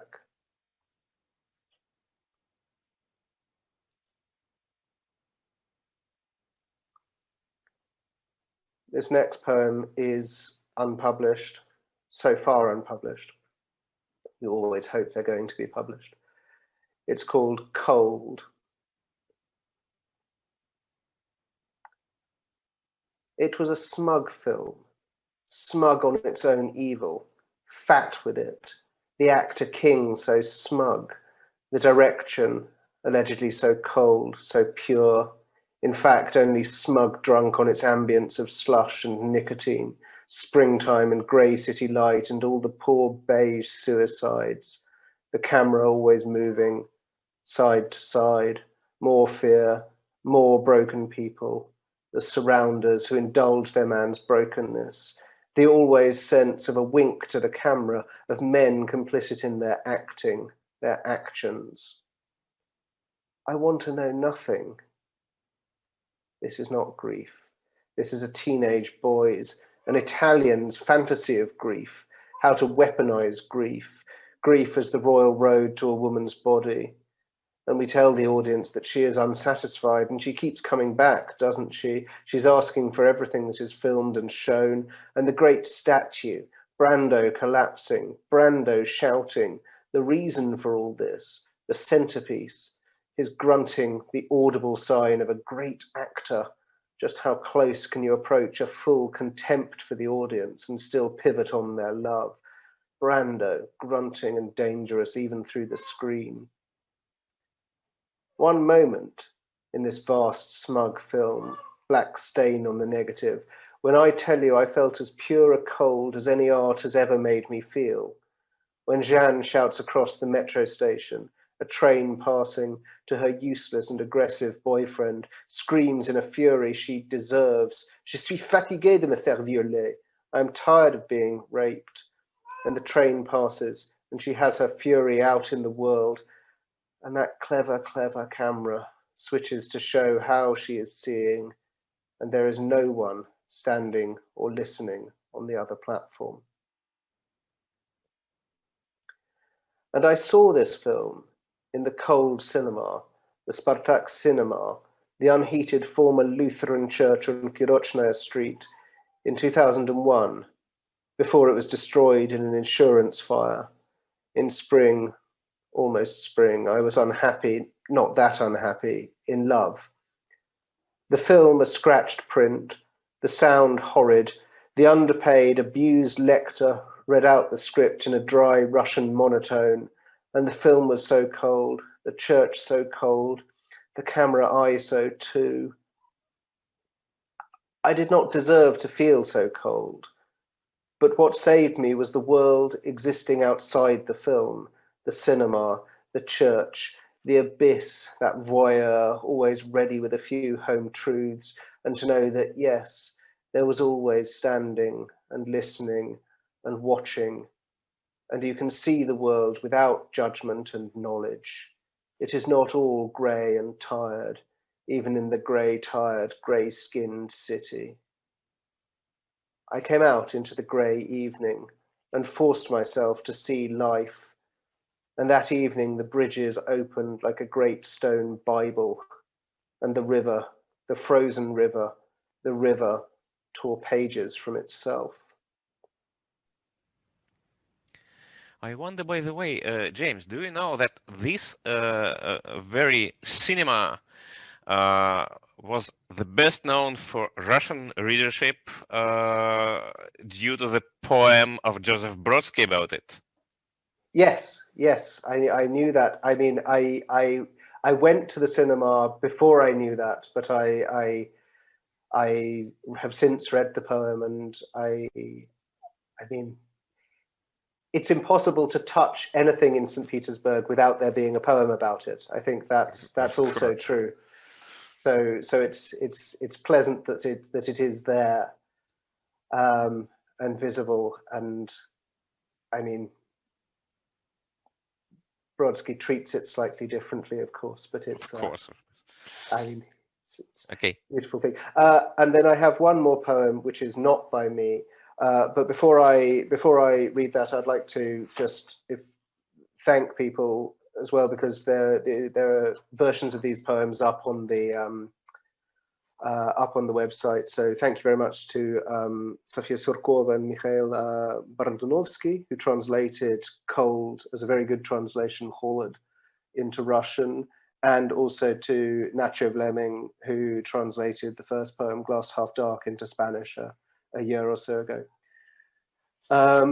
This last poem is by a contemporary. I mean, he's in his late 80s, so he's contemporary, but about to become a classic, on the way to becoming a classic. Welsh poet, a man called Daniel Hughes, who is an expert on Welsh manuscripts and Welsh medieval writing, and who I like very much for the simplicity and straightforwardness of his dealing with complicated situations. So this poem's called From an Old Songbook. The girl was sensational. He was a creep. His eyes were like pebbles, while hers were so deep that at night the thought of them left me no sleep. They so plainly knew something was lacking. As I leaned on this tree, I could only advise that touch it or eat it. Sure, nobody dies of a bite of the fruit that will open your eyes till like gods you gaze out on the garden. But somehow we managed to cock up the show by upsetting the gaffer. Oh, who do you know? You're one with the voice, who's accustomed to go for his walk in the cool of the evening. And she whom I love goes eating her bread in the sweat of a bloke who'd be happier dead, while the horny heels come bruising my head as I choke on the dust of the desert. So you beasts of the field, take warning by me. However so subtle you think you may be, keep your tongues to yourselves, or the old man will see that you drag out your days on your bellies. Thank you very much, James. Thank you very much, Dimitri. We are moving to the opposite end of our northern and central Europe, to Lithuania, from which our next participant, Eva Tolaikite,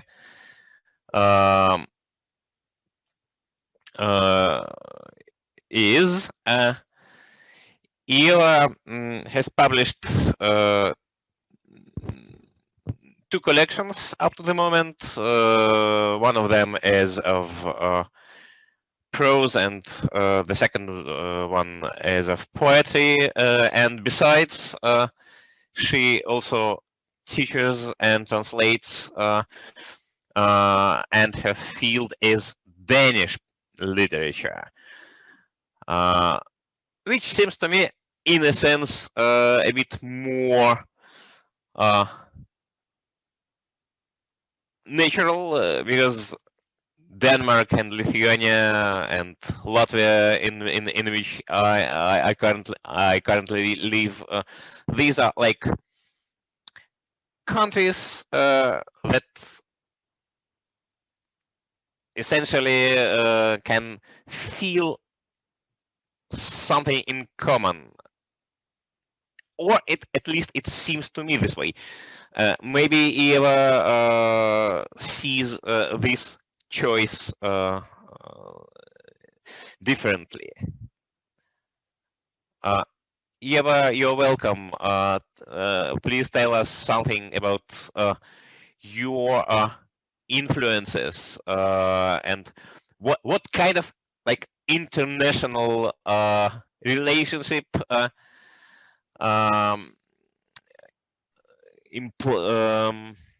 influenced your poetry the most? Well, that's a difficult question because I love reading and I read a lot of different literature. Of course, Scandinavian literature is very important to me because I work with it and I fell in love with it when I was a teenager, I think. But actually, when you started talking about influences, the first thing which popped in my mind was not literature, but nature. And there's a lot of nature in my poetry, and going on mushroom hunts, I think, is a major influence for me as a writer. So great. So now all the listeners would have a chance to listen to your poetry and try to find some mushrooms in it. Well, the poems which I chose are not about mushrooms. The first poem is about my experiences at the Vilnius Book Fair, which happens each year except for this year because of the pandemic, and it's like the biggest cultural event in Lithuania. There's always like huge crowds of people, and you cannot see this, but I am actually a very tiny person. I am very small, so it's an extra challenge for me to be in that book fair. And the last few years I was also working there and selling books. So this poem, the first poem, is my experience from the book fair. And the second one will be a bit more dreamy and filled with nature and weird landscapes. So I will start with the first one. Pykčio nykštukas. Tausuota senė knygų mugėje, kaulianti 2 eurų nuolaidos knygoms, kurių neskaitys. 68,5 tūkstančių žmonių minia, kurie paskui taip džiaugsis portalai, skaičius kasmet vis didesnis. Visos poniutės su kostiumėliais, popierinio maišelio kaina, priimančios kaip asmeninį žaidimą. Prieš 10-15 metų raudočiau eidama iš mugės arba sutriekšta spūstyje. Iš tiesų taip ir buvo. Ant svetimo mėlyno sintetinio švarko. Ak, kad mano ašarų druska išėsdintų jame skyles, ilbuko godulio, lėkštumo, lemenčiau. Atsiprašau. Dabar kraujas plūsteli į smilkinius. Atkakliausiems pirkėjams kartoju, ne. Manot, žmonės neįdėjo iš tą knygą darbo? Jei kitur pigiau, ten reikite. Pernelyg užsiplėskiu. Žinau, tas pyktis yra vėluojančios brandos sveikimo ženklas. Bet nieko, po dar 10 metų mokėsiu visus tuos gobšuolius supjaustyti skalpeliu. Mandagiom, tiksliom frazėm, baltaskruostė būsiu. Gal taip ir tampama blogu žmogum.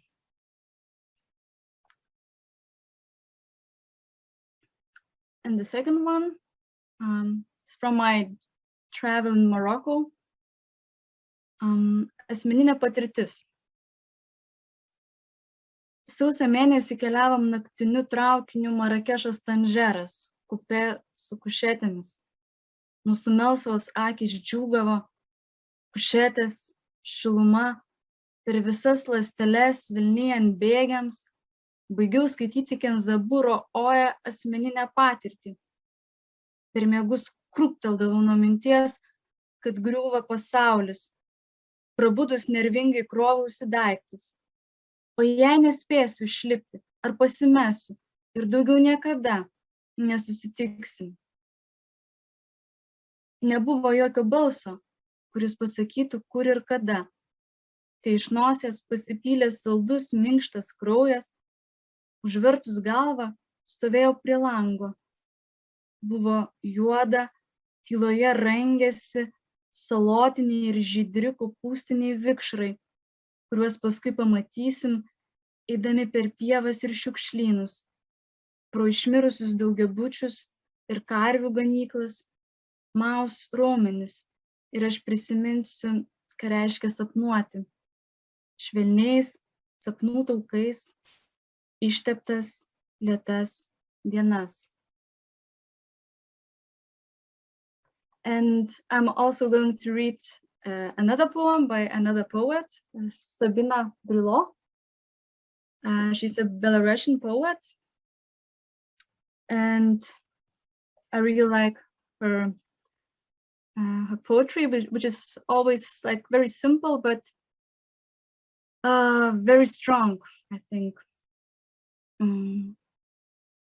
It's a very short poem, translated into Lithuanian by Gintaras Grajauskas. Mama, kas visi šitie žmonės, kurie mums nelinki blogo? Tai, dukrelė, žmonės, kurie moka gyventi. O kodėlgi jie moka, o mes nemokam gyventi? Jie nežinotų, kad moka, jeigu nebūtų mūsų. Bet galbūt tai mes gyvenam teisingai, ne jie. Tylėk, dukrelė, jų daug, jie mums nelinki blogo.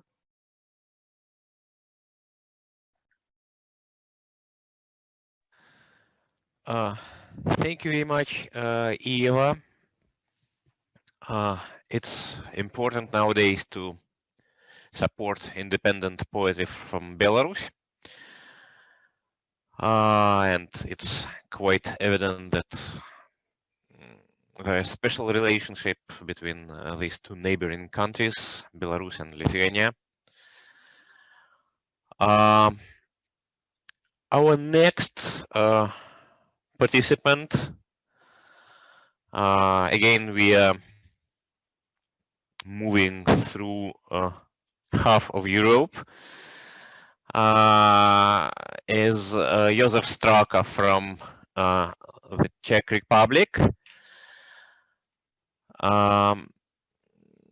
Josef is instrumental in organizing literary life in Prague, and responsible for many literary events in this city. And it's funny that some critics and experts in Czech literary life define Josef Straka as a modern-day Prague flaneur. I honestly cannot even imagine exactly what could it really mean nowadays, and maybe it's something like mushroom hunting mentioned by our previous author. Do you really feel, Josef, that like walking in direct sense or metaphorically really assists you in writing your poetry? Yes, hello, good evening to everyone, and thank you for invitation to this beautiful event, to World Poetry Day, and especially to Angris Dimitris and Dmitry Kuzmin, and for your question. I like walking, as walking is my passion. The walking around the peripheries, around the cities, namely. And I think this, my poetry is based on this walking and this the searching the areas of continuously changing towns and peripheries. And I think that's I like beside the sitting in cafeterias, I like walking very much. I just base it for my poetry, I think. Great. It's interesting that aforementioned Russian poet Vladimir Mayakovsky really believed that to grasp a rhythm, a proper rhythm for a poem, you have to walk with it. Yes, I understand with it. It's for me just a written maybe, and it just in my poems, just in my text, is maybe just in cooperation and just match with walking rhythm of the town and walking at the peripheral lies. I think this is in between a very strong relation between my walking and writing, I think. Great. Let's listen to that and yes, hear how it works. Yeah, thank you. I will read 3 poems from my book Small Exiles.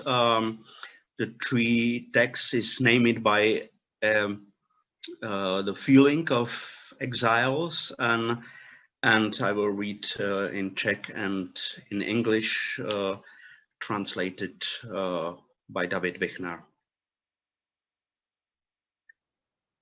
Cizí exily. Sfalšovat krok, znejistit. V prázdných tramvajích už tento den nepokračuje. A na lidech na nábřežích je cítit zvláštní nádech předtuchy. Ráno zas o něco složitější. A zprávy, které jsou postupně stále více zamlžovány. Splachování vody, zašupování regálů, neustálý spěch na pojízdných schodech. Šum v kancelářských budovách, šepoty v mezipatrech a mezi chodbách.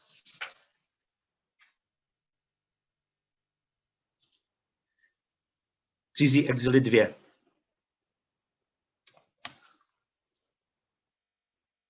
Zase se přistihnout, že nikam nepatřit. Tramvaj v industriálních pustinách už pomalu připouští tmu a sichravost. A komentáře pod čarami se zdají vzdálenější v ubohé trapnosti či si dokazování. Jsme asi zločinci, nebo aspoň někteří z nás. Narušování, divné pohledy stranou. Na rtech visící nesouhlas. Výstup na stanici Kablo. S krupicemi sněhu, které přepadávají zápilek. Čekání na jiný přípoj a pak ještě jeden. Další autobus nakonec přijíždí. Obkružování periférií jídlu a Kauflandů, unavených. Za hřbitovem jejich očí tma. Sjíždění kolem velkých budov z pronevěr do tunelů mizejících čtvrtí. S hlučným smíchem nastupujících na dalších zastávkách. V cizích exilech si budovat paměť míst. Projíždět křižovatkami pohledů z před 20 let a snažit se čehosi se přidržovat.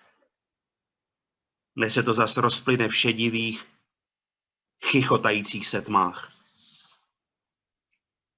And the third one is a poem, The Weary City, Unavené město.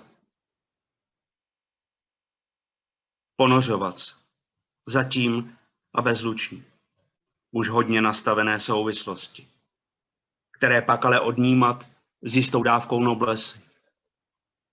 Nikde nechtít, něčím zasažené sny, v jakémsi pásmu navzdory, v zónách, ve zvolna prostupujících getech, které mají svou logiku, možné posvěcení, zachytit letmý splín. Tváře ostatních, které se usmívají a vždy několik minut poté. Stále chybovat, stále nám kdosi chce jaksi narovnávat hodnoty a vytyčovat řád a šklebit se u toho. A jak jsme si vlastně už zvykli a jak jsme si tak nějak navykli. A že ne, a že zase tak, a že chceme hlavně klid. Tramvaje od stanice Krymská se opět rozjíždějí. Lidé už přivítali půlnoc, ale stále jakoby nikam nechtějí. To jiné město už ve své náročné náladě spí. Za zdmi domů a bytů někdy propukne pláč, nebo také ne. Mlčí se. Děkuju. Thank you, Joseph. I think we can hear in this poetry this pulse of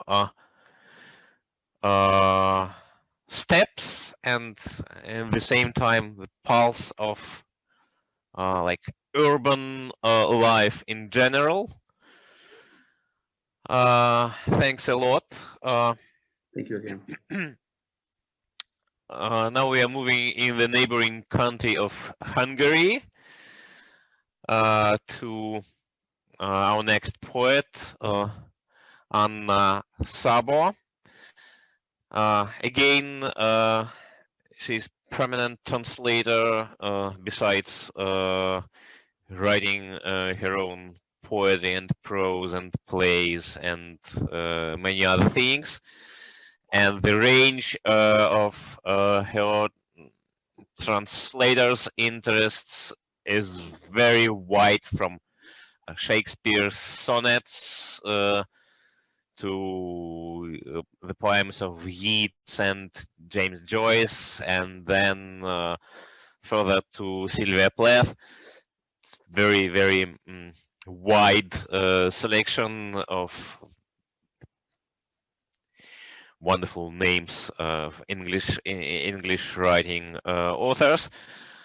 I always wonder how in this or that case translating and hearing for other poets' voice is influencing what we write and what we feel ourselves, because it's basically something like this, like what our listeners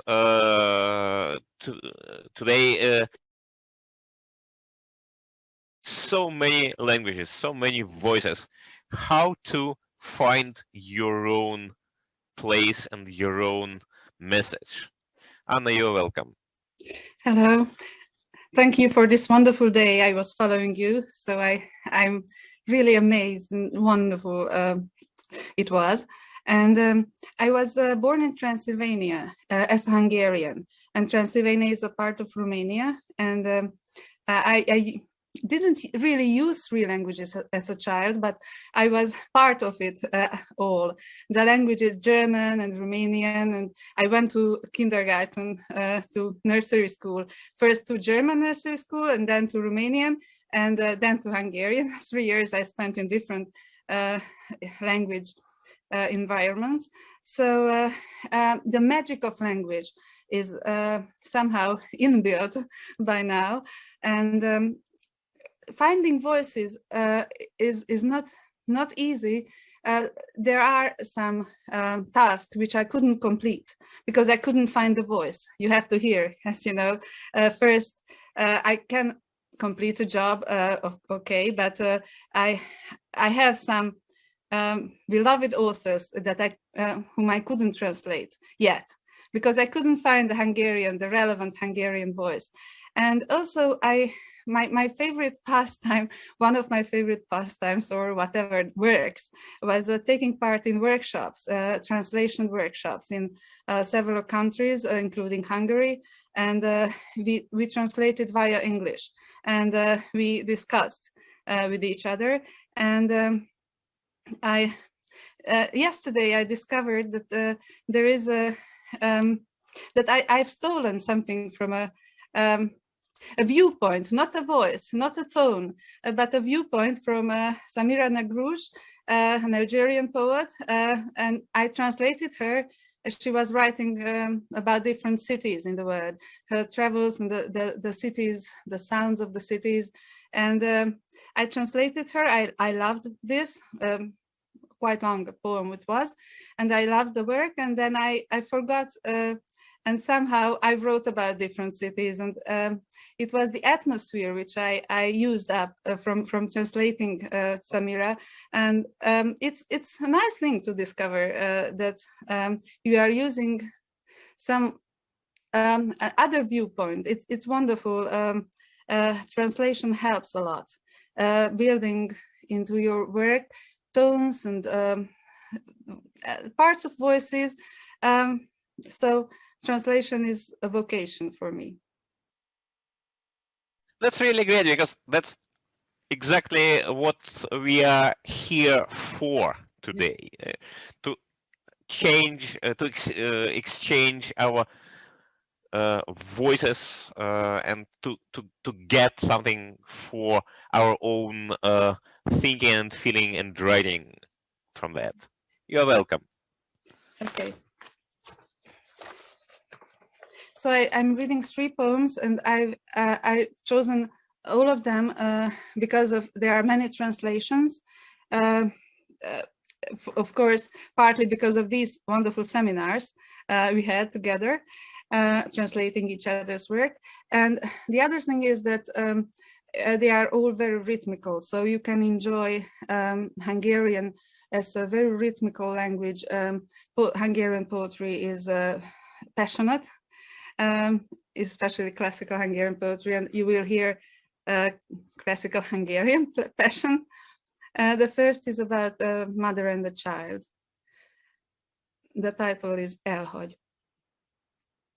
Elhagy. Elárul és elhagy. Kilök magából és elhagy. Önmagát adja ennem és elhagy. Ringat és elhagy. Talpam simogatja, fenekem törüli, hajamat fésüli, elhagy. Orrom az illatát issza, ölel, soha nem hagylak el. Elhagy. Áltat, mosolyog, súgja, ne félj. Félek és fázom és elhagy. Este lefekszik az ágyra velem, azután kioson és elhagy. Nagy, meleg, eleven, fészekadó, csókol és dúdol és elhagy. Cukorral tölti a 2 tenyerem, tessék, ehetem, elhagy. Sírok és ordítok, úgy szorítom, foghatom, üthetem, elhagy. Csukja az ajtót és hátra se néz. Nem vagyok senki, ha elhagy. Várom, ahogy remegő kutya vár, jön, ölel, símogat, elhagy. Ő kell, mert nélküle élni halál, felemel, melegít, elhagy, ketrec a karja, de ház az öle. Vágynék vissza, de elhagy, egy csak a lecke, nem ő vagyok én. Idegen, idegen, elhagy. Ott a világ. Lesz más, aki vár. Lesz majd benne, kit elhagy. Csukd be az ajtót, hátra se nézz, várni a könnyebb, menni nehéz. Lesz, ki elárul, lesz, ki elárvul, mindig lesz, aki vár, aki fél, mindig lesz, aki vissza se tér, megszül, és meghal, és elhagy.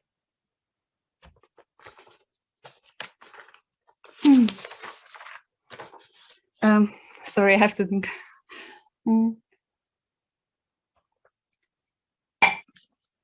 The second is a song. It's a witch chant, boszorkánydal in Hungarian. Ha zúgni hallod a lombokat, fúj szél, senki se lásson, állj a tetőre, bontsd ki hajad, fúj szél, senki se lát, szél cibálja a fák tenyerét, fúj szél, senki se lásson, szirmait mind elereszti a rét, fúj szél, senki se lát, ömlik a árad, a zúg a sötét, fúj szél, senki se lásson, csontodon érzed a szél erejét, fúj szél, senki se lát, hozzá, mit hoz, hadd vigye el, szállj, szél, senki se lásson, dobd le magad, hisz a szél felemel, szállj, szállj, senki se lát, szállj, szállj, senki se lát. And the third poem is very short and very simple. And the title, well, it's Ő, which in Hungarian, I mean, it's Ő, O with two umlauts or whatever.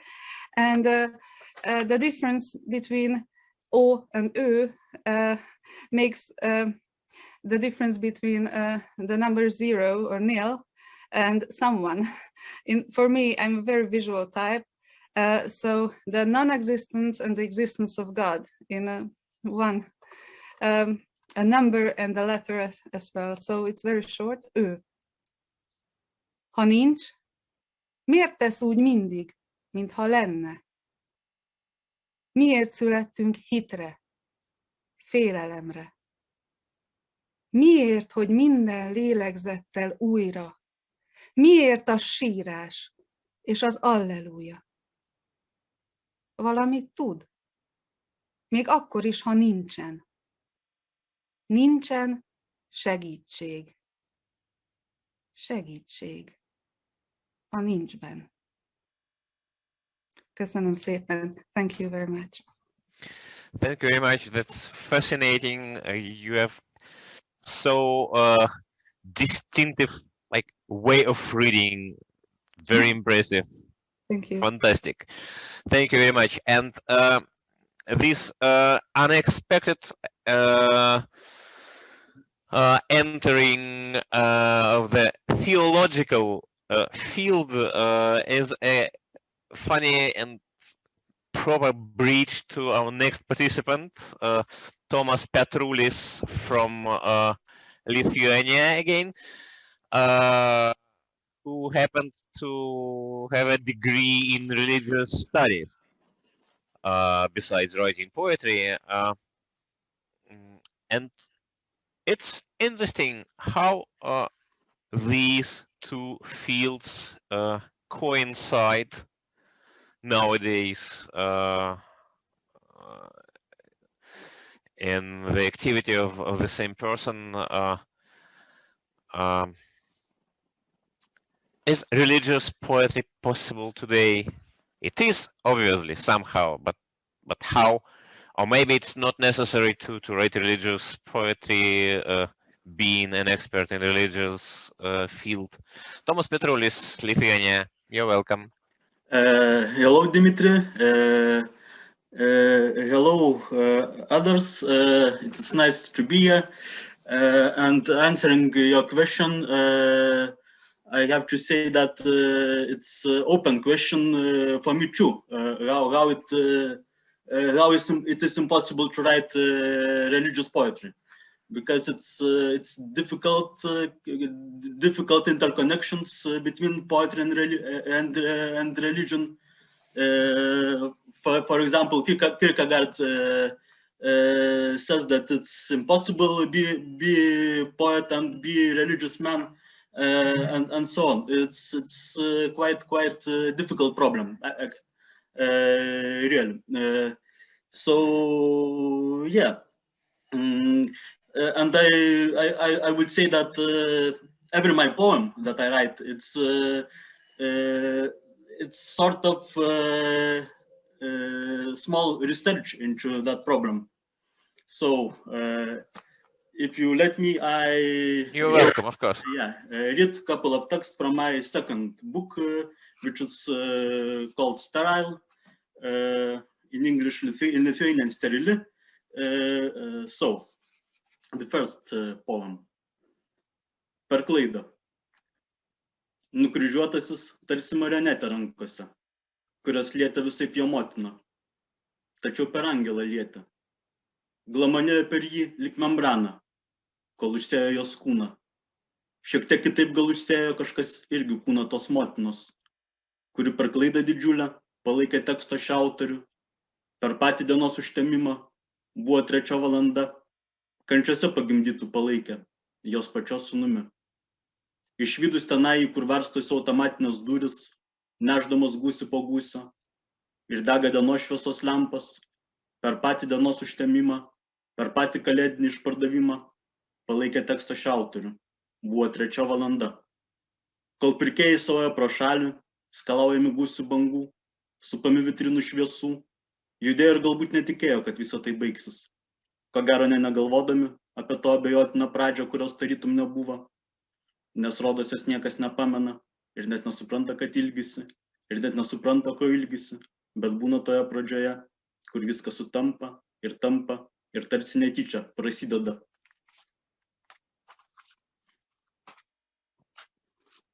So, the second text. Tai žmonės zujantis gatvėmis ir jų irzlus vaikai yra tarsi nuolaužos didžiojo ir visako tikslo, o kaip visuma jie tarsi banga, kuri niekada nesulūžta, nors ir viduje trukinėja, kol jie atpirks laukdama, atpirks įvykius rautas, laukdama atpirkimą iš išorės, iš pačio įvykius rauto, kurio su savimi nesieja. Kol srautas ją moka iš išorės, jie žmonės visus, lik savo vaikus irzlius, tie žmonės neturi vidaus, tai vidus juos vis ryja ir traiško. Kol aš neaišku, kuris juos stebi iš savo buveinės, tos buveinės suvirškintas, jis viską prašo, jis viską užrašo ir vien tik netiesa. And so, the third poem would be of the foreign author, which is François Villon. I chose it because I wanted to input in this reading some medieval irony, some medieval even sarcasm. So, smulkmenų baladė. Pažįstu išrūgose musę, pažįstu žmogų iš jo rūbo, žinau, iš kur koks vėjas pučia, koks obuolys ant kokio krūmo, pažįstu medį iš saldumo, skiriu iš bendro panašumo, kam rūpi kas, kam nieks nerūpi, pats sau stokoju pažinumą. Iš kaklo atpažįstu striukę, vienuolį iš jo gobtuvo, skiriu aš meistrą nuo meistriuko, skiriu vienuolę iš baltumo, o sukčių grebloje liežuvę. Kvailių skiriu iš graužto sūrio, pažįstu vyną iš stiprumo, pats sau stokoju pažinumą. Aš arklę atskiriu nuo mulo, pažįstu jo naštos sunkumą, Betą ir Izabeliutę, ir pinigėlio įstabumą, ir vizijos stebuklingumą, bohemijos eretiškumą. Aš pripažįstu valdžią Romos, pats sau stokoju pažinumą. Princą žinau aš bendrą sumą, skiriu rausvumą ir bliškumą, pažįstu mirtį iš smarkumo, pats sau stokoju pažinumą.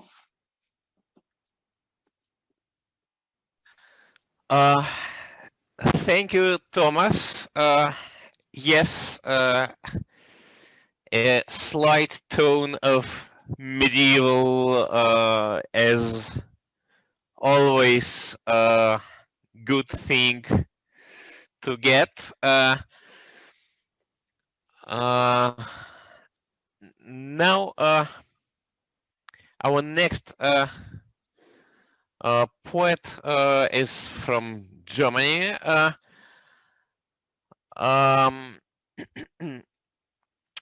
The country that is well represented in our readings.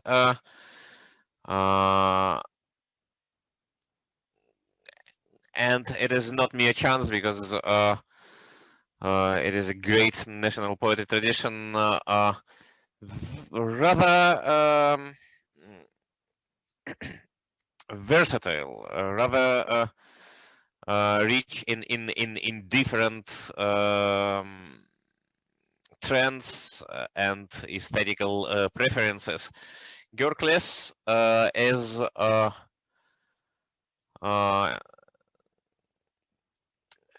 poet from Berlin. He has published 2 poetry collections and participated in different anthologies and in different events of German literary life. And I would like to ask you, how do you feel about being a part of so extensive poetry tradition? Because you see, we are here representing different countries with different history, and all of us are here and now in the 21st century in a globalized world, but with very different background. How it is to work in the field where so many achievements yet exist and so many important figures are working together with you. How not to get lost? Hello. I think it can be very productive to get lost, because you have to find yourself again and a kind of way out of all this chaos. And there's not also the literature, there's also the arts and the cinema. So it's, I think, a very creative way to get lost and be caught in a kind of spider web, and to entangle it or not. It's a humbling, and it's also a creative kind of playroom.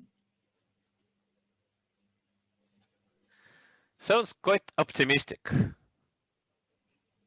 Yeah, you have to be sometimes. Great. So your poems. Okay, thank you. I read 2 poems with 4 kinds of animals, and I start with a fox, der Fuchs am Südkreuz. Ich schoss ja nur Bilder, schon ging mir nach. Seine Scheu, rötlich verwickelt in die Sommernacht, verwackelt, schief die Schilder der Laternen fahl, dieses kräftig durchblutete Nachbild in Häuten die Stadt. Wohin damit, wo kein Rivale droht? Zu Hause wurde ich ihn los, wenn auch nicht satt, verkroch sich vorm Blitz tief im Unterholz Wunsch, nur ein Grollen blieb unter dem Schreibtisch zurück. In meine Einkaufstüte wird das Fleisch nicht frischer.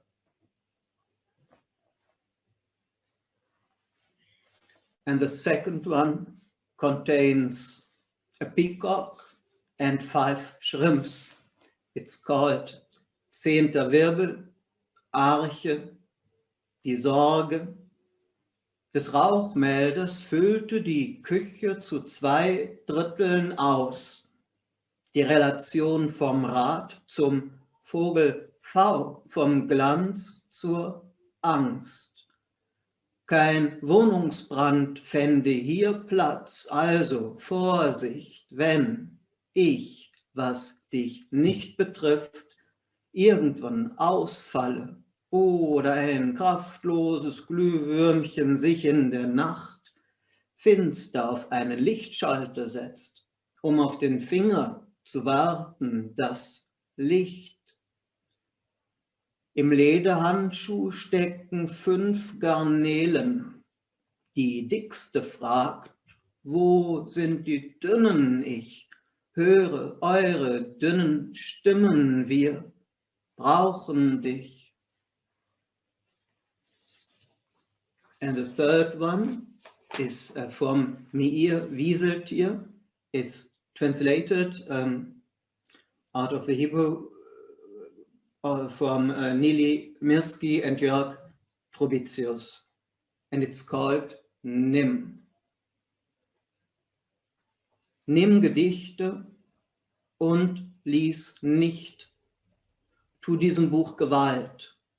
Spuck drauf, zerquetsch es, tritt es, kneif es, wirf dieses Buch ins Meer, zu sehen, ob's schwimmen kann. Leg's auf den Herd, zu sehen, ob's feuerfest ist. Treib Nägel hindurch, zersäg's, zu sehen, ob's Widerstand leistet. Dies Buch ist ein Lappen Papier mit Buchstaben wie Fliegen. Du aber ein Lappen Fleisch, der du Staub frisst und blutest, glotzt es an im Halbschlaf. Thank you. Thank you, Georg.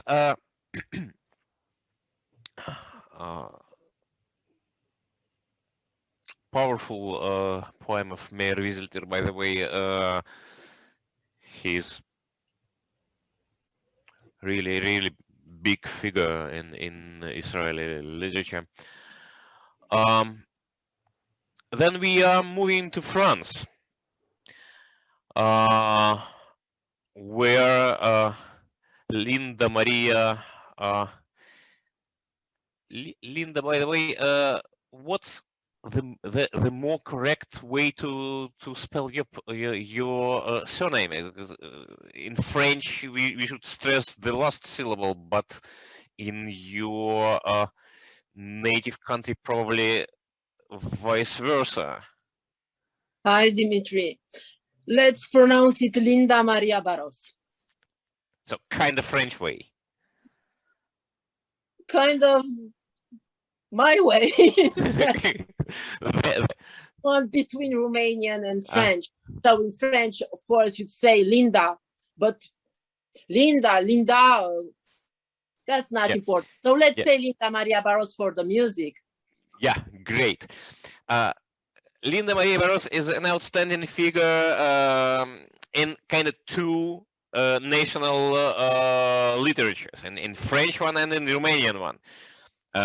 She originates from Romania, then she moves to France and established herself as a French poet and at the same time as a prominent translator from French to Romanian and a prominent organizer of literary events of different kinds. And in fact, she's one of organizers of this very reading. And a bit later, I am going to transfer to her the privilege of hosting this event. But before that, obviously, we have to listen to her own poems. Linda, you're welcome. Thank you, Dimitri. Les enfants passaient au tamis. C'est pour toi.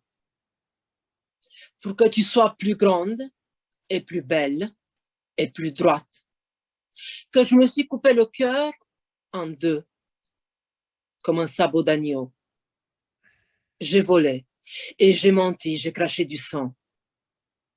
J'ai lavé des cadavres et j'ai dormi sur des sacs plastiques remplis de déchets trouvés dans les poubelles. Dans des rues qui gardent toujours un couteau à la main, j'ai dormi. Parmi les écailles, des vieux mendiants de la ville qui, en ton honneur, se sont laissés pousser la barbe jusqu'aux chevilles, comme les anciens Sumériens, partis chasser des lions pour leur bien-aimé. C'est pour toi que je me suis laissé hanter par les cagots de minuit. C'est auprès de toi que j'ai pleuré quand tu grattais la terre avec les ongles, comme un cheval aux yeux arrachés. J'ai pleuré comme une suicidaire dont le train réchauffe les jambes. J'ai vécu parmi les enfants de la rue qui inhalent de la colle, livides comme quelques grosses pierres bercées par les filets de l'éther, que le tamis fait tourner dans le concasseur, dans les égouts. C'est pour toi que j'ai hurlé à la croisée des chemins, hissé sur quelques raclages, hissé dans les fourches des barbeaux. Je me suis laissé voler par les casseurs, par les magouilleurs, dans le vacarme des cuillères, grandes comme des pelles, qui tentaient dans les gamelles. J'ai erré à travers les troquets qui sentaient le gaz, le chipset brûlé, le réseau. Je me suis frotté aux pyramides de vodka et aux mains de tes grands hommes, comme un chat qui se frotte au manuel d'électricité. Ils ont aussi empourpré mon autre joue. Sans cesse, leurs doigts ont heurté ma côte et ils ont coupé mon cœur en 4, en rien, parce que les auras descentes sont ainsi. Et ils m'ont passé au tamis, en même temps que tes autres enfants. Ils m'ont mis le bâillon d'autres paroles. En ton nom, j'ai caché, comme une ordure dans mes poches parmi les hardes, les rats vigoureux de la trahison. J'ai nourri. C'est avec ma chair que j'ai nourri le pitbull du cachot. J'ai pleuré quand tu grattais la terre avec les ongles, tout comme les chevaux aux yeux arrachés. Oui, c'est pour toi que je suis entrée en force dans ce monde, comme une vague de sang qui ne retrouve plus son chemin vers le cœur.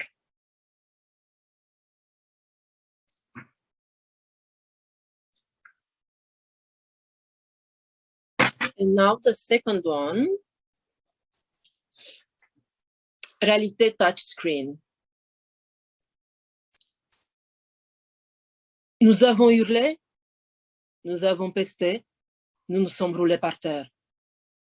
Parmi nos hautes HLM de banlieue se dressaient doucement les pistons de la nuit.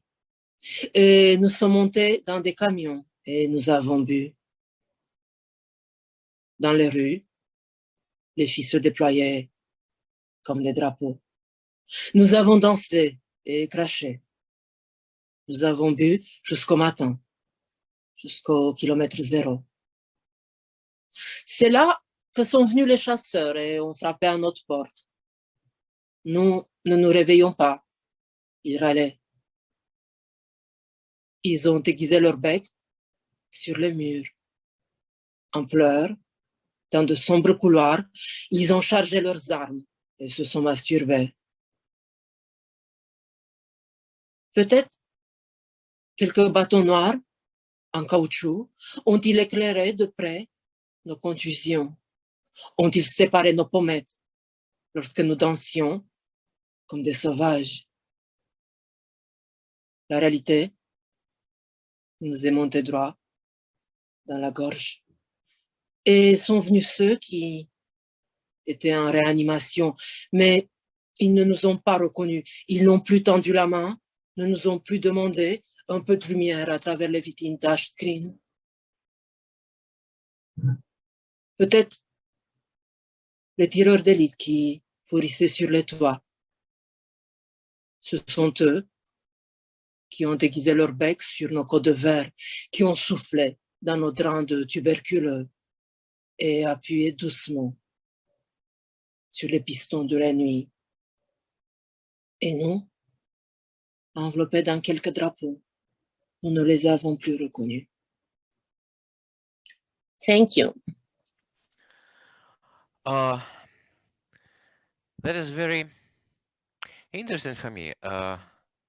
Maybe you would be able to share a bit of your feelings and observations about that pretty special position of bilingual, binational, bicultural author. How you navigate like between these two rather different worlds? I think that this is quite an adventure, a very interesting one, and a very rich one. And that's the most important thing, I think, because this kind of adventure just opens perspectives. And that's so important, isn't it, for poetry, for writing poetry, of course, but also for translating. And you are talking about two different worlds, of course, two languages, two countries. But for me, there aren't different things involved, let's say, in this process of creation. One of my favorite themes in poetry is Highway A4. So just a moment. This is Highway A4, you know, the A4 format of the paper. And I think that when you are on this highway writing poetry, you are there in order, you know, to put distances together in order to emulate, you know, all distances between words. First of all, of course, because we are talking about writing, but also between languages and between countries. So for me, that's it, in fact. That's poetry, and that's our adventure here, you know, also. But do you feel that you like belong more to this or to that, or that as you put it about your name, you are just going your own personal way? How it works? How it works? So let's see. In this French-speaking space area, whatever, no, we do not, in fact, use this kind of words in French. We are talking about Francophone authors. So I'm one of these authors who are writing in French, who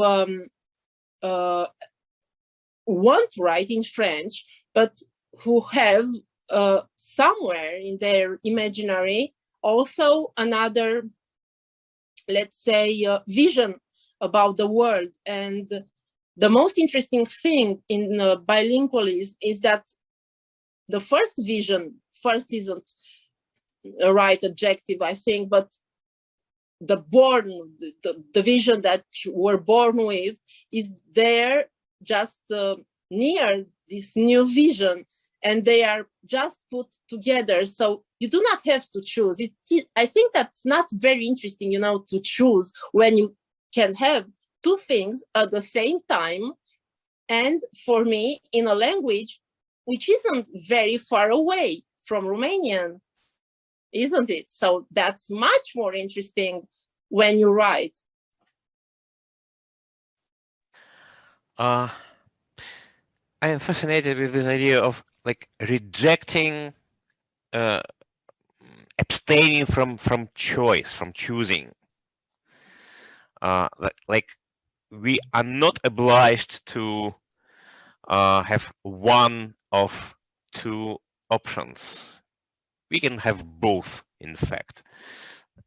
Even more, why not? It would be so interesting to have another language, and for everybody. And that's poetry, in fact. You know, you do not have to choose something. You have all these things, all this richness at the same time. So why thinking about choosing something now? Maybe one more question. I wonder also, how do you feel about being like an organizer, like managing some projects about poetry, like for instance managing this very event in part. Do you think this kind of relationship with poetry and poets, like managing, is it a kind of estranging experience, a kind of problematic experience, or a kind of enriching experience maybe? or it's just something pretty practical you can put aside when you are thinking about poetry as something like spiritual, emotional, and so on? No, this is another kind of adventure, quite an adventure also. No, I think there are practical things, of course, because as you said, you have to manage things in order to have them happening later. Of course, that's very important. But that's not all. Hopefully, that's not all for organizers, generally speaking, because like in the writing process, here you have perspectives that open, because you can, by organizing events, you can meet people.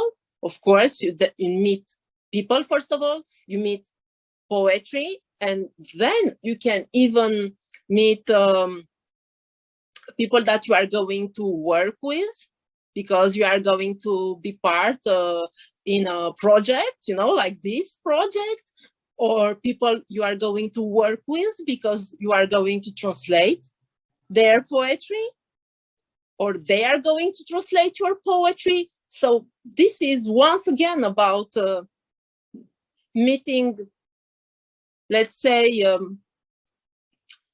partners in this vast field of creation, not only poetry, of creation, generally speaking. Let's hope so. Thank you very much, Linda Maria. You will be back quite soon to our event as the next host. And now we have our next participant, the Czech poet Kamil Bouška, one of the representative of emerging relatively young generation in Czech poetry. And by the way, just as one of our previous participants,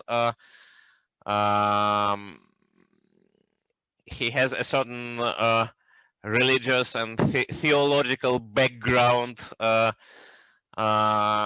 which is pretty interesting that these two fields of human culture are still somehow interdependent and coinciding.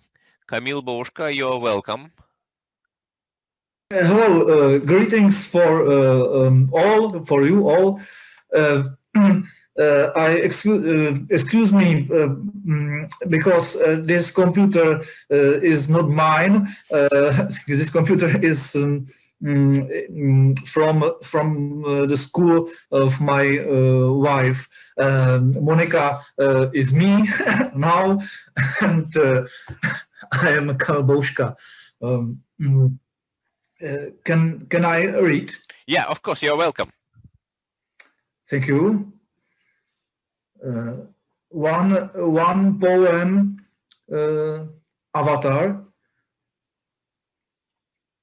Zvednu se jako plachta, uvolněná úderem větru. Zpěv ptáků si vetřu pod řasy a vyplašené hodiny poletí hledat pevninu pro všechno, co neuvidím. Slunce si položím na rty, ale ráno bude pozdě. Omylem pak vdechnu se vzduchem i plíce a podle skrabatělé košile na podlaze poznám, že se nemůžu vymyslet. Přistihnu po uliční lampy při zasínání a za luxferami v kuchyni sousedovu rozmazanou hlavu. Málem si nevšimnu, že nemám žádnou vizi, jen černou větev, která ze spoda vrůstá do mozku ve městě ze spadaných vlasů. Madla v tramvajích lámou den v příšeří rukou a nejpozději teď už vím, že se vracím někam, kde jsem nikdy kolem jdoucí praskají ve švech. Dírami prorážejí střelci, koně a pěšci. Předem určený pohyb na šachovém poli překračuje meze zdravého rozumu. Kočky utíkají k pustému parku a měkké hřbety prohýbají pod přemalovaným pletivem. Člověk je končetina v okurkovém láku, ale básníci zapíjejí lakomé verše zeleným čajem. Zeď kolem městského úřadu sune k očím divný flek. Předstírám, že vidím, jako bych neviděl, pěkná místa k popravám. Rozhlížím se a masité prsty právě kloužou po dotykových displejích. Nikdo si nezaclání oči rukávem. Vyjetý olej novinek slintá do kravat a ruce, které telefonují, pracují. Prší nebo sněží a pomalu vlhnou i spolikaná slova. Počasí bez barev a zápachu svědí zevnitř. Tramvaje couvají. Ženy nosí v botách hlínu a za bílým čelem dětský pokojíček ve městě snících knih. Mužům kolem 25 sluší pečlivě zastřižená pleš, permanentka do posilovny a na tričku natištěný atomový hřib. Spadnul jsem z višně, proto mě posílají do depozitáře. Jsem prodloužená ruka jejich grantu. Oslými rohy mučím heretiky v krabicích od banánů. Potají vymýšlím schizmata a svolávám koncily k zaprášenému oknu nad ústředním topením. Zítra zas objevím duplicitní signaturu a vztekem se vám roztřesou brady. Dokud mi nepoteče z čela hnis, nepřestanu říkat, že vaše skutečnost je padělek. Za to mě nezvednete plat, ale řeč v uvozovkách nebolí. Zvednu se tak, že ve mně zasyčí stín a vaše hlavy rázem rozkvetou šepotem motýlů. Zvednu se jako tělo, protože jsem někdo jiný a v tom si všimnu, že i vy máte zatržený tipec. Vyrazím ven a v podťatém tempu mi na hlavě vyrostou vojenské trumpety. Krásné holky zvracejí krev do sněhu a blbeček nad eskalátorem volá: pomozte zvířatům v nouzi. Děsím se závěje za každým krokem. Děsím se, že i vyzvracená krev je červené zelí. It was a poem Avatar. Can I read too? Second poem is pokojové zvíře, room animal. Čekám za zavřenými dveřmi a lidské hlasy, rozpité chladnou akustikou venkovní chodby, prosakují do bytu. Hlavu ucpanou zdušeným řevem čekám za zavřenými dveřmi a skrývám naježenou srst mezi pokojovými rostlinami. Větřím díry a brlohy v rozestané posteli, na zmuchlaném prostěradle potřísněném gramotným semenem. Větřím džungli za balkonovými okny, němý mezi židlemi a postelí, bez hlasu a beze slov, čelisti tulím k tichu. Zdrsněla dáseň a znecitlivěl jazyk. Čekám na svou chvíli, čekám, až přijdeš bez květin. Přicházíš a má horečka stoupá. Už jsem to ochutnal. Skočím do přivátého vzduchu a půjdu po krvi.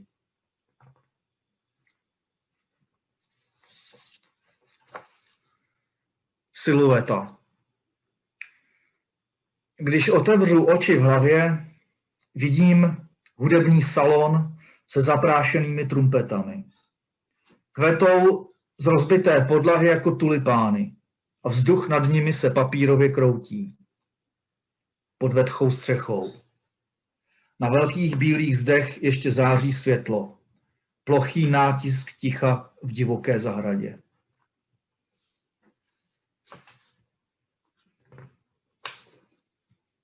Sirény. Vítr mě ovinul jak prsten prst a byl to horký, režný stisk. Zadřel se do hlasu a nesliboval dech. Cizím jazykem tlačím ven chumel chlupů, slepený slinami a krví. Bolestivý uzel drtí všechno, co je ze zpěvu.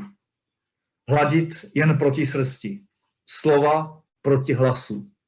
Vítr mě ovinul, jak prsten prst a sirény houpou vzduchem. Soutěž. Nikdy nejsem sám na startovní čáře tvého snu. Vidím bicepsy ve vláčné kostře spánku a jsou to mužská jména. Rostou za tvým čelem a musí soupeřit. Páchnou potem a fotbalovou šatnou se skysanou vůní pánských parfémů a do mých očí plivou tmu. Schováváš ji pod svým jazykem jako minci, slizkou a lepkavou měnu. Den ji pro mne bez mých rukou. Vidím stopořené siluety, ve kterých mokvá pohyb. A jsou to jména, která nevyslovím ve slabinách snu. It's all. Thank you. Thank you very much, Camille. Thank you.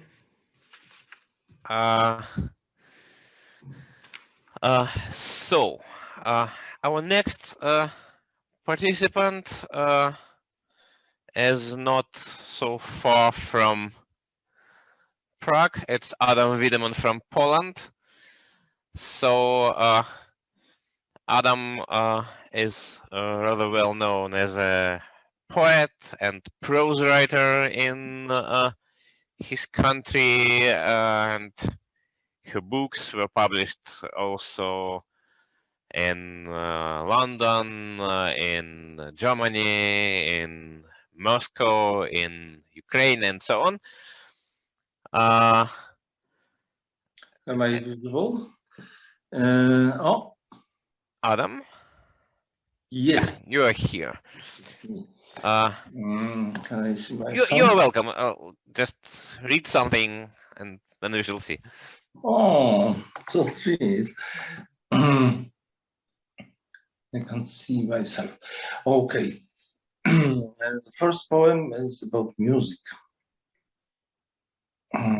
Muzyka jest Niemką i diabeł jest Niemcem. Anioły są pochodzenia słowiańskiego. Rozważania o aniołach działają na człowieka uspokajająco. Dobrze, że czuwa nad tobą jakiś anioł. Rozważania o narodowości potrafią człowieka nieźle rozdrażnić. Zaraz pojawia się problem zdrady. I spieprzaj, ty podły zdrajco. Dlaczego ja tak cierpię? Pyta nas muzyka. Na co odpowiadamy, bo jesteś tak piękna. Lecz tak naprawdę nie szanujemy jej. Niech tam sobie rzępoli na tych swoich skrzypcach. Niech sobie lata po pokoju jak mucha. Anioły muzykanci. Diabeł dla nich pisze, a Pan Bóg słucha, choć jest Arabem z Mezopotamii. It's about international influence onto culture as well, in a sense, right? Possible to say, yeah. And also about a possibility of combining poetry and religion. You know, it's always better to be a musician or a painter than to be a poet, because poet must be translated. So music is an international language. How to say more? There is another possible approach, by the way, because to play music you have to get some like special abilities. You have some natural. You have to have some natural gifts. Well, to write poetry, you just have to know words. You need some special abilities as well, of course, to be a poet. But you must use those words, and that's a problem. And I always wanted to be a musician, and partially I am. Because I write about music, I prepared a CD with my songs. Maybe this year it will be published. But what to do? I'm a poet. Okay, sorry, I have interrupted you reading it. Just side remark. When I was born, the nurses said Pushkin. Because I had those backenbards, I don't know how to say, so they said Pushkin, and I don't know how to say. Okay, let's proceed to the next poem in this case. Well-born poet. All the poems I read today are quite old. They are 20 years old. But they are translated to many languages, so it was the key for the choice. And the second one is called Calypso. Morze ma kolor zielony. Na białym piasku duża plama krwi. Starsza pani umiera w barze, nienajedzona, niegotowa. Telefon jest na karty chipowe. Niektórych ludzi trudno poznać, nawet na ulicy. Początek kwietnia, a tu wyobraźcie sobie śnieg. Sprzeczności. Ech, lepiej późno niż wcale, lepiej wcale. Więc nie można już bardziej żyć. Nawet kiedy jesteśmy sami, odwołujemy się do metafory serca. Wyobraź sobie sytuację, w której nie przychodzi ci na myśl żadna inna sytuacja. Yes. And now, because you asked me for a foreign poem, I will read my own translation from German. It's a poem of Betty Knobel, completely, how to say, unknown poet, Swiss unknown poet. But this poem, I think many people know because it's a text of the last song of Richard Strauss. And the reason that I translated this text is very beautiful. It's another reason. So, Malwy. Wśród floksów róż, cynni w rozkwicie, sterczą ku górze malwy, bezwonne i pozbawione purpury już. Jak zapłakana, pobladła twarz, na którą pada złota poświata, aż ich nie zdmuchnie leciutki wiatr. Nietrwałe życie w służbie u lata. Thank you, that's all. Yes, it's beautiful, but not that much optimistic. By the way, about optimism, as for me, you have provided one of the most brilliant poetical responses to the current situation of pandemic, you know, that virus story, with your series of like special sonnets,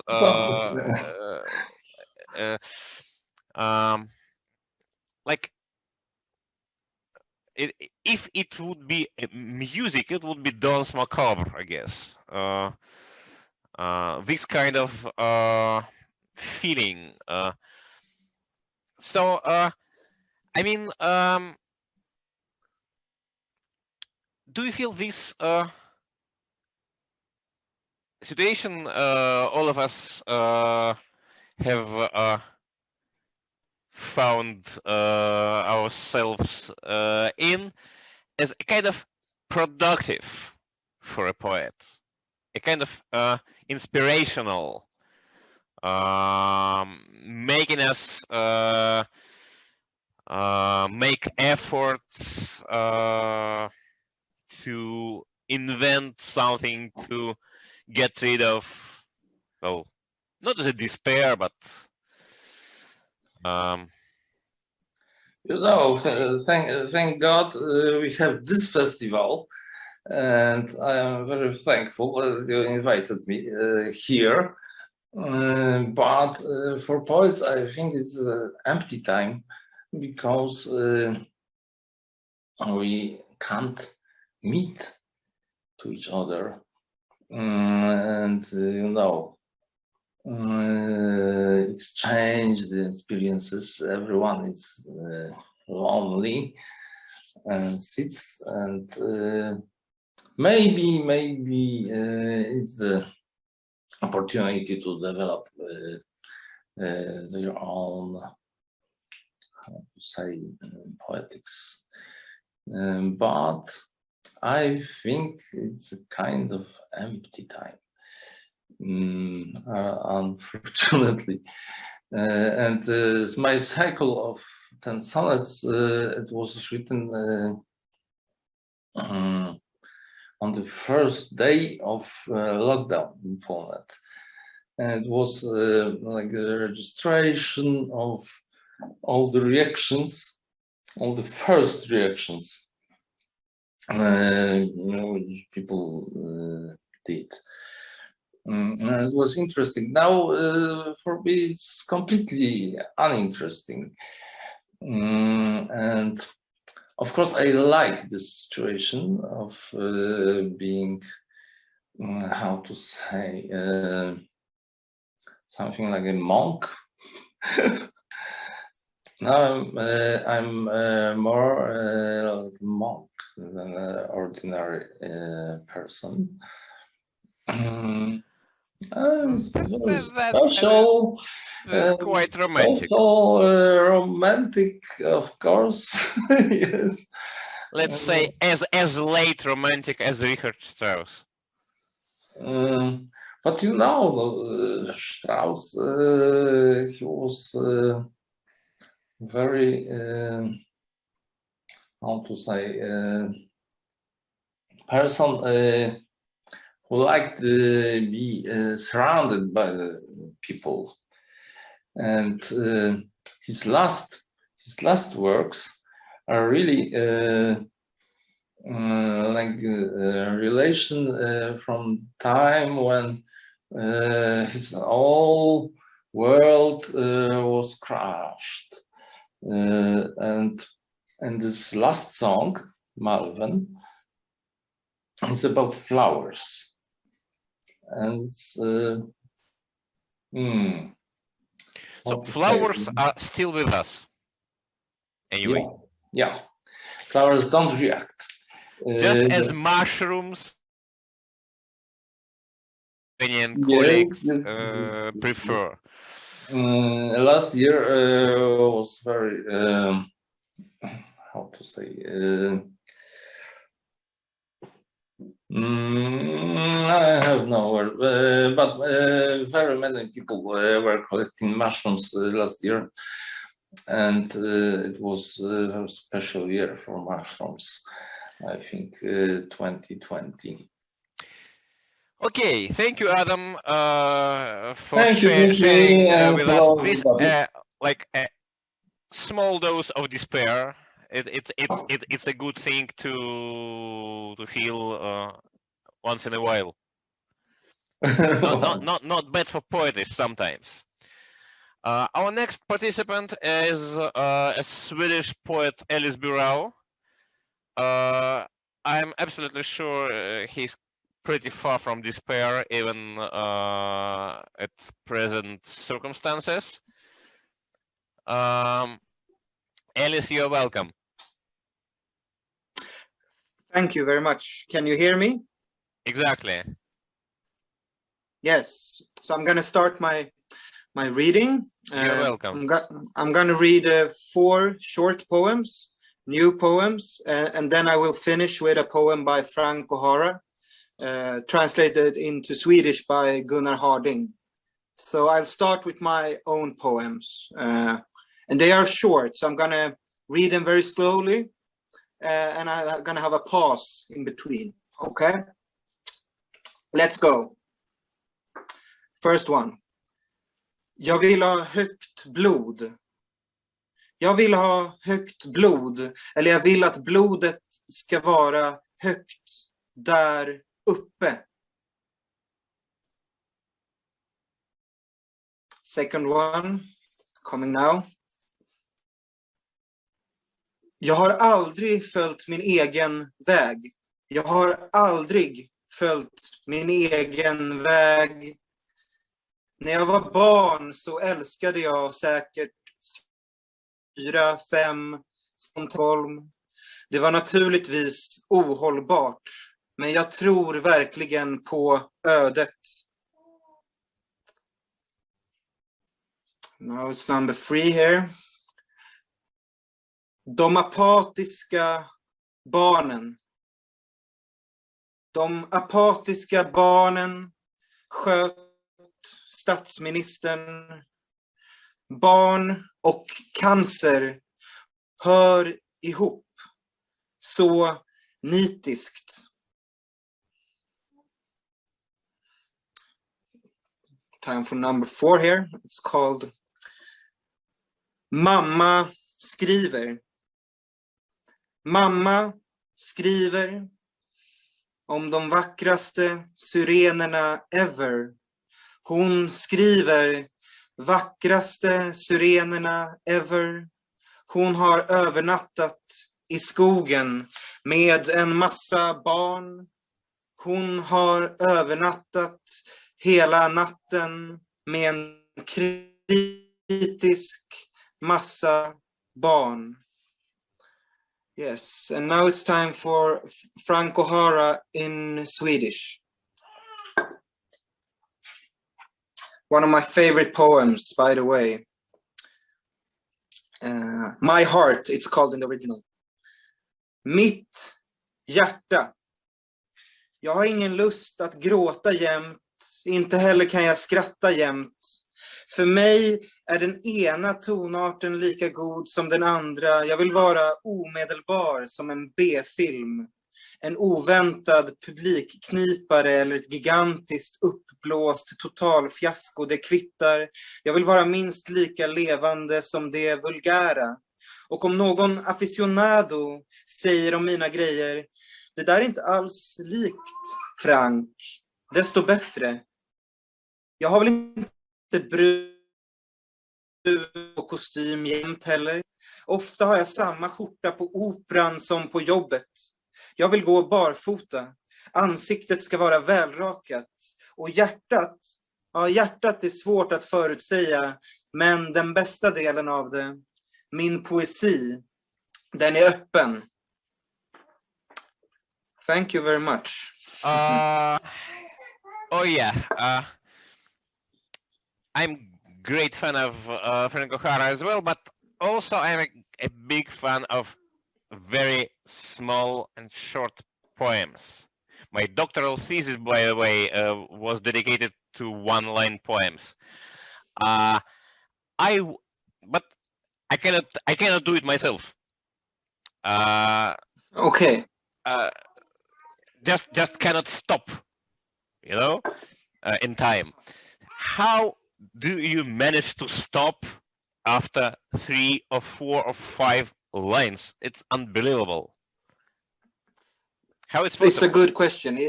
Yeah, it's very hard for me as well.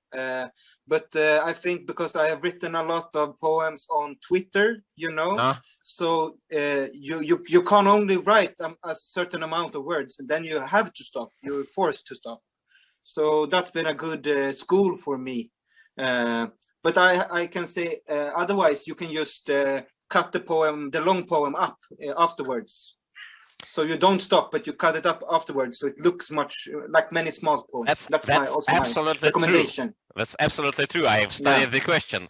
A lot of one-line poems have much more lines initially, but then all the rest was scratched out. That's really great experience. In fact, that is what all of us should do with our poems, sometimes at least. I think it would be good. Yeah. Thank you very much, Alice. Thank you. I'm not quite sure. Bye-bye. Thank you very much for this. That was like real fun.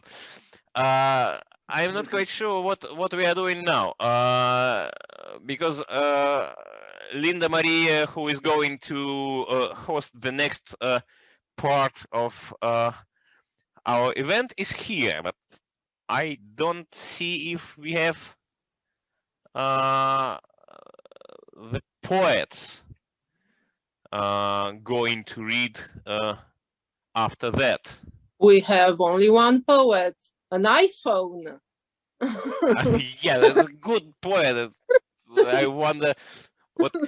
By the way, have you read the article in Today Guardian about artificial intellect's poetry? They have some new achievements in this field. I'll take a look. It Let's see, who is the iPhone? Let's try. Sylvestre. Ah, bonsoir Sylvestre. Bonsoir. Hello, bonsoir. Nous allons peut-être attendre un peu. Oui, oui. 2 minutes et ensuite on commence. Je suis arrivé juste à l'heure, c'est bien. Merci beaucoup. Merci. So once again, for those who has just joined us, my name is Linda Maria Barros. I'm a poet, a translator, and a publisher living in Paris. And this evening, from 7 to 9, I'll be your host. I have the pleasure to be your host.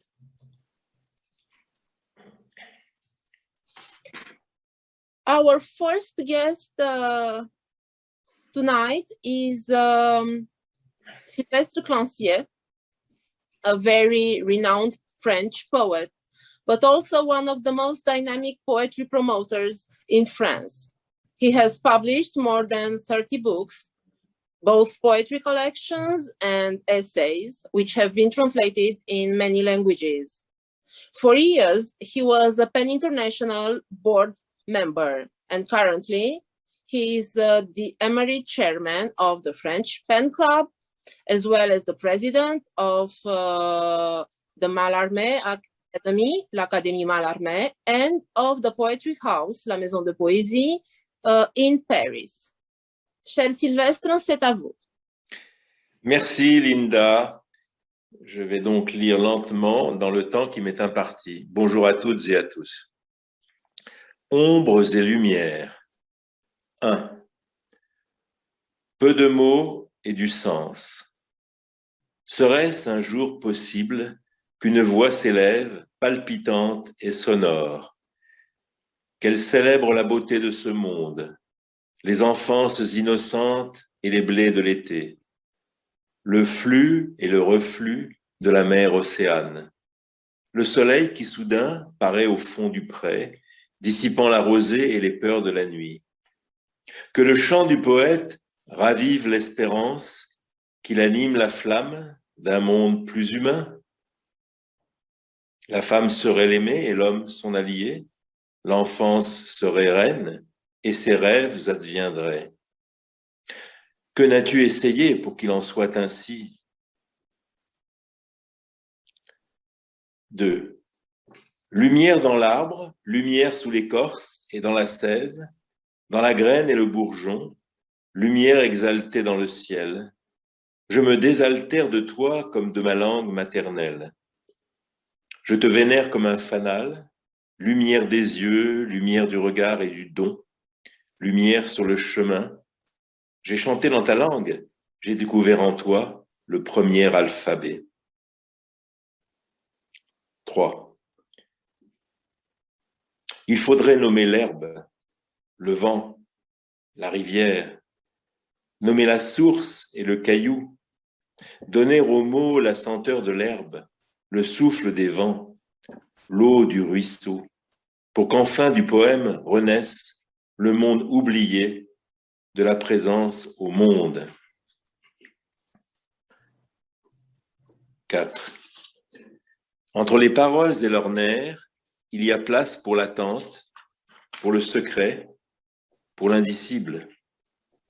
Mais ce que les mots apportent, seul le temps, à la fin du temps, en décidera. Et enfin, dernière section de Ombres et Lumières. Nous avons à nouveau marché sur le sentier du temps ancien, où tout semblait heureux. Chaque chose à sa place, le soleil et les ombres. les hannetons les soirs d'été, le chat huant à la lucarne de la grange, les hirondelles sur les fils en septembre, le cri des martinets à la tombée du jour, le vent dans les volets quand vient l'automne, l'eau gelée dans les mares en hiver, les nids dans les haies au printemps, le bleu du ciel en juillet à la cime des pins. Mais ce n'était plus l'heure. La vie avait brûlé ses promesses d'été. Nous marchions simplement sur la sente rêvée par l'enfant que j'avais été. Merci de votre écoute. Merci beaucoup, Sylvestre. Thank you a lot for these poems that remind us, let's say, about the unending beauty that lies within childhood and also within the simplest things around us in life. Merci beaucoup. Hein? Je vais à présent passer la parole à Jean, qui est avec nous.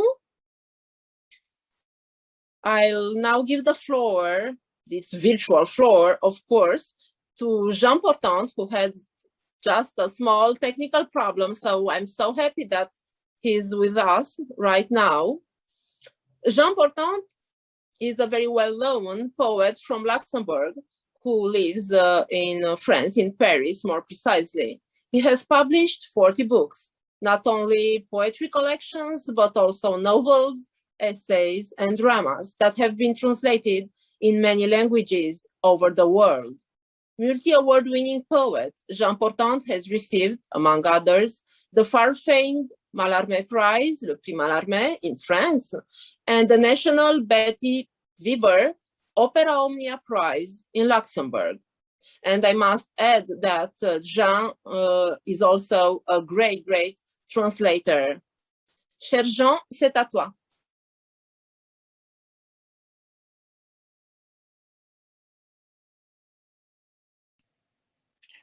Bonsoir.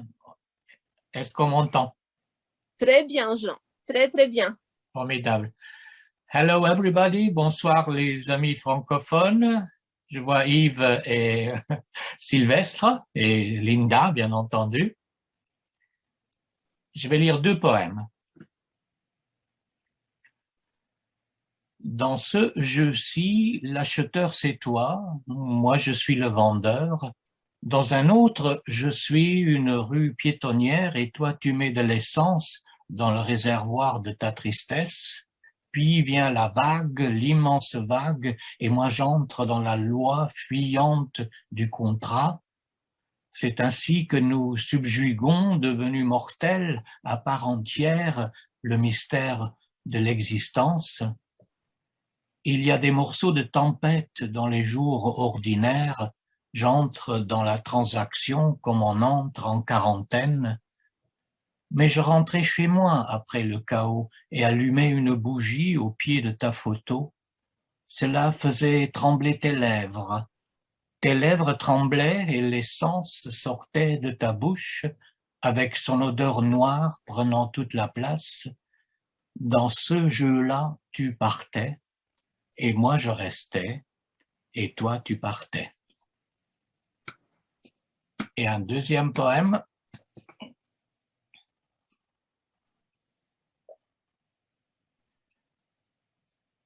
Un beau jour de 50, comme tous ceux de ma génération, je suis tombé dans la parenthèse.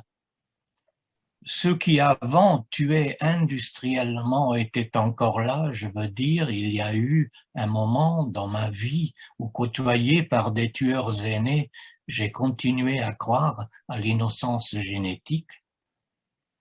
Puis on s'est mis à marcher sur la Lune sans que cela modifie les axes élémentaires du système. Je veux dire, personne n'a vu que ces petits pas-là ne faisaient pas l'éloge de l'ombre, mais sortaient comme d'une fumée familière.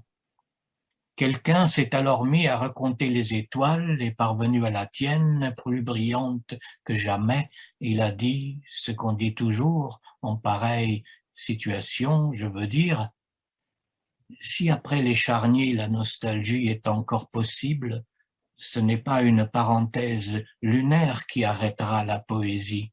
Je veux dire, Ne faudrait-il pas maintenant qu'un mur s'écroule? Merci. Thank you. Merci beaucoup, Jean. Merci. I really love this poetry collection. Je veux dire, I want to say, I really think that there's something very playful and very incisive, very tender and very incisive. This is my feeling about this this poetry book that you have published some time ago, but that I love a lot. Thank you a lot, Jean, for being with us this evening for the World Poetry Day. So let's see. I'm now going to invite another poet from the French-speaking area, let's say, but from another country, to read 2 poems for us. I'm thinking about Yves Namur from Belgium. But before that, of course, I'm going to introduce him to you. Yves Namur is at the same time a doctor, which isn't it a very important thing during this terrible period, a publisher, and the most important thing, he's of course a poet. He has published more than 30 books, and his poems have been translated into 15 languages. Widely appreciated, he won several important awards, like the Mallarmé Prize, exactly like Jean Portant, and the Louise Labbé Prize in France. And in Belgium, he won the Literary Prize of the French community. Yves Namur is today the permanent secretary of the Royal Academy of French Language and Literature in Belgium, which is a very great thing, a very big thing. And at the same time, member of the Mallarmé Academy, l'Académie Mallarmé, in France. Yves, c'est à toi, si tu m'entends, s'il te plaît. Est-ce que tu pourrais, s'il te plaît, ouvrir le micro? C'est ouvert. Ah, bah te voilà. Bonsoir, Yves. Bonsoir, Linda. Tu nous entends, là? Très, très bien. Nous t'entendons Voilà. très. Eh bien, bonsoir à toutes et à tous. Alors voilà, je vous lirai quelques poèmes extraits de La tristesse du figuier. Le premier, des poèmes très courts. Laisse-moi te parler, comme on parle à un chien battu ou un frère. Laisse-moi te parler d'un temps que je n'ai pas vraiment connu.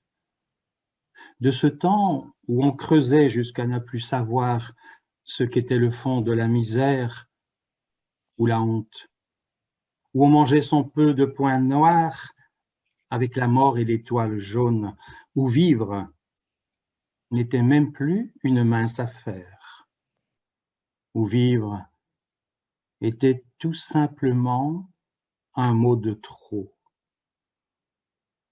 Laisse-moi te parler de tout ça, mon ami, même si ce que je te dis maintenant n'est encore réponse à rien. Alors, le second texte, c'est celui dont il y a aussi quelques traductions. Il est adressé à Liliane Waters.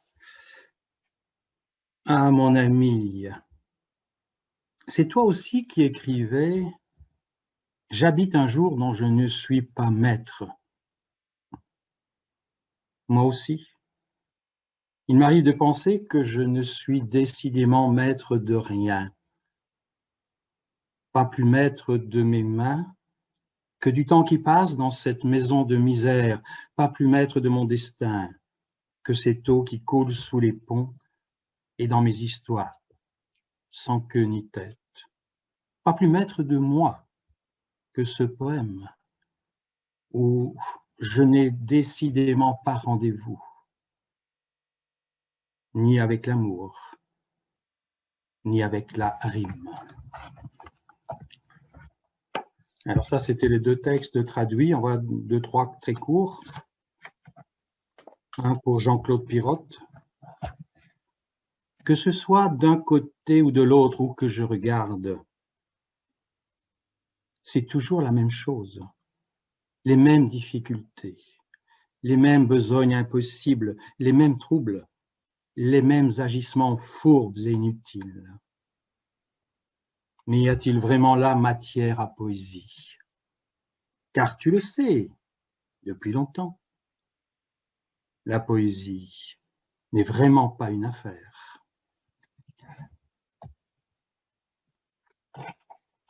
Je ne suis en réalité que le simple et docile serviteur des ombres.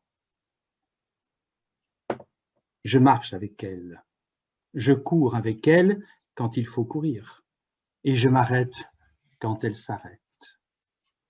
Je mange, je renifle et je dors comme les chiens, à leurs pieds, et toujours d'un œil. Parfois, il m'arrive de rêver à une autre vie, mais ça, c'est une autre histoire. Et le dernier texte,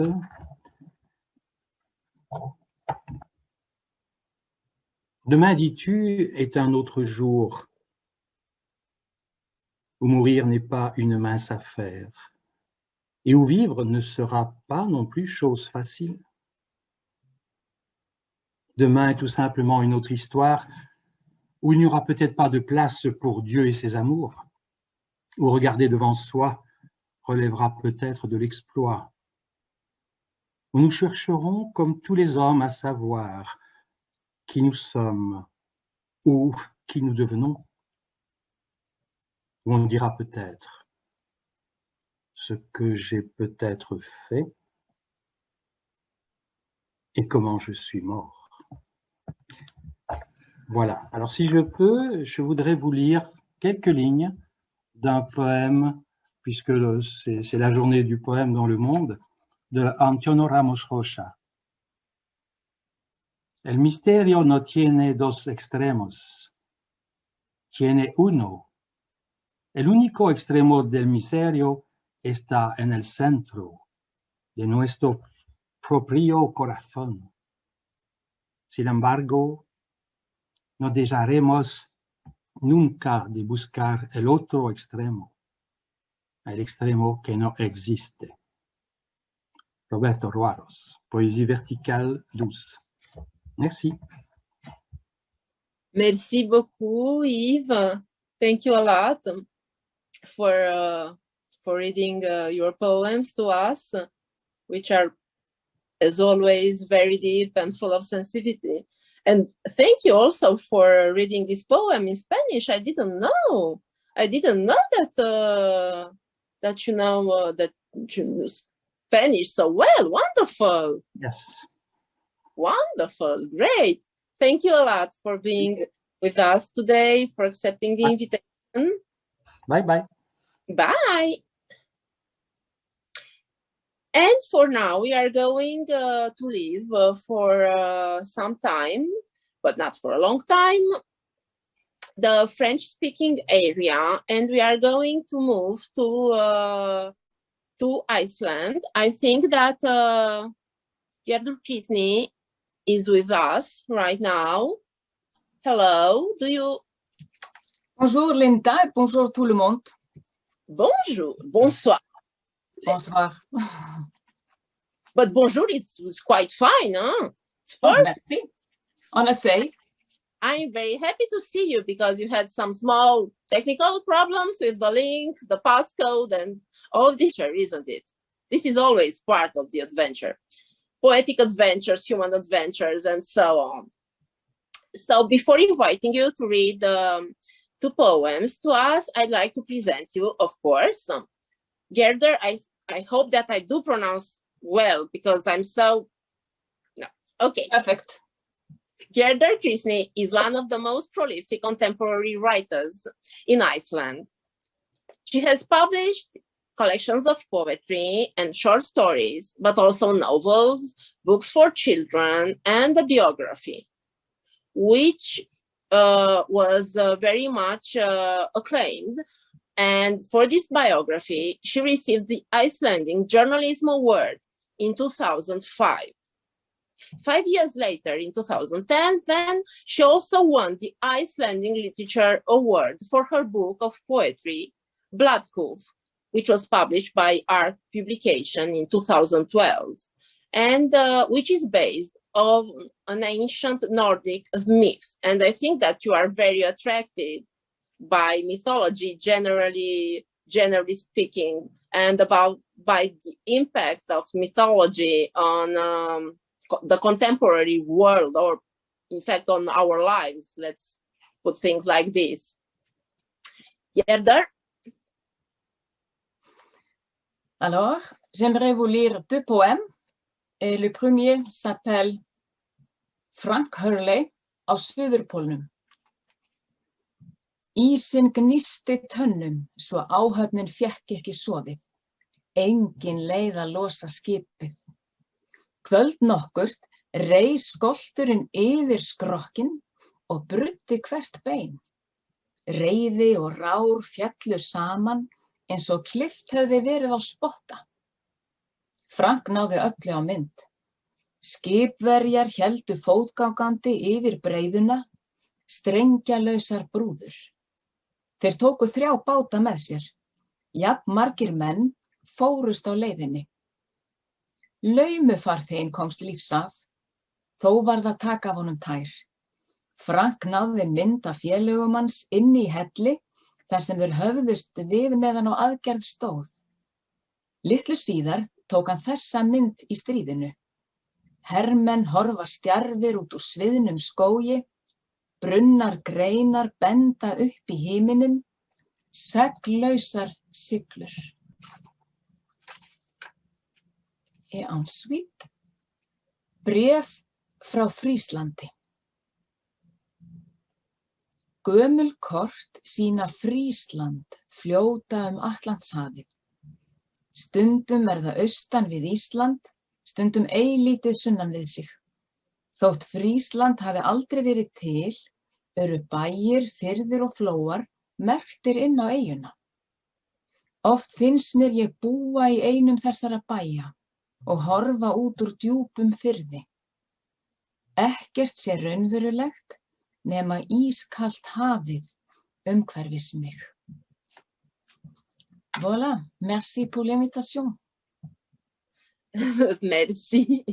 Thank you a lot for this powerful reading. I think it's very interesting because your poems are very musical, very modern, and at the same time, because of this music, they make me think about ballads, about mythology. In fact, this kind of literature, I really love it.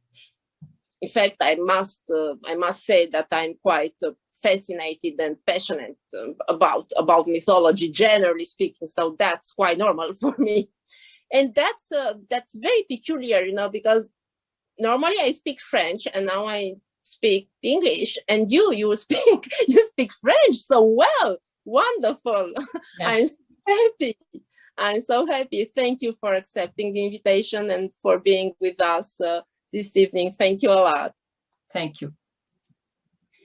And let's see who's the next guest now. Who's the next guest? Because we had, because of these small technical problems, we had some changes in our running order, but that's not so important. That's not important at all, in fact. But I think that Brigitte Gir is here with us. Chère Brigitte, tu es là? Est-ce que tu m'entends? As I said before, but only if Brigitte is here, we left the French-speaking area for a very small time. And the idea is to go back, you know, to this Francophone space, back to Paris more precisely, but via Switzerland this time. Because Brigitte Gire, tu m'entends, Brigitte? Est-ce que je t'entends tout à fait, oui. Tu m'entends? Parfait, merci. Because Brigitte Gire, our next guest, is a Swiss-born poet, but who moved in Paris a very, very long time ago. It was in 1976. Yes, that's right. As a writer, Brigitte Gire has published mainly poetry books, including Avant je vous voyais en noir et blanc, poetry collection, which won the Claude Cernet Prize in 2000, Parlez nu, which won the Charles Vildrak Poetry Prize of the French Society of Letters in 2011, and more recently, Le Vide, Notre Demeure. At the same time, she published a lot of art books and some books for children in collaboration with Hervé Borel. And at the same time, she's very interested by dramas and by theater, generally speaking. So she writes also this kind of texts and some short stories at the same time. Throughout her career, she has also translated dozens of books from English, German, Italian, and Spanish, which is quite wonderful because she speaks so many languages so well. So, Brigitte, please, could you read some poems for us, some poems from your collection entitled Parlez nu? Avec plaisir. Dans la terre détrempée, la pente de la mémoire tous rauque. Ce qui reste de corps au soir du vivant hésite à la gravir. On est en mai, on compte encore les jours. Sur la cime nue, une violette réfléchit le soleil. Repu au-dessus de la fosse, trop large pour le pas qui bascule, l'abeille se désintéresse de la chute.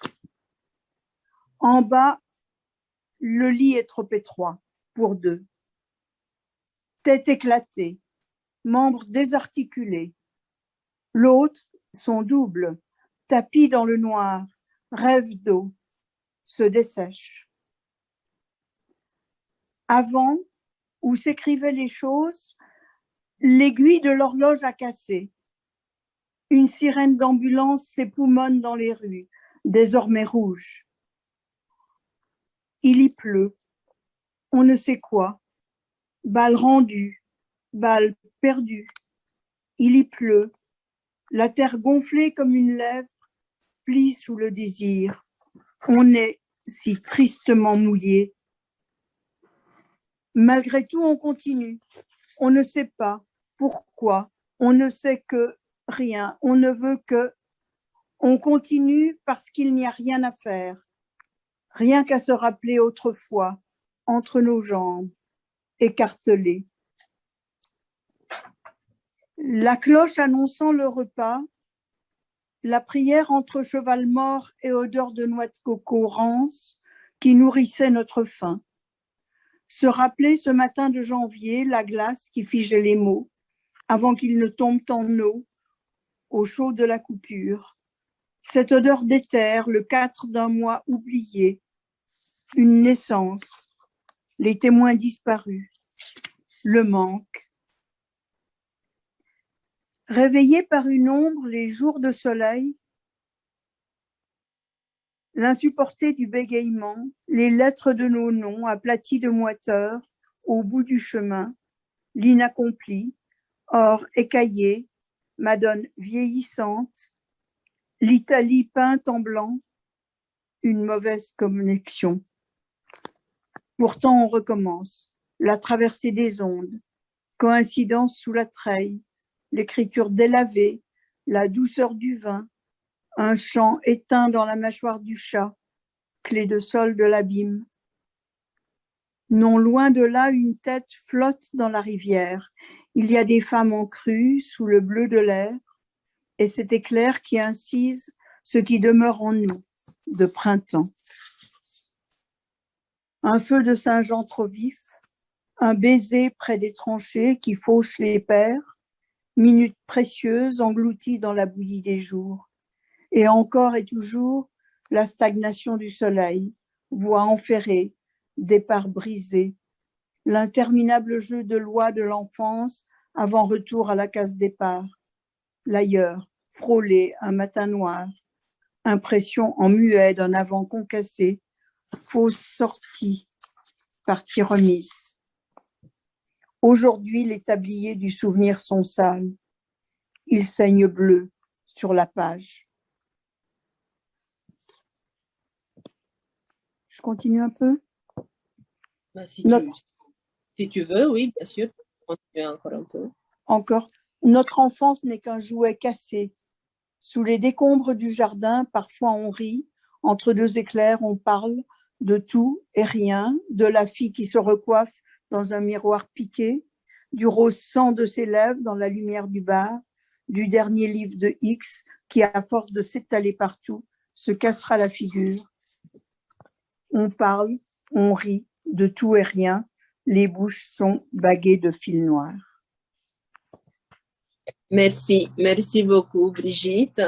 Thank you a lot, Brigitte, for this calm, but in fact so explosive, so powerful poetry that you always write, and so concentrated in this force. I think this is what we call in French une griffe, a claw. This is the mark of your poetry, in fact. Thank you a lot, and thank you for accepting the invitation to be here with us. I'm very happy to see you because we are in Paris, of course, like Sylvestre also and Jean, but we do not see each other at all, and it's been such a long time. So poetry events are now also not special occasions in order to share poems, but also special occasions to see people, in fact, to see our friends and to have news from them. So I'm very happy to be here this evening with you. And now we are going to move once again to Belgium, but this time not in the French-speaking part of the country. Our next guest is Martin Ingels. He is a young poet from Belgium. And from 2016 till 2018, Martin Ingels was the official city poet of Antwerp in Belgium, of course, where he coordinated The Lonely Funeral, a social and literary project which provides poets to speak at funerals of those without relatives and friends to attend. His latest book, which is entitled Contact, and which connects poetry and visual arts and actions, has received wide critical acclaim. Martin Ingels? Hello, good evening. Do you copy me, everyone? Yes, of course. Well. Thanks for having me. I will read two poems. The first one is out of my latest collection of poetry, Contact, as you mentioned. The poem is called Ars Poetica. Het gewicht van de wereld. Poëzie. De likkende kraan in mijn keel. Poëzie. poëzie, poëzie. Wanneer ik mij verslik in mijn slaap en hoestend wakker word, poëzie. Het zwijgen tussen twee hartslagen, poëzie. De papiersnee in mijn middelvinger, godverdomse poëzie. De ballon opblazen tot zijn maximale spanning, poëzie. Mijn geliefde weet waarheen wij de komende 10 jaar op vakantie gaan. Naar poëzie. Wat duwt de wind in mijn rug? De poëzie of het gebrek daaraan? Wanneer het regent, bezoek ik de vissen. Poëzie. Hoe mijn inkomen eruit ziet, vraagt mijn vader, noodgedwongen, de poëzie. Wat hebben ze voor een appel en een ei verkocht aan het circus? De poëzie. Europa. Poëzie. Lapis lazuli. Poëzie. De maan knipoogt. Geblinddoekte. Poëzie. De eeuw geeuwt en ik ben vrij. Poëzie. Wie ben jij? Vraagt u de poëzie. Ik ben er vaker niet dan wel. Je tilt een steen op en het glipt in grote getalen weg. Poëzie. Wat roepen de toeschouwers luid en duidelijk wanneer ik op mijn bek ga? Poëzie. Poëzie. Well, I hope you understand that all perfectly well, as it is a poem in Dutch, because I'm from Flanders. I will read my second and last poem, and it's called De kunst van het verdwijnen, or in English, The Art of Disappearing. De kunst van het verdwijnen. Op het overvolle marktplein liep iemand door een megafoon te schreeuwen in vredesnaam te worden vergeten. Ik ging een eindje met de eenmansbetoging op. Het moment brak aan om betrapt, verboden en bestreden te zijn. Ik wandelde verknipt rond met een keukenschaar in mijn mond. Kon ik maar onzichtbaar zijn, mij als een handvol zand begraven. Niet meer in het plaatje passen van de voorgrond met de luidruchtige uren. Ik bekwaamde mij in de kunst van het verdwijnen. Stiekem ging ik het hoekje om en hing overal posters op om de aandacht te vestigen op mijn geoefende einde.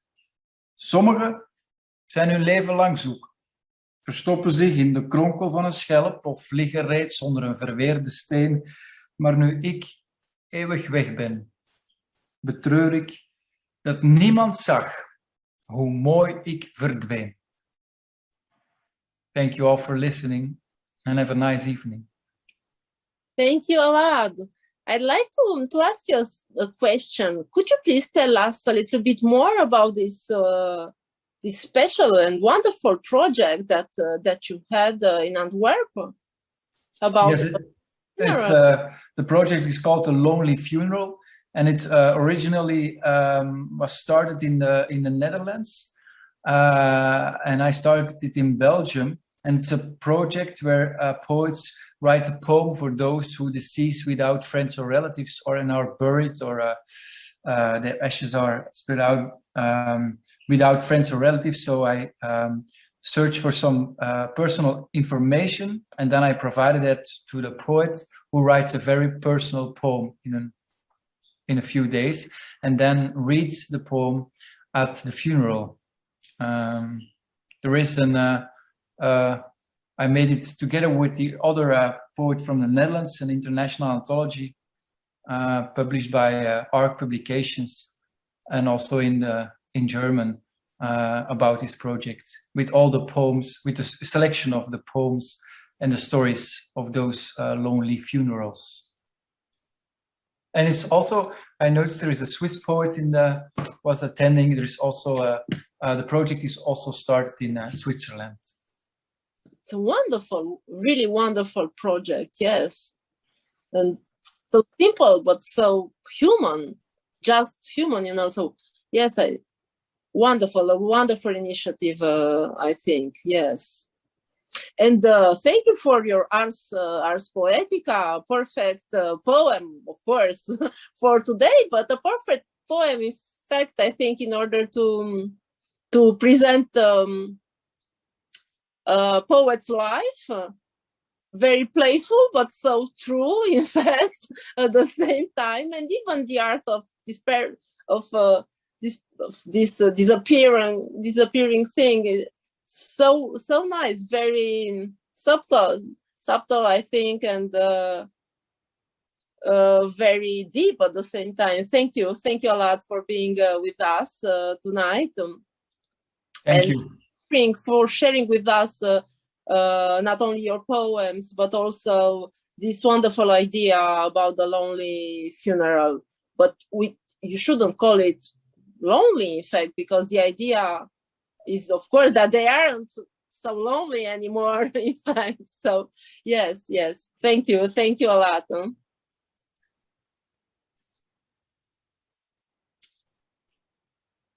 And now we are going to,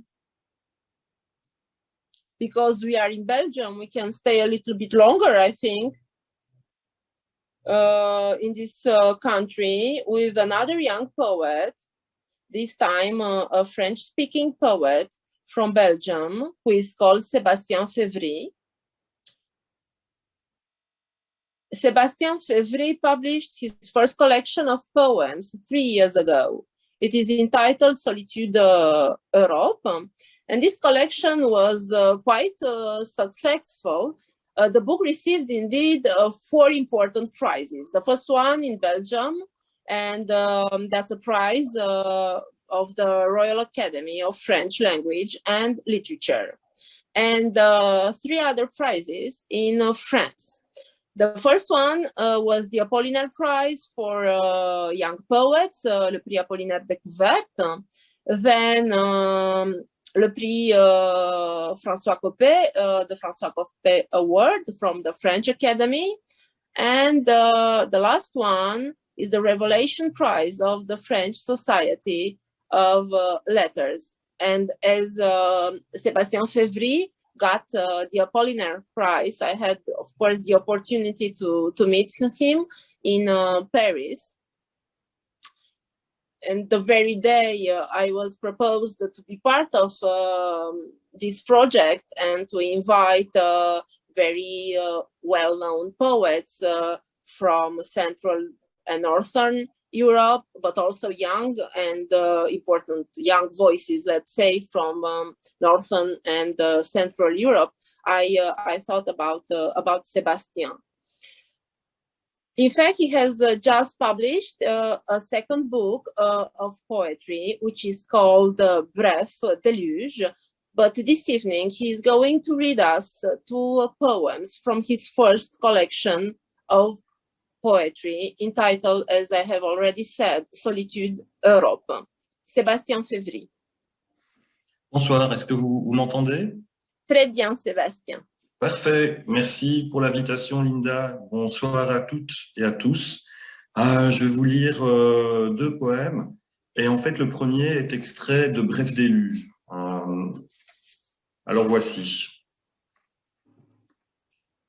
Pourquoi commencer ici ce qui n'a pas de commencement, en ce lieu dont il avait d'abord fallu arpenter le sol pour que soient délimitées des parcelles de semblable surface? Pourquoi commencer en ce lieu qui a pour seule particularité d'être situé à proximité d'un hippodrome, de sorte que parfois, le dimanche, on entend le galop des chevaux portés par le vent? Pourquoi commencer ici, si la seule réponse qu'on peut apporter, c'est qu'en ce lieu, pareil aux autres, court une même ligne brisée que le hasard a recouverte d'une bande de peinture blanche?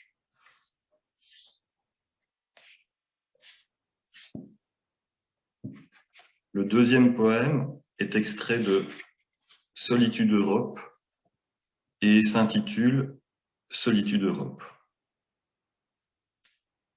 La solitude n'a pas en Europe que les amis qu'elle veut bien se faire. À Francfort, dans la Bergerstrasse, du lard grésille dans une arrière-cuisine, un homme lit le journal dans une langue qu'il ne comprend pas.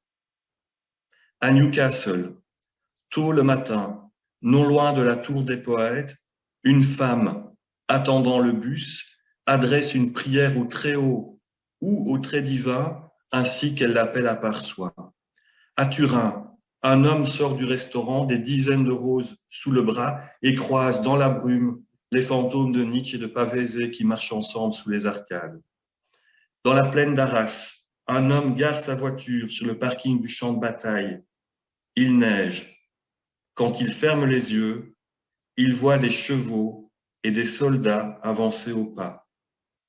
Plus au nord encore, sur l'autoroute qui mène à Amsterdam, un homme descend de l'arrière d'un camion, comprend qu'il n'est pas dans la bonne direction, élève au ciel un pouce rongé par l'acide. De bas en haut, souffle un vent mauvais. D'est en ouest, le même vent. Chacun rabat sa capuche.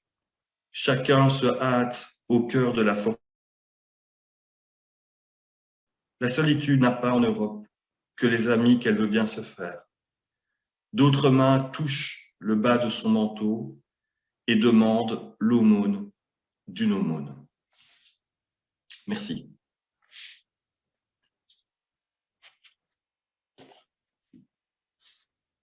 Linda, on ne t'entend pas, le micro n'est pas... Ah, pardon, merci, désolée. Merci de me l'avoir signalé. Je pense que vous souhaitez nous lire également un autre texte, une traduction que vous avez préparée. Oui, je voudrais compléter cette lecture par un poème de Boris Rigi, un poète russe qui est décédé il y a tout juste 20 ans. C'est extrait du recueil « La neige couvrira tout », traduit du russe par Jean-Baptiste Parra, et je vous lis le premier poème que j'aime beaucoup.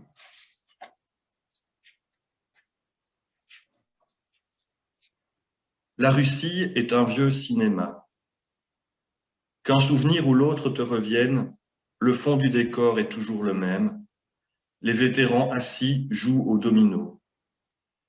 Quand il sera temps pour moi de boire et de mourir, les lilas tituberont dans le vent, et le gamin en short qui traversait la cour s'enfuira cette fois par des rues sans retour. Où donc a-t-il fichu le camp? Songera le vétéran à la barbe grise. Et le temps qu'il fourre dans sa poche les friandises, je serai déjà passé au premier plan. Merci de votre attention. Thank you a lot for your reading, and sorry, mixed up your poems, your books, in fact, between Solitude Europe and your new book. So I said you were reading two poems from your first collection, but in fact, no, the first one was from your second book. So I'm so sorry, but not that so important. Which is important is that your poems are always great and kind of a little bit like Brigitte's poems, kind of calm, you know, but very punchy at the same time, and I love that. I think that's quite wonderful. So thank you a lot for your reading. Merci aussi.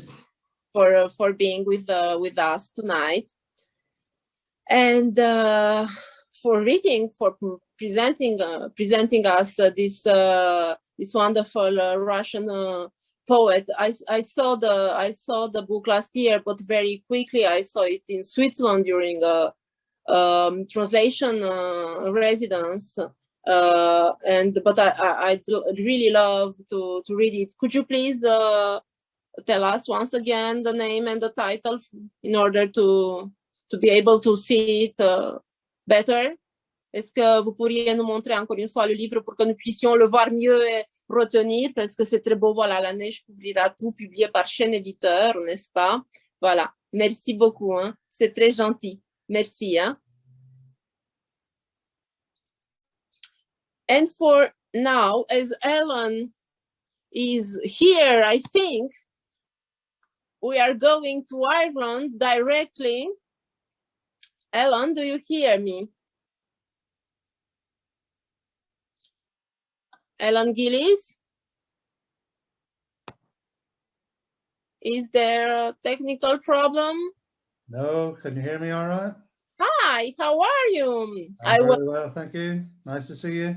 Nice to see you too. I was kind of worried because you weren't here.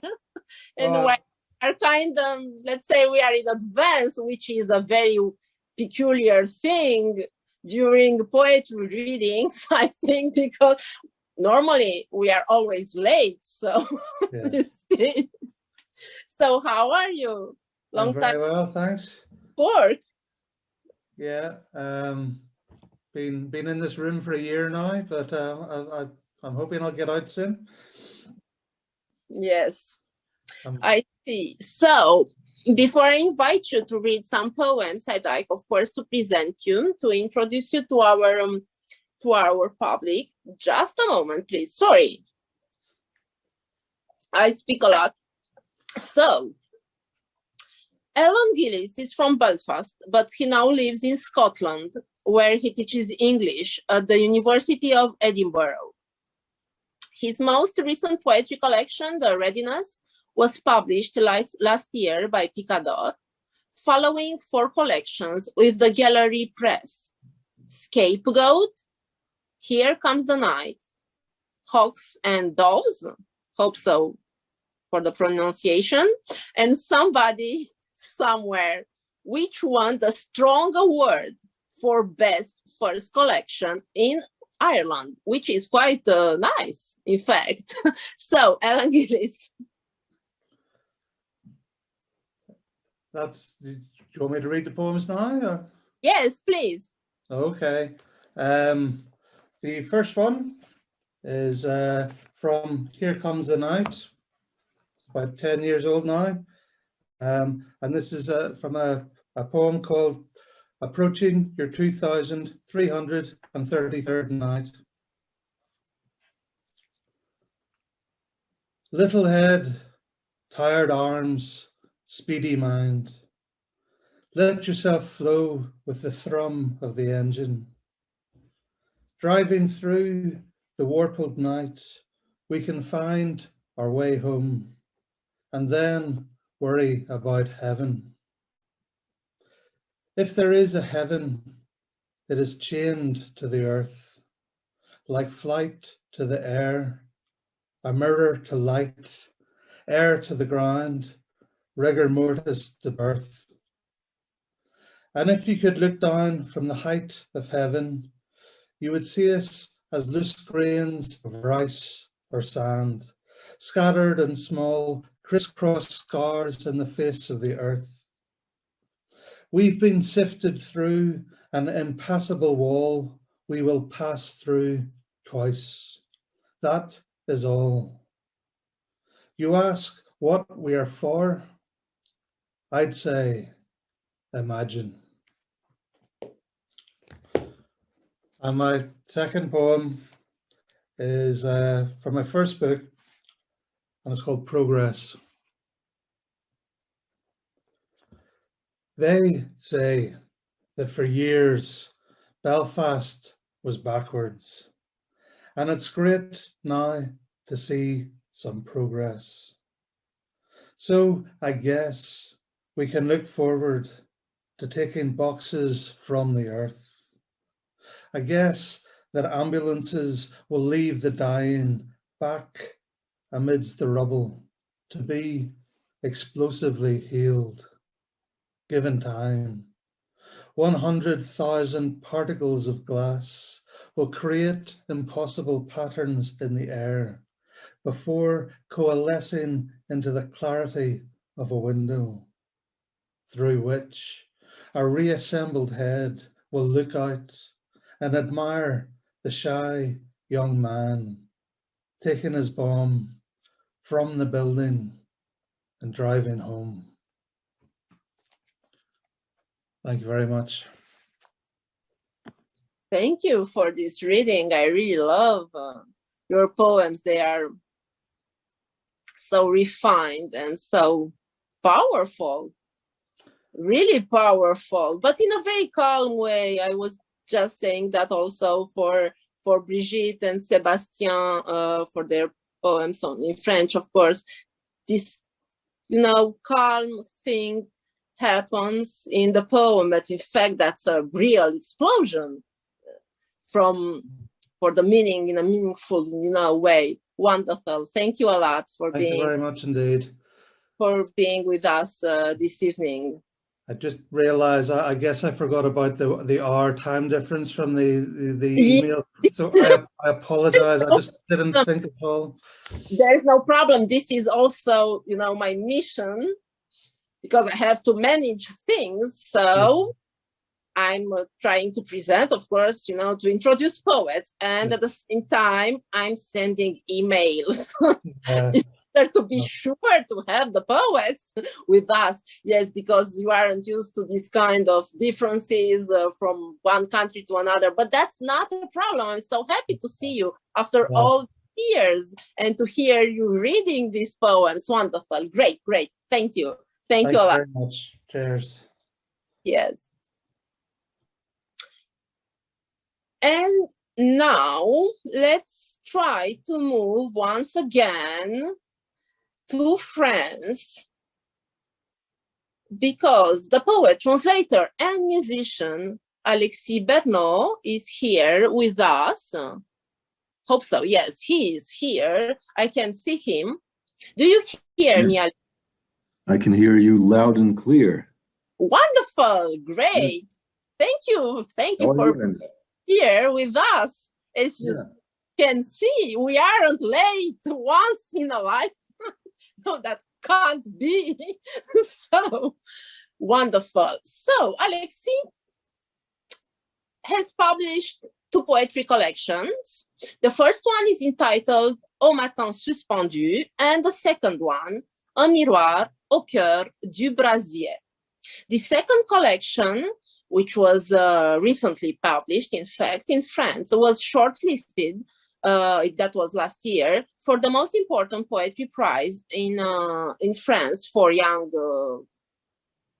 poets, of course, for young poets, which is le Prix Apollinaire Découverte, the Apollinaire Award for young poets, let's say, even if this isn't the really right translation.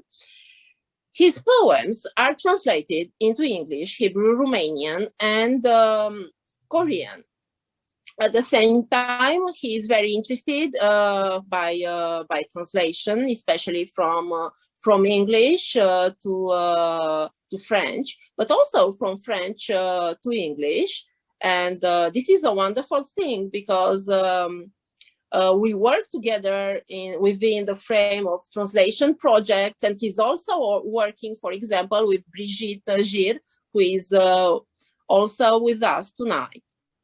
And at the same time, and that's a very nice thing, I think a great thing, he sings, and I had the opportunity to hear him singing and playing. It was how many years ago? It was 4 years ago, I think. Yes, because we met there. It was in Seoul, and this is how we met. It was during a festival. It wasn't a poetry festival, but a literary festival, generally speaking. And I met him there, and I had the opportunity to listen not only to his readings, poetry readings, which is quite normal in such cases, of course, but also to his music, and I really loved it. So, Alexis, c'est à toi. Qu'est-ce que tu souhaites nous lire ce soir? Shall I read it in French only, or in both in French and English? I think it's in French only, right? Oh, in French only, because in fact, translations are screened. Oh, okay, great. So, je vais lire 2 poèmes très courts. L'un s'appelle Signature et l'autre s'appelle Le Chien. Donc, je vais commencer par le poème qui s'appelle Signature. La signature, comme souvent les signatures, à l'origine, c'était mon nom. N'en reste que le A, un gribouillis, et puis une ligne en dessous, tout ce qui reste de mon patronyme. Une montagne, une ligne de crête surplombant un nuage. C'est à 40 ans de cet horizon-là que j'observe le petit garçon qui apprenait à écrire son nom. Voilà, donc ça c'était signature. L'autre poème s'appelle Le chien. Ces deux poèmes figurent donc dans mon dernier recueil, Un miroir au cœur du brasier. Le chien. Le chien aboie à l'écho de la montagne qui lui rende son aboiement. Tu sais, le chien, moi aussi j'ai aboyé, à mes rêves, à mes amis, mes quatre murs, et même mes dieux, si j'en avais eu, je leur aurais aboyé dessus. J'ai aboyé à la vie dans l'espoir qu'elle me rende l'écho de mon premier cri. J'ai aboyé, moi aussi. Et voilà, c'était rapide. I think that you really chose the smallest, not the shortest poem from your. You told me it was meant to be a, there were many poets, so I picked short poems, and no, I think that you really love these two poems. Yeah, like them. They're easy to translate, which is good because some of my poetry doesn't translate, and these do. So No, I'm sure that you them because I remember that I asked you some time ago, it wasn't a very long time ago, to send me some poems because I wanted to translate them into Romanian, and you sent me several poems, but among these poems you sent me both signature and the dog. Sure. I like them, and I think they translate pretty well because there's not that much double meanings linked to the sounds, and some of my work is really pretty much untranslatable, even in English or in the Latin language, because it plays with sounds and words so much, and these are easily translatable, which since this is an international festival, well, they came as an obvious choice. But a very good choice, I think. Thank you. Because I translated the dog. Yeah, I know, Romanian. Was very happy, in fact, with your choice, of course. Thank you a lot, Alexei, for being Linda. Thanks, everyone. With us and for sharing with us this this short, of course, but powerful, really powerful and tricky, kind of tricky, I think, poems. But most of your poems are kind of tricky in different perspectives, in a lot of perspectives. So yes, thank you a lot. That was great. Thank you very much for having me. Bye. Bye. From France, we'll move right now to Northern Europe with Hannah Risoger, who is here with us. I have just seen her. Are you here, Hannah? Yes, I'm here. Yes. Hi. Hi, good evening. To see you after all these years. Yes, very, very nice to see you. Yes, it's been such a long time. I don't even remember. A very long time, so that's not so important. Yeah. But in fact, I met Hannah some years ago in Sweden during, how do you call that, a workshop, a translation workshop with poets translating each other, so poets translating poets. And we had the opportunity to work together, and it was so nice for me to be able to translate her poems, both in fact in French and into Romanian, and then to publish them and so on. And we had the opportunity to keep in touch, in fact, since this workshop. And we met once again, I think it was during a book fair. Yes, it was during a book fair in Stockholm. Yes, that's right. So I present Hannah. Hannah is both a poet and a critic, born in 1980 and living, as I've already mentioned, in Stockholm.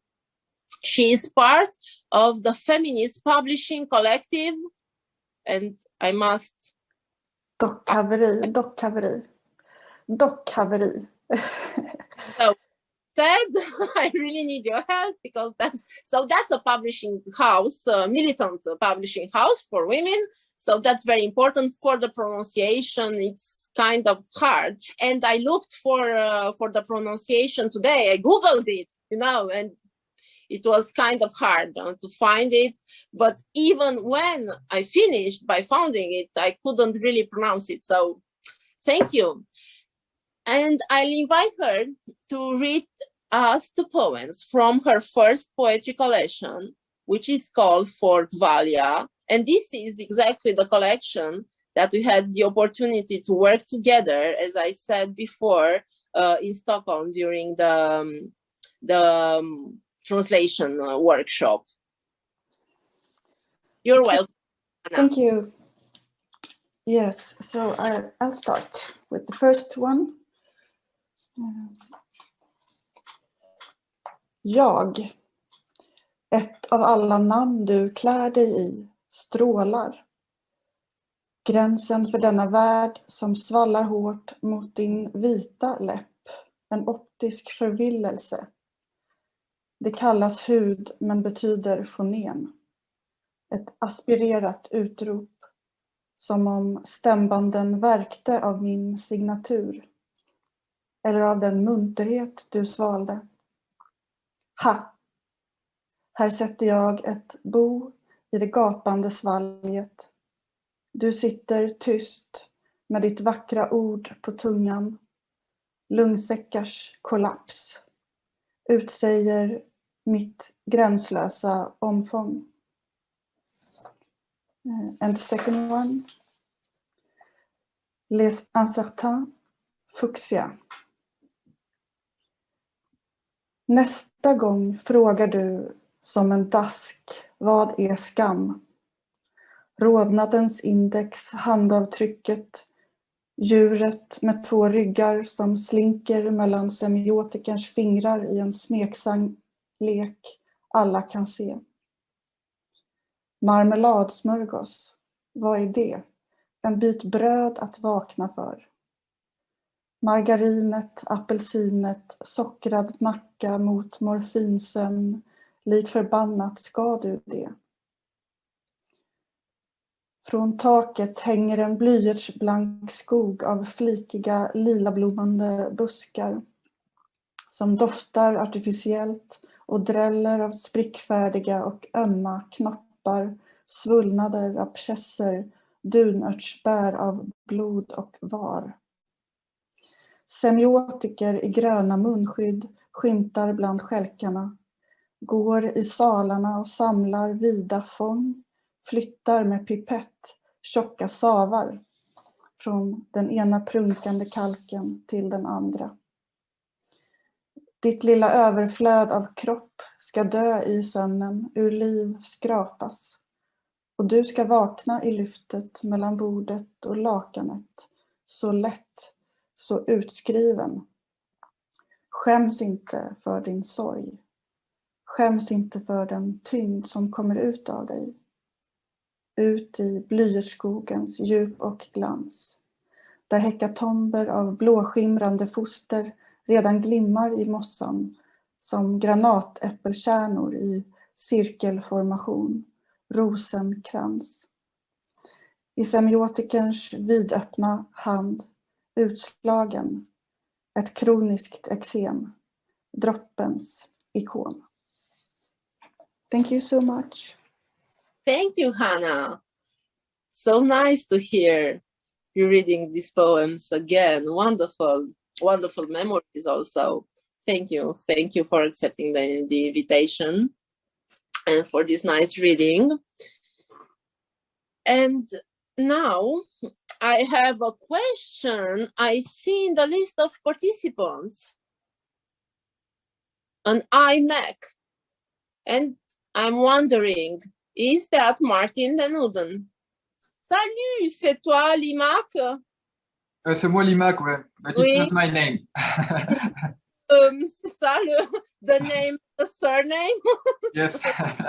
Je vois, donc le I et le marque. Bon, j'avais le choix. Hein. Je me suis trompée, désolée, mais bon, voilà, j'ai eu le choix. Bon, je n'ai pas pensé à toi. Je ne sais pas pourquoi j'ai eu l'impression de te voir, mais non, ce n'était pas toi, c'était... oui, ok. Dans mes fantasmes d'organisation, tu sais, comme tous ceux qui organisent des choses, on désire tellement que certaines choses se passent qu'on voit des noms s'afficher, mais en fait, non, pas du tout. Voilà, je vais te présenter, mais en anglais, mais tu comprends l'anglais. Okay. Yeah. Of course, yes. So, I would now like to turn the floor over to Arthur Bildret, who is a young French poet living in Switzerland, where he works as a publisher and as a literary critic.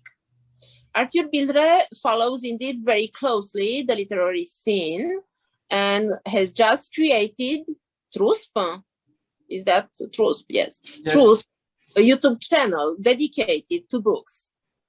His first poetry collection, entitled À l'aube de mouche, has been warmly received by literary promoters and critics.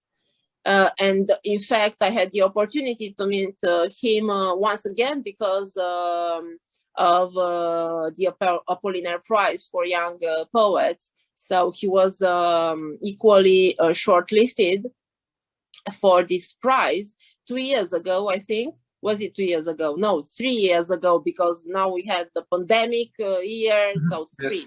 Yes, but in my mind, that's 2 because the year doesn't really now count.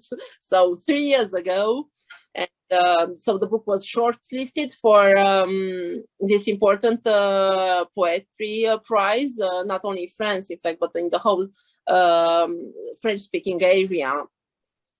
And Arthur is now working on his second poetry book and will read us 2 poems, which are in fact part of this poetry collection that he's working on. C'est à toi, cher Arthur. Yes, eh bien, j'ai écrit un poème qui s'intitule « Il te ressemble ». Il te ressemble, il est libre, il est sûr de lui. Il est idiot, il apprécie l'argent natif. Il a l'espoir et la menace dans le sang. Il dit « je », comme un esprit juste sans accent. En campagne, les plantes boivent ses paroles. D'ailleurs, leurs feuilles lui servent de parasol, sous lequel il s'endort comme toi tu t'endors quand tu deviens boue et que tu te simplifies, à en perdre le nord et la géographie, et puis il rêve, et puis il aime aussi s'enduire. De temps en temps, de ce petit vent des forêts qui bouscule l'herbe, sans déranger son ombre. Ah, comme il te ressemble beaucoup. On croirait que vous êtes de la même vendange et que, contre vous, la grêle, le chaud, le froid râpeux sont mis sur la touche à côté des roncerets. Il jouit comme toi, comme le font tes volcans, qui distillent le feu sans avoir de malaise. Il monte dans les hautes branches des mélèzes pour mieux voir l'horizon qu'il aime tellement. Il crève comme toi, il renaît comme toi, dans l'inconnu, dans l'entrevue, dans le talus.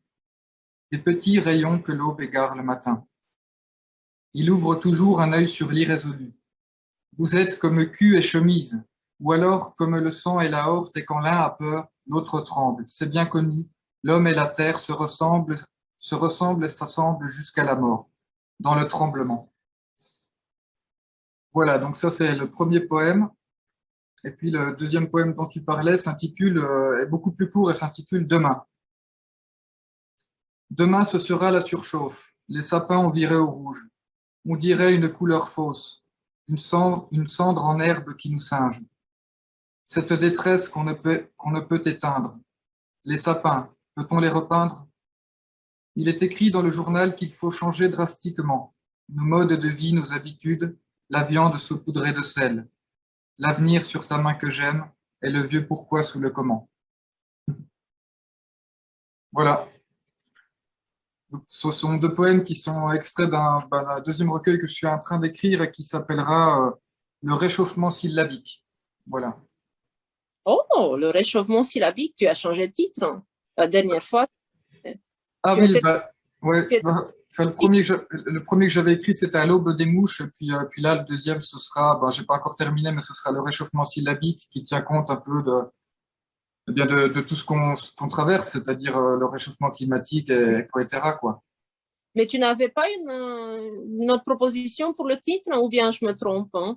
Je crois que j'étais parti sur ça, ouais, pour l'instant. Ah non, je sais pas pourquoi. Je sais pas pourquoi, parce que tu m'as envoyé deux textes ou 3 textes, oui, je pense, qui sont justement tirés de ce recueil. Titre, non, mais je me trompe peut-être. J'en sais rien, oui. Ok, bon. Très intéressant cette association, en effet, oui. Et comment tu comptes les mettre ensemble? En fait, du point de vue de la construction, c'est 2 thèmes qui sont quand même assez dissemblables.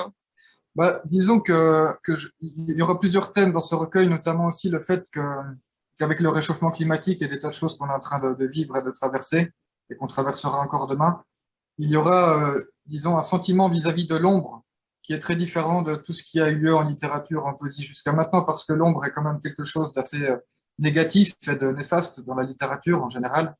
Et là, l'ombre, avec le réchauffement climatique et la chaleur, sera plutôt quelque chose de salvateur, quoi. Se mettre à l'ombre pour ne pas avoir chaud. Ou il y aurait un peu cette idée de l'ombre salvatrice aussi, voilà. Très bien. Ah j'ai hâte alors de découvrir ce nouveau recueil qui sortira, je l'espère, bientôt. Espérons. Je sens une légère hésitation. Non, il ne faut pas hésiter, hein. Comment ça? Non, absolument pas.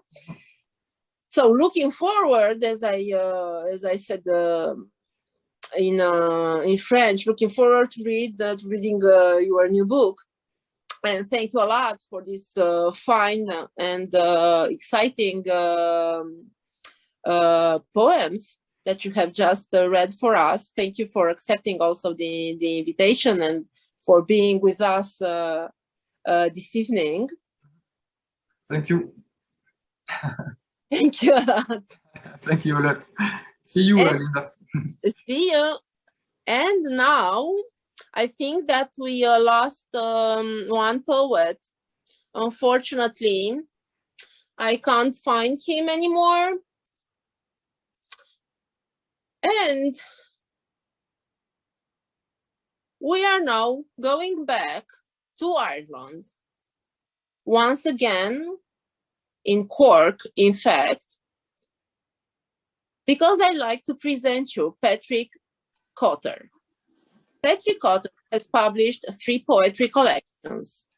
The most recent one is entitled Sonic White Boys, and it was published this year by the Dallas Press in Dublin. His poems have been translated into a dozen languages, and he has given readings of his work across the Northern Hemisphere. Among his honors is the prestigious Keith Shelley Poetry Prize. I'm therefore very happy to introduce to you Patrick Cotter. Bonsoir, guten Abend. Bonsoir, how are you? I'm well, thank you, Linda, for inviting me to participate. Thank you for accepting. You are in a very interesting light. It's quite well. It's nice now, of course, here, and yeah. So anyway, I'm going to read 2 poems. The poems are arguably not my best work, but they're simple. They're simple. They're still not so bad that I disown them, but they're simple poems that are easy to translate, and for that reason, they seem to have been popular with translators. The first poem, Tigress, is I wrote that 20 years ago when I was when my hair was not white, and seems like it was written by a different person now. It's called The Tigress is because it was written for a woman born in the Chinese year of the tiger. A tigress is a girl who breakfasts in your bed without eating you. A tigress is a girl whose first nakedness is the perfection of her shoulders quaking your heart. A tigress is a girl with claws as sharp as gentleness touching you. A tigress is a girl with kisses like Chinese tortures scorching you. Tigress is a girl with hair as russet as the walnut scent which lulls you. A tigress is a girl with eyes as dark as dreamless sleep enshrouding you. A tigress is a girl who licks up all your purring like milk before leaving you. A tigress is a girl whose image echoes in your head like a roar affrighting you. A tigress is a girl who is camouflaged in the jungle of her own emotions, eluding you. Second poem is titled Madra. Madra is the word for dog in the Irish language. The dog who read books had nowhere in his brain for the words to go. As they streamed in through his eyes, line by line, they re-emerged through each fibre in his fur with a yelp. He watched his master's noiseless act of reading and copied him as best he could, turning the pages by swishing his nose, swiveling his head from side to side and top to bottom over each page. Words of English left him a shiny, glistening coat, but Irish words left him with the most peculiar smell, attracting the barks in particular of wolfhounds and red setters, water spaniels, Kerry blues, and the keening of priests who prayed only in hidden ditches near forgotten limestone mass rocks. Thank you. Thank you, Pat. Oh, this is opening. We have a small technical problem. No, okay. I hope so. Oh, okay. So you have a very peculiar way to present your work.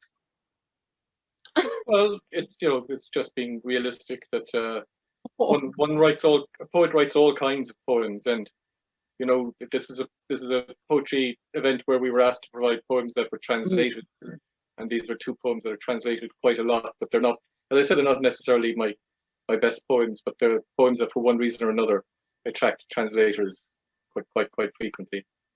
Because they are very playful and very nice. Yeah, as I said, they're not so bad that I would disown them. Yeah.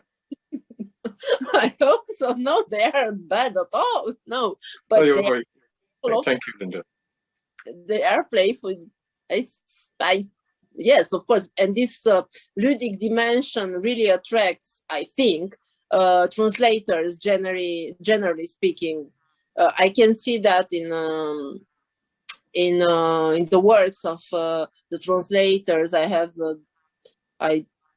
the chance to meet, or that I have the chance to work with. But please tell me, how are things in Cork? What's happening with the festival nowadays? Well, the festival will go ahead in May, but it will be by Zoom. There will be no live events, I think, this year. There might be some live events in the late autumn outdoors if weather allows. But I don't think we're going to have proper international travel this year. So you can't have an international poetry festival happening live with no international poets able to travel to the country. So that's why we will have a Zoom poetry festival this year. But that work, I don't know what happens now. Why do we have these mic problems? But of course they can't travel at all, which is unfortunately normal in this situation, in the present situation. But that's not so important. If you really can organize something via Zoom, that's the most important thing, I think, to keep organizing, the events. This is how we see things, we try to organize this kind of stuff. But you seem quite sad, and I understand why you are sad. Well, I think even once the pandemic is finished, Zoom will remain a part of our lives. Like we offer poetry workshops now, and we find that we're able to sell the workshops more easily through Zoom. We have participants signing up for our workshops from North America, from all over Europe. People who wouldn't be able to physically attend the workshop in Cork. So I think after the pandemic is over, we will continue to offer writing workshops through Zoom. I'm sure.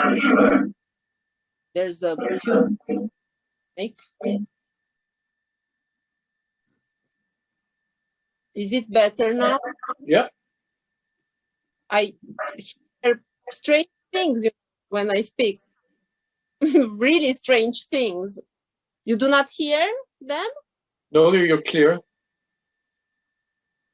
Strange. No, I think that you are quite right. I think that Zoom is going to be part of our lives from now on. But as you said, this is a very good thing if we can organize creative workshops or workshops for translators. I think that's wonderful. And that's very important for this kind of events, for like the event we have today, or for other festivals, because we are going to be at home, I think, for a very long time. Now we are again in isolation in Paris, and not only in Paris. There are so many places in the world where the pandemic is so here now, just here. I do not know how to put it. It's here, so unfortunately. But I'm very happy to see you after all these years, even if it is through Zoom. But Thank Zoom you, is not bad after all. It's quite okay, I think. And this poetry event is proving it.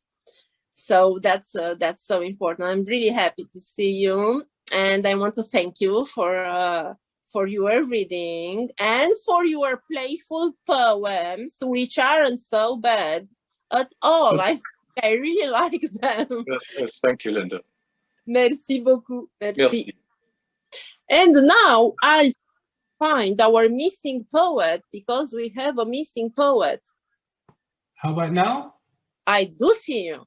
So Yeah? everything's perfect right now. Oh ja. Ja, je bent in beeld. So, well, it was kind of I didn't understand. I had to go to the website of Zoom to get connected, but I found it out, so it worked.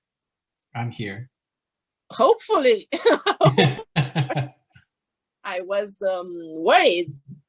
As you saw, I sent you some a mail some time ago, because I had I was wondering what's happening, with you. Yeah. So I'm so happy to see you. We when did we meet last time? It was in Paris for the poetry. For the poetry book fair. Yeah, that's been a while. Not so long. 2 years, maybe?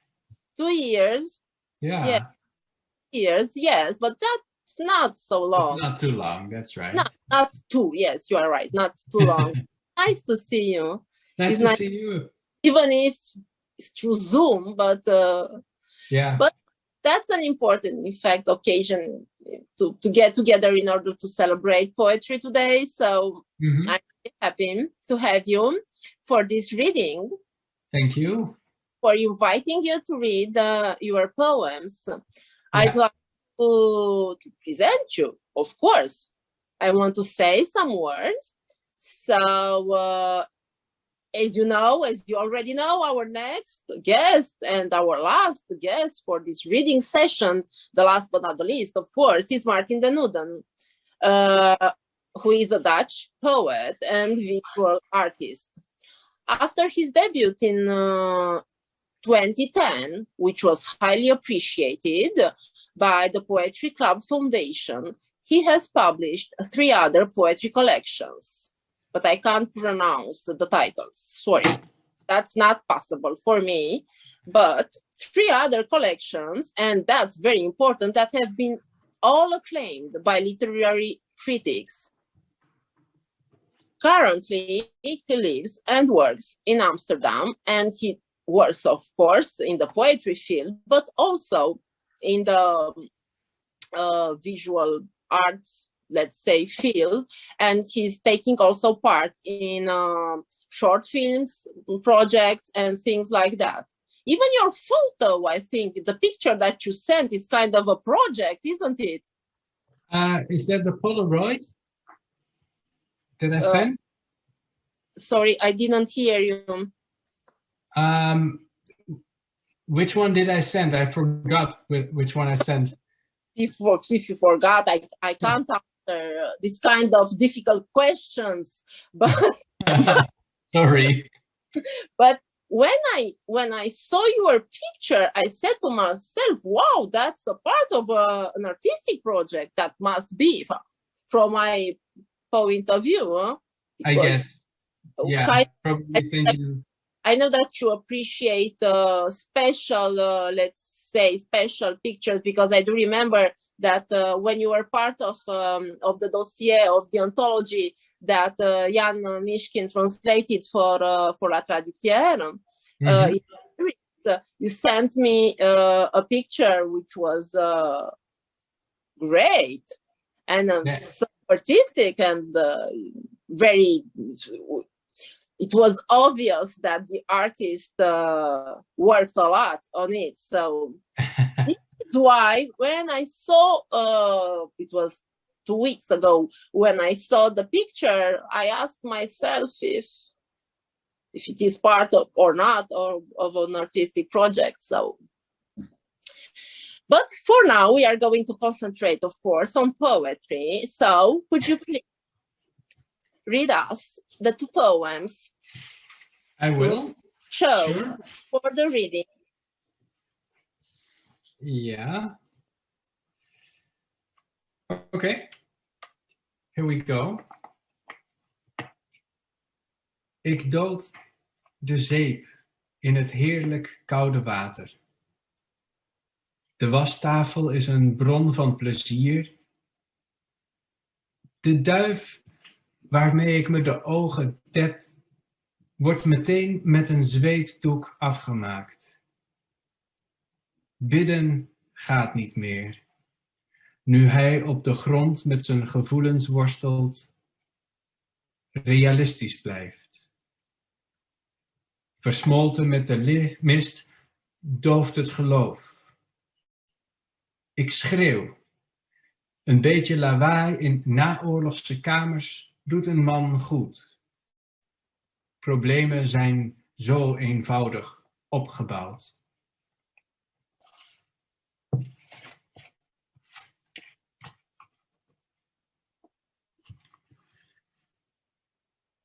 Van de 100 ramen gedraagt zich er één als een uit papier gevouwen dier. Er brandt nooit licht. Achter het uit papier gevouwen dier brandt nooit licht. Alleen vandaag stoft een tengere vrouw de vleugels. Dat hoor je gebeuren. De vleugels van dit dier.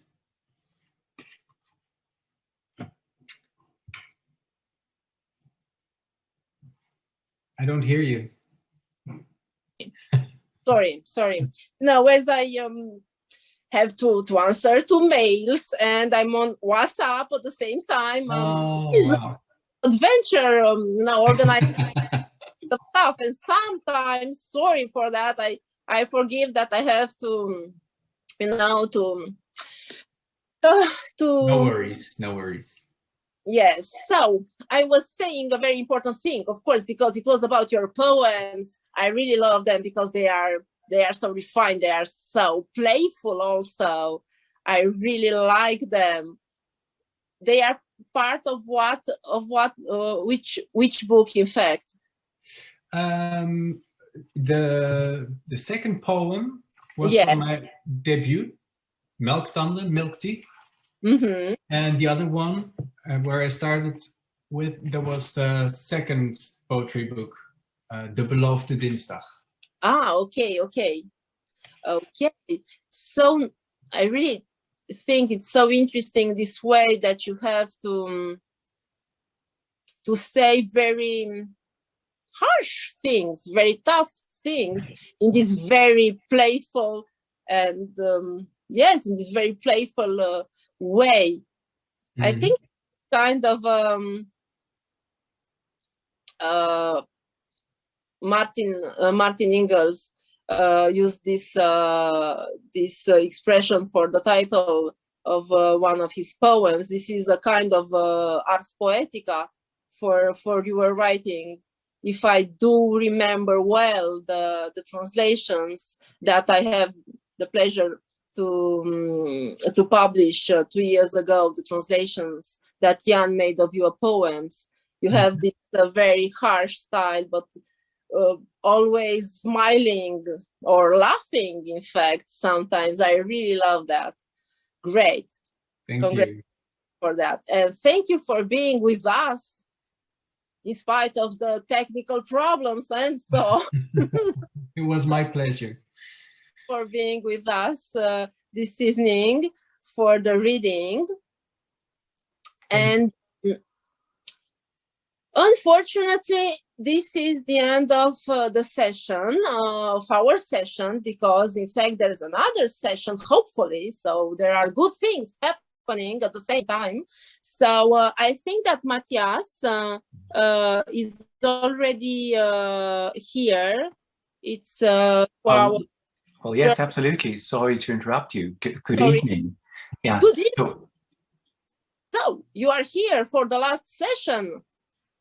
Yes, but I think we are slightly out of schedule. We're far too early.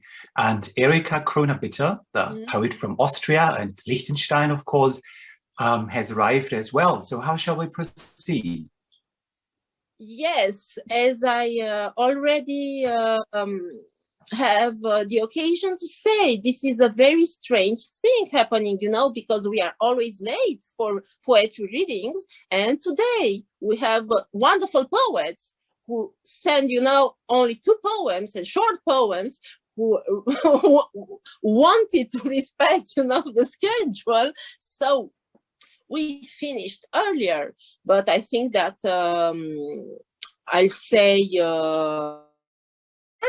both in French and in English to everybody, and if you agree, you can already organize, present the last reading session. What do you think about this? Probably a trifle difficult, but it's maybe it would be more sensible, yes, indeed, to proceed right now. Instead of switching off and re-logging into a new session at 9. I just wished somebody could deal with that. Personally, I would suggest we proceed as it is. Okay, because in fact I started earlier. I was supposed to start at 9, so I started a little bit earlier. And as we had very respectful for the schedule, you know, very respectful poets concerning the schedule. So this is why we are early, but that's not important at all. Which is important, I think, is that we had the chance to listen to such great poems and to be in such a good company. So I'd like to say thank you to all the poets for their readings, and of course to say thank you to all those that were with us this evening. Un grand merci, donc, comme je le disais, un grand merci à tous les poètes qui ont accepté de prendre part à cet événement, à cette journée consacrée, mondiale, consacrée à la poésie, même si on sait bien sûr que pour nous, étant donné, disons, notre vocation, bien entendu, toute journée est après tout consacrée, n'est-ce pas, à la poésie. Un grand merci également à tous ceux qui nous ont suivis ce soir. Ça a été un très, très grand plaisir de partager avec vous ce moment poétique. Donc, I was saying that it was a great pleasure for me to host this reading session and to see once again through Zoom these poets, or to meet some of them, because it was not only, of course, an occasion to invite people that I worked with or that I met some years ago, but also to meet new poets and to discover new poetry texts, of course. And for now, I'd like to say goodbye and to propose to Matthias, even if it's so early, and even if he worries, I can see that on his face. He's kind of worried. No, he's smiling now, so that's important. So thank you once again, merci beaucoup, and Matthias, good luck. Yeah, thank you. Thank you. Bye. Yeah.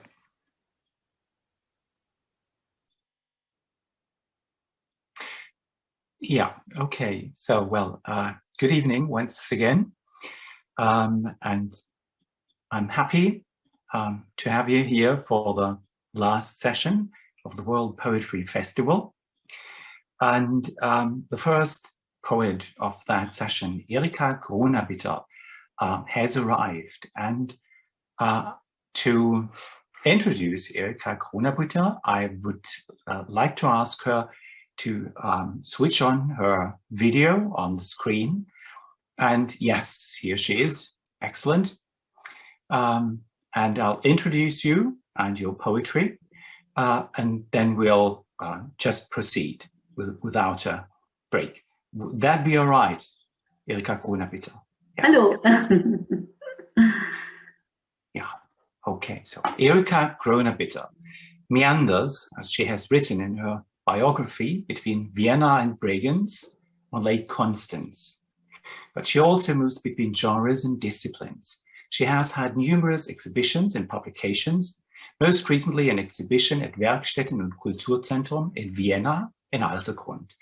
What is more, her poetry was also translated into Italian, bearing the title Sei lontano solo un battito del cuore. Her novel Laguna can also be read in Spanish, and she has even published Aller Anfang ist leicht in the famous edition Fröhliches Wohnzimmer, the Jolly Living Room in 2019, which, by the way, is run by Ilse Kilic, who read her poetry earlier today. And now, Erika Kronabitter and her poetry, please. We're happy to have you here. Thank you for the invitation, and I see Brigitte Gür, and I also want to say hello because I know her from the Koge meetings. I will read 4 poems, 3 poems of mine, and the fourth is from Luise Glück, and I made Die Kriege wurden fortgesetzt für Ingeborg Bachmann. Something's gone wrong. Wir wissen, die Kriege wurden fortgesetzt. Das wissen wir jetzt. Die Palmkätzchen lügen von einem verbotenen Sommer, der angeblich vereinbart wurde. Zu aller Wohl gib uns heute. Die Minister greifen tief in ein und lenken ab von den Taten. Manchmal auch von den Toten. Die Kriege wurden fortgesetzt. Das wissen wir jetzt. Die Palmkätzchen lügen von einem verbotenen Sommer, der angeblich vereinbart wurde. Die Dichter nicht einmal mehr scheintot, das wäre bereits zu viel an Lebendigkeit, schreiben globale Gedichte harmlos, um sich nicht zu verfangen im Wort, und fühlen sich absichtlich wohl. Wir sind gefasst und fassen es nicht und nichts mehr in Worte faseln. So, jetzt hoffe ich, dass es zu keiner weiteren Rückkopplung mehr kommt. Ich habe da etwas gehört im Hintergrund, aber ich glaube, es ist behoben. Das zweite ist ein kleines Gedicht. Liebe. Nach Jahren immer noch gerne heimkommen zu dir. oder warten auf dein Heimkommen, nicht nur warten, auch freuen und spüren, dass es nochmals so viele Jahre werden könnten und dann immer noch gerne heimkommen zu dir oder warten auf dein Heimkommen und freuen.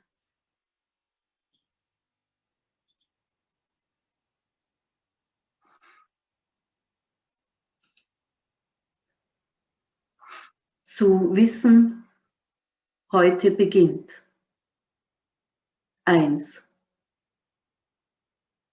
Als ob ich dich schnell anrufen müsste und dir erzählen, dass etwas passiert, etwas Wunderbares passiert, meine Freude teilen mit dir, aber etwas ganz anderes war passiert. In deinen Augen eine Flucht, diese Flucht in die Weite, ein Flug, zerrissen, dein Blick so abwesend schwer, wie du leichthin versuchtest, leichthin zu sein, missglückt.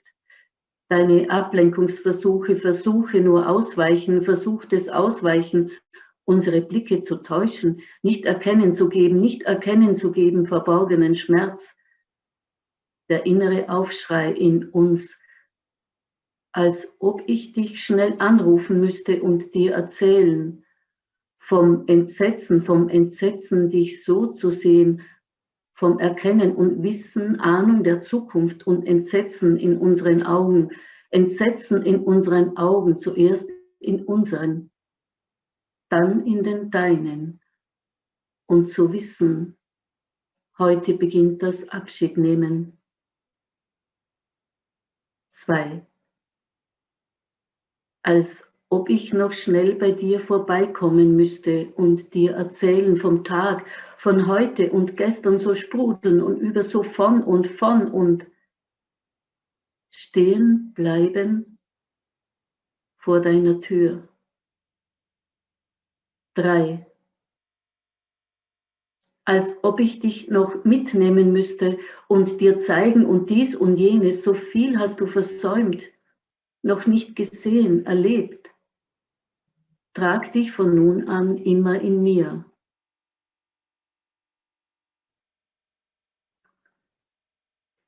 Und als 4. Gedicht habe ich meine Translatenz zum Gedicht von Louise Glück, der Chicago Train. Zug nach Chicago. Mir gegenüber auf der ganzen Fahrt kaum bewegt, der Mann mit Glatze auf die Armlehne gestützt, während das Kind schlief, mit dem Kopf zwischen den Beinen seiner Mama. Das Gift lag mächtig in der Luft. Sie saßen, als ob die Lähmung vor dem Tod sie dort festgenagelt hätte. Die Spur bog ab nach Süden. Ich sah ihre pulsierende Scham, die Läuse im Haar des Babys. Dankeschön fürs Zuhören. Well, thank you very much for reading. And I have a few very basic questions at the end of your lecture about the myth-enshrouded poetry scene in Liechtenstein first, which has been a white area on the map, at least in Moscow, for the Russian Academy of Sciences. But I believe there is actually a lively scene. In what way would poetry in Liechtenstein differ from poetry in Austria or poetry in Germany even? I think poetry in Liechtenstein, it's, for me, I think it's nearly the same like Vorarlberg. Vorarlberg in Bregenz is the Lake of Constance, and we here are the Alemannen. It's I think about the same thinking, and I think the difference is more between the west of Austria and the east of Austria than they border Austria with Vorarlberg and Liechtenstein. We have also the same dialect, nearly. It's not the same, you know, but nearly we understand us very clearly if we are speaking in dialect, and I think so also is the writing, but they have the, I don't know the name for Fürst, it's not the king. Principal? Sorry? Principal, I just derived it Like from... the principle, yes, from genau, the like principle. Principe, by Machiavelli. And, I think there could be sometimes poems in the content, the poems could be have the thinking about these things, and the principle also has the last word if the rules in the government beschlossen, I don't know. Are decided. And he is not, he does not agree, he can make a vote, a voting. And this is a very special thing in a country, and this country is very small, because you must think the Liechtenstein, all over Liechtenstein is like about Feldkirch, the town, a little town in Vorarlberg, and it's like equal. I do have another question following that up. There is a research project going on, especially at Lyrikkabinett München, but also partly in Trier and in London. Chris McCabe, who will quite soon hopefully join us, is also in that research project. And it's about poetry in dialects and regional languages. Do you know of any poetry in dialect or regional languages, or the regional language of Vorarlberg, which is being written, read, and published? From me or for other? In general, or do you even? I also write some. Many times, many years, I didn't allow me to translate from German into dialect, into Vorarlberg dialect, because when I changed to Vorarlberg, I was 6 years, and I always, my mother always said she does not want to learn the dialect. She always was this high speaking of German.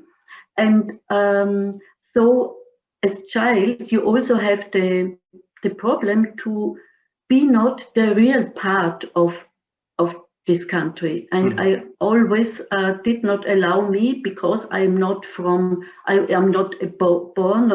in Vorarlberg, so also I am not allowed.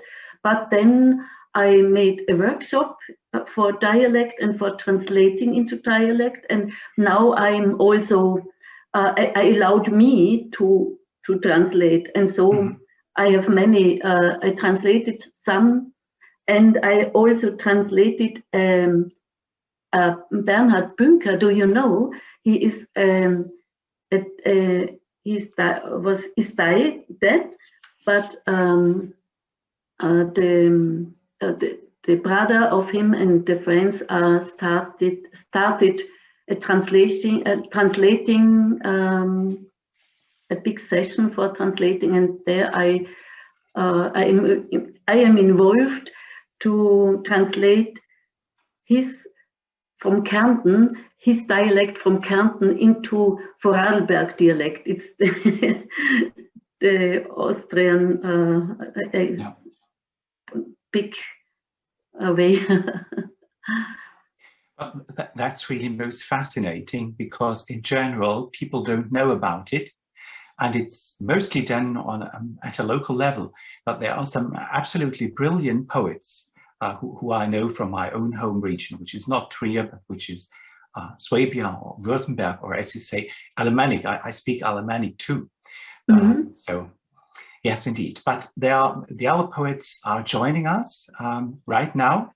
And the second on my list is actually Chris McCabe, who hasn't arrived yet, but Katharina T. Oh, he's here. Wonderful. Hello, Chris. Hello, Chris. So thank you very much. Erika Kroner, bitte. That was bye-bye. Thank you. Wonderful. Bye-bye. Bye-bye. And Chris McCabe has arrived now from Liverpool. And I'm just going to introduce you now. We have a slightly changed schedule because the other group finished early. So we just moved in and we started, and maybe we could finish early too. So that wouldn't be a problem. Almost everybody has arrived now, and I think we'll have a very plain schedule now without any problems. Yes. Yeah, Chris McCabe's work crosses art forms and genres, including poetry, fiction, non-fiction, drama, and visual art. He is the author of 13 books which have been shortlisted for awards such as the Ted Hughes Award and the Republic of Consciousness Prize. Most recently, he has published a poetry collection, The Triumph of Cancer, a novel called Mud in 2019, and two rather spectacular anthologies, Poems from the Edge of Extinction, which is an anthology of mostly contemporary poetry in endangered languages, some of which you might have heard at today's festival. And just right now, Erika Kronebitter could have read a poem in Vorarlberg dialect. And brand new, No Love Is Not Dead, an anthology of love poetry from around the world. And the poem of Anna Margolins, we went through our days, which Chris McCabe is going to read in his reading, has been taken from that collection as well. Besides, Chris McCabe works as the National Poetry Librarian at the National Poetry Library in London, in the South Bank Centre. And now, Chris McCabe. Thank you.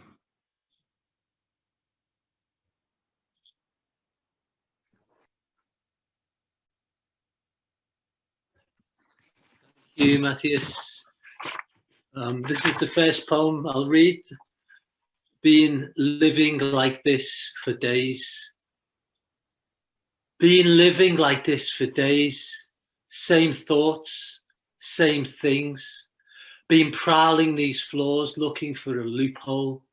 Been raging in my mind and stuck behind glass precise, like a cicada dehydrating in prayer. Been watching my son become trapped in his loops like a circus artist, practicing art in view of his critics. He's on the same wire, but hasn't learned to fall. Been learning how to watch without knowing what to say. Seeing the extra minute of sunlight make tracks across the floor each evening, gaining a centimetre more each day. Been thinking of the past, how we have all lived like beatniks now. Even the mistakes earn their ticks.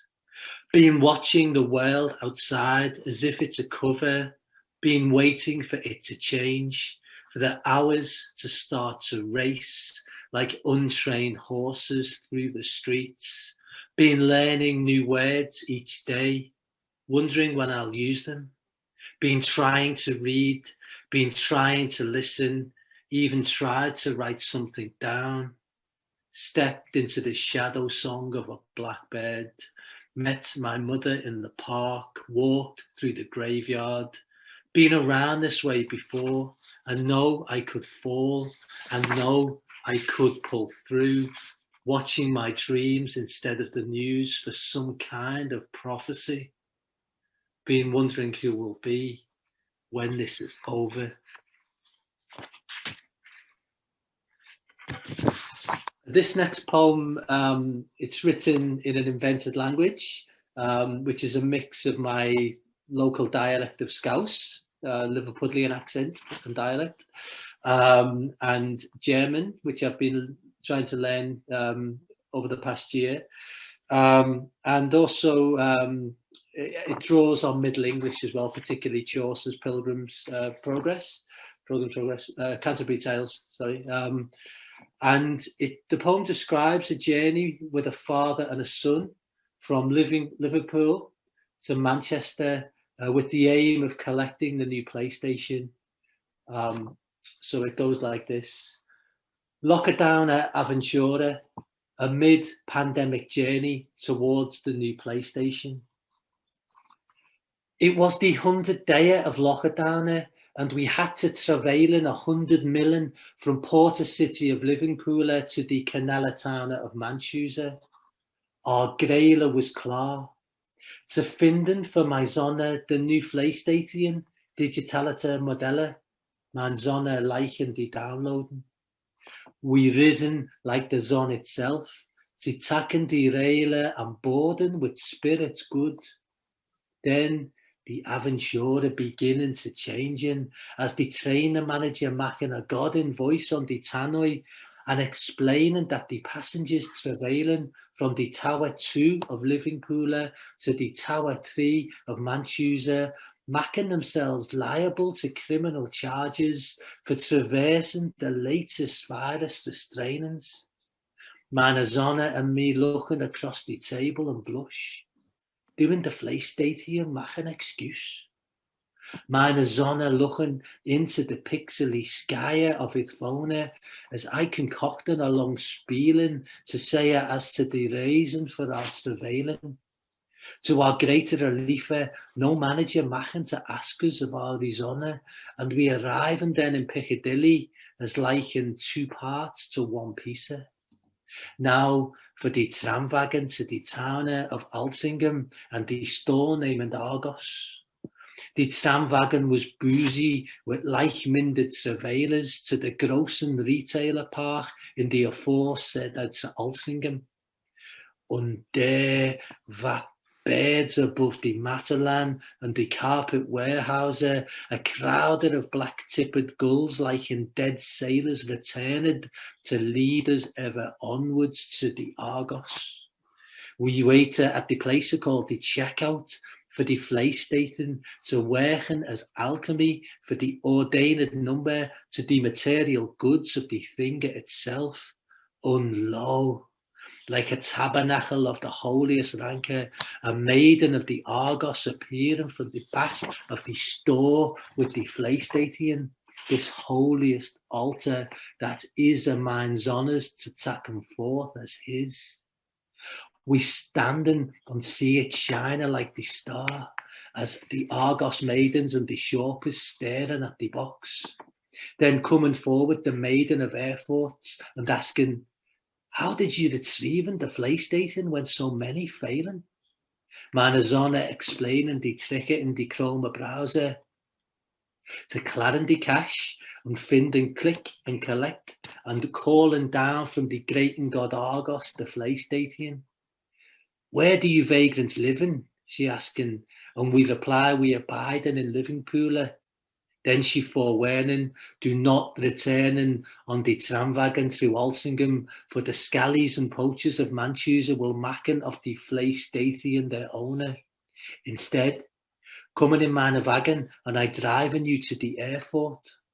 Under the flashing, Manazona and me are in the wagon, forgetting the law of the social distancing, horsepower pairing for to tackling us onwards for the airport.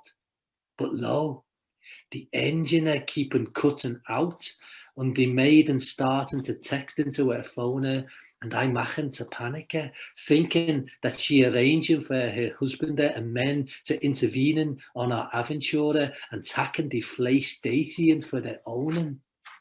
Man and minder playing these trickers of duress until soon we arriving at Manchester Airport.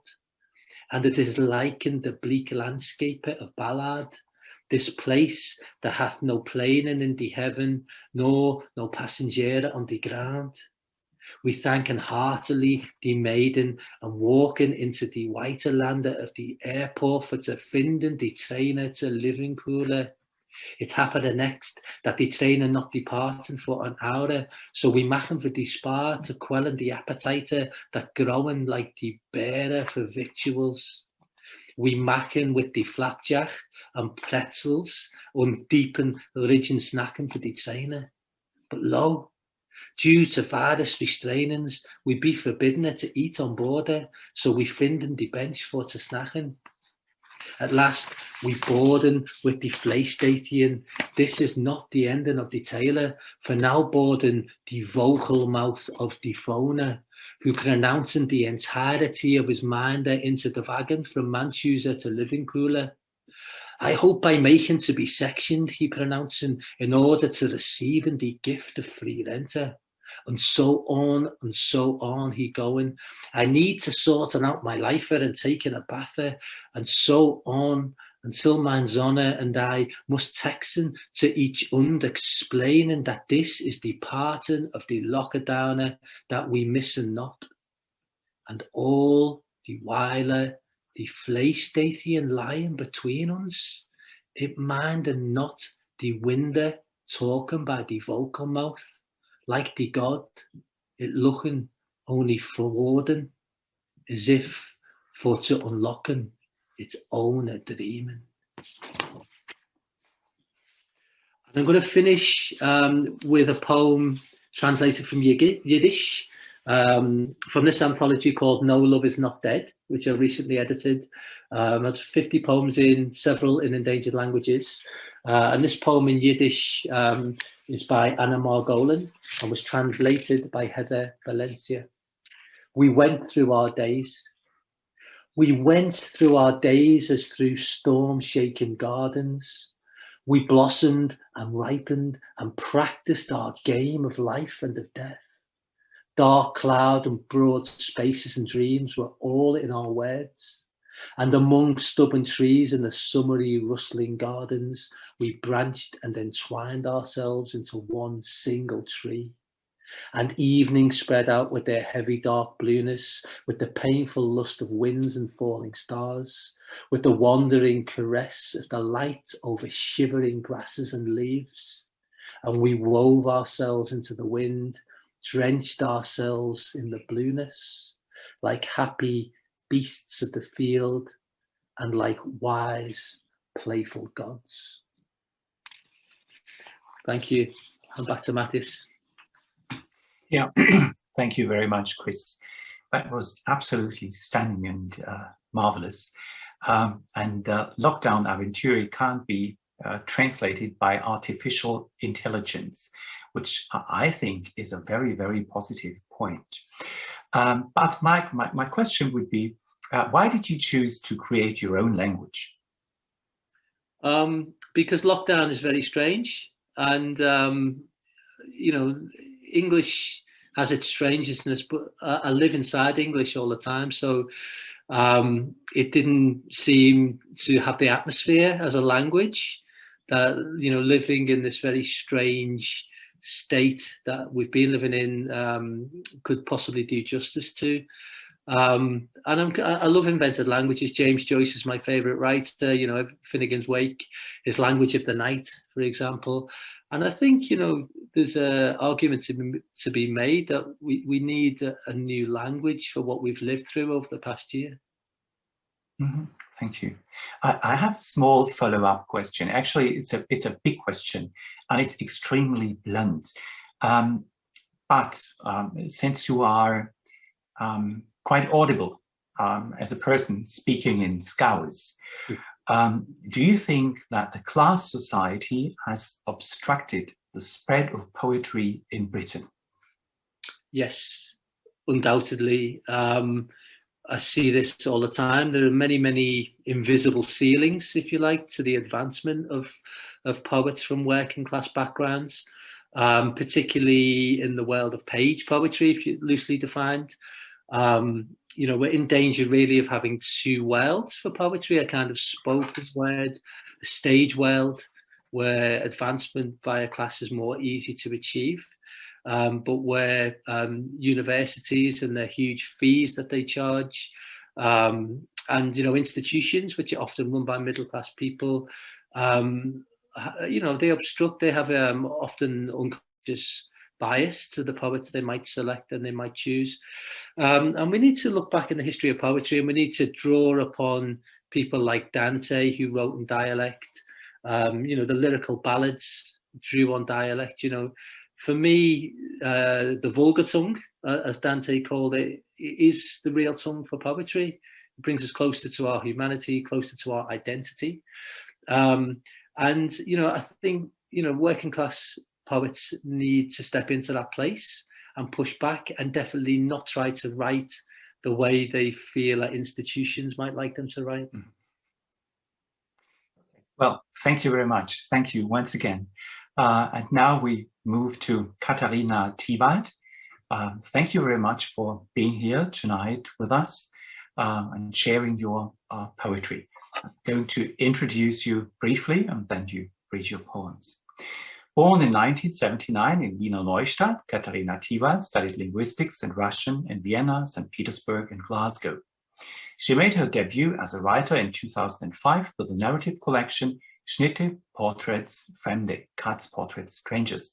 Since then, she has published no small number of books and plays, which often work with lyrical means. Her drama, Messe für eine, Mass for One, is a lyrical and critical exploration of Catholic liturgy. Marina's Last Letters, also published as a book, depicts the Russian poet Marina Tsvetaeva on the eve of her suicide. In 2020, her play Daphne's Garden, about the murder of the Maltese journalist Daphne Caruana Galizia, was a finalist in the Theater Allianz Österreich competition. Katharina Thiewald has taught Russian literature at the University of Vienna. She has held literacy courses for the Professional Association for Writing Pedagogues, and very specifically, she has been teaching at a secondary school on the outskirts of Vienna. And here we could possibly connect with Chris McCabe. It's a question: how could culture arrive in all parts of the society who are undoubtedly ready to receive culture, only they cannot get it. Anyway, thank you very much. And once again, Katharina Thiewald, your poems now. Thank you for having me. This first poem is quite old, and I wrote it when I was, I think, 26, and I had a boyfriend from the Basque country, and I lived by the sea, which in a landlocked country like Austria is a really great thing. So it's called Idylle in Farben. Das Meer kommt eilig kauend herein, die weiße Vielfalt an Zähnen. Zugleich verdaut im rauen Rausch der blaue Magen. Erschöpft liegt das Aas, der nasse Flutsand von früher vorm Wassermaul. Verquere Wellchen eilen zueinander, murmeln von den Neuigkeiten der Miesmuscheln, von Reformen der Zeit im Krebsgang, vom Vorbeiflug der Möwen, luftiger Korrespondenten vom Festland des Felsens, aufgetan in 2 Flügeln mit Lautsprecherschnäbeln. Das Honorar wird in Fischen gestellt.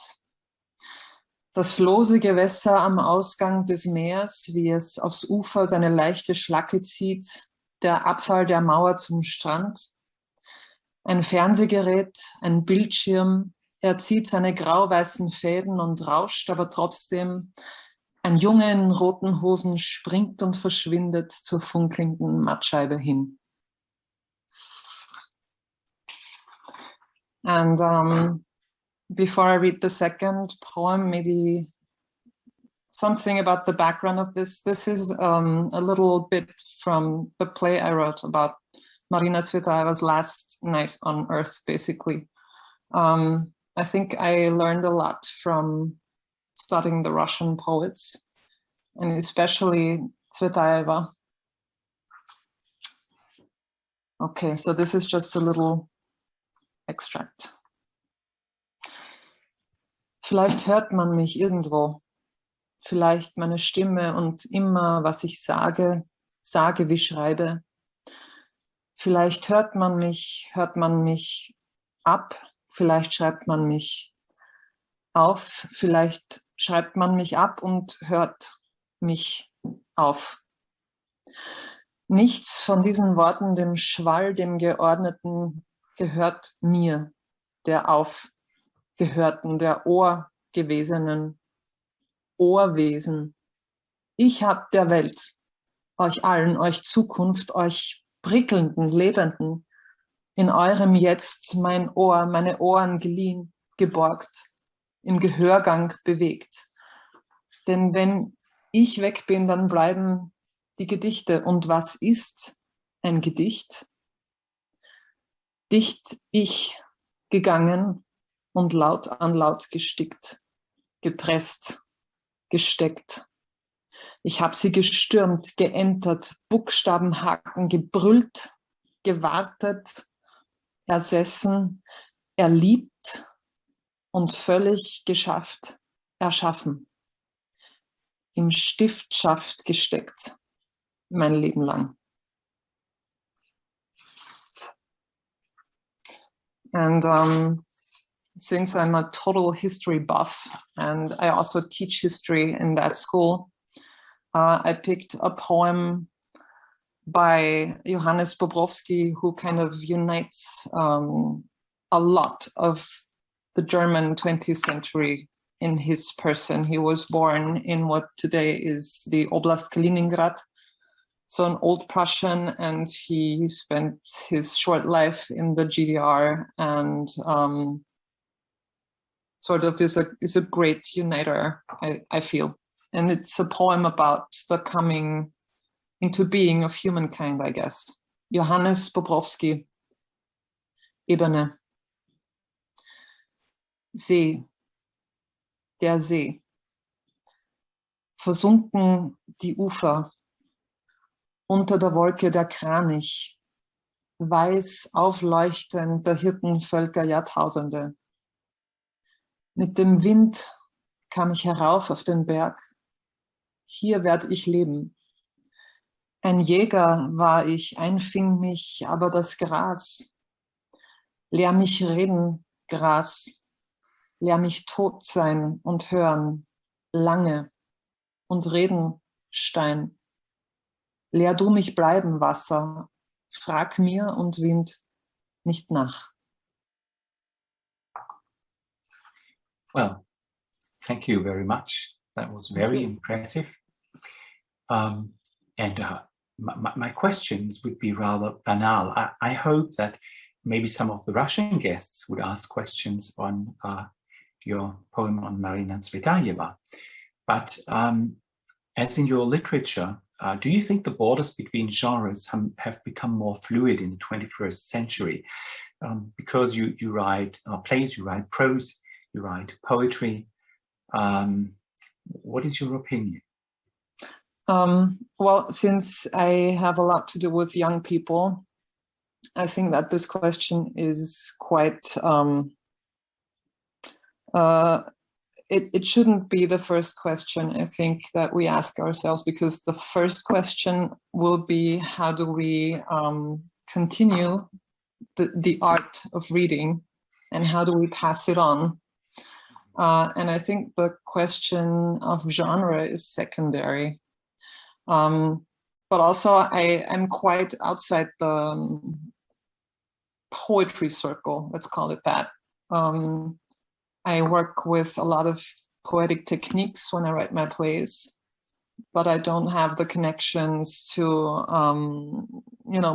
publishers who focus on poetry and what was it that Chris McCabe called it? The page poetry, I think. So, but I just, I think there's an awareness on every single word and sound in poetry that just comes in very handy when I write on the plays, because I always consider it boring when it just comes to plot or what happens next or who does what to whom. So, and that's what I adore about Marina Tsvetaeva, because she is very, very acutely aware of every sound that she threads onto the next. And that's something that I learned a lot from. I'm hugely in her debt. I just have a small follow-up question. It's just a personal professional interest. At school, when you teach literature, not necessarily poetry, do you come across pupils who respond to what you call sound?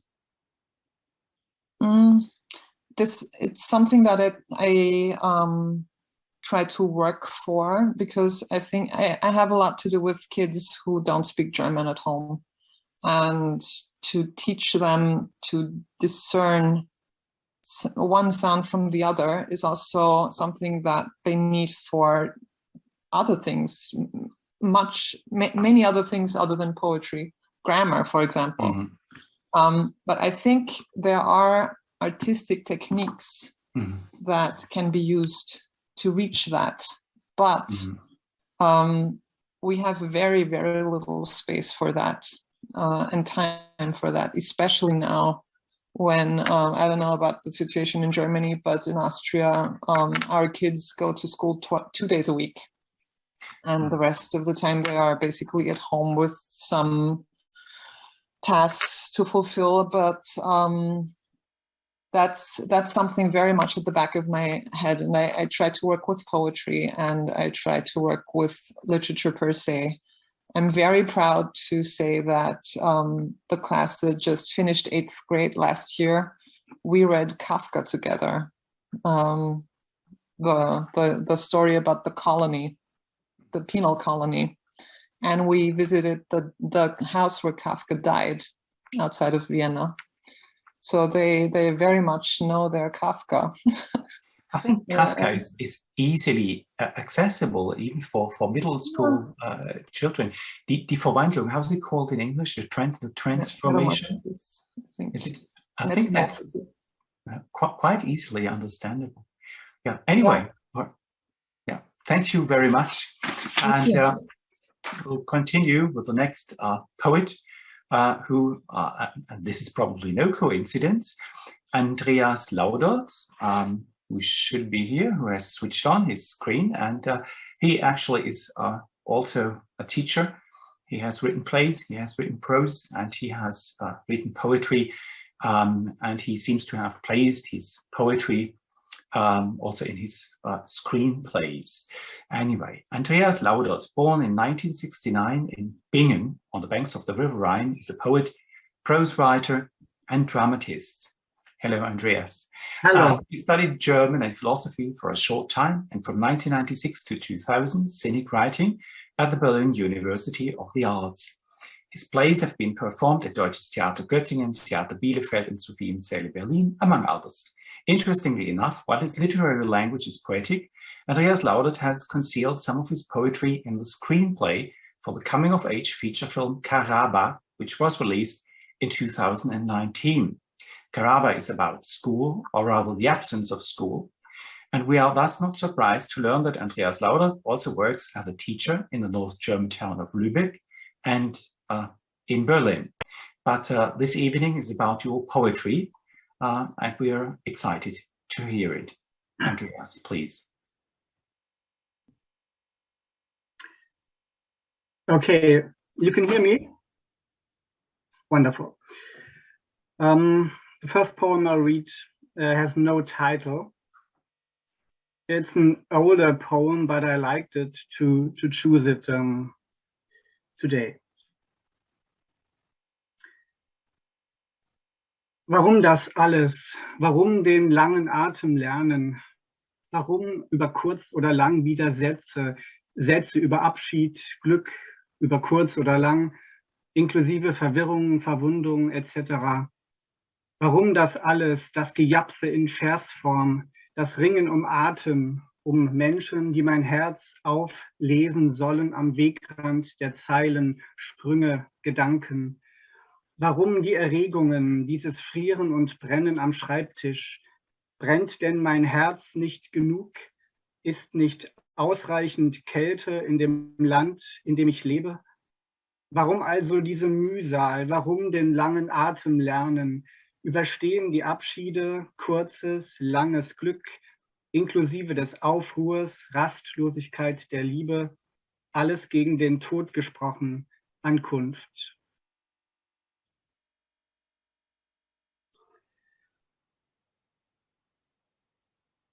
Das zweite Gedicht ist neuer und unveröffentlicht, ein bisschen im Sound der gegenwärtigen Situation gehalten und vielleicht ein bisschen korrespondieren zu dem Gedicht, das ich eben gelesen habe. Geliebte im Lockdown, wir fahren runter. Wir reißen die Fenster auf, reißen uns die Kleider vom Leib, reißen den Mund auf, weit, weiter, zu weit. Geht's noch? Fragen die anderen. Es geht. Unsere Küsse schnappen nach uns. Wir sind angetan, sind ganz und gar angefangen von uns. Wir sind Liebende im Lockdown. Wir haben das Wort nicht erfunden. Wir finden es unendlich scheiße. Wir schützen alle Mitreißenden. Wir fahren runter aufs Land und kommen und gehen und bleiben uns nah.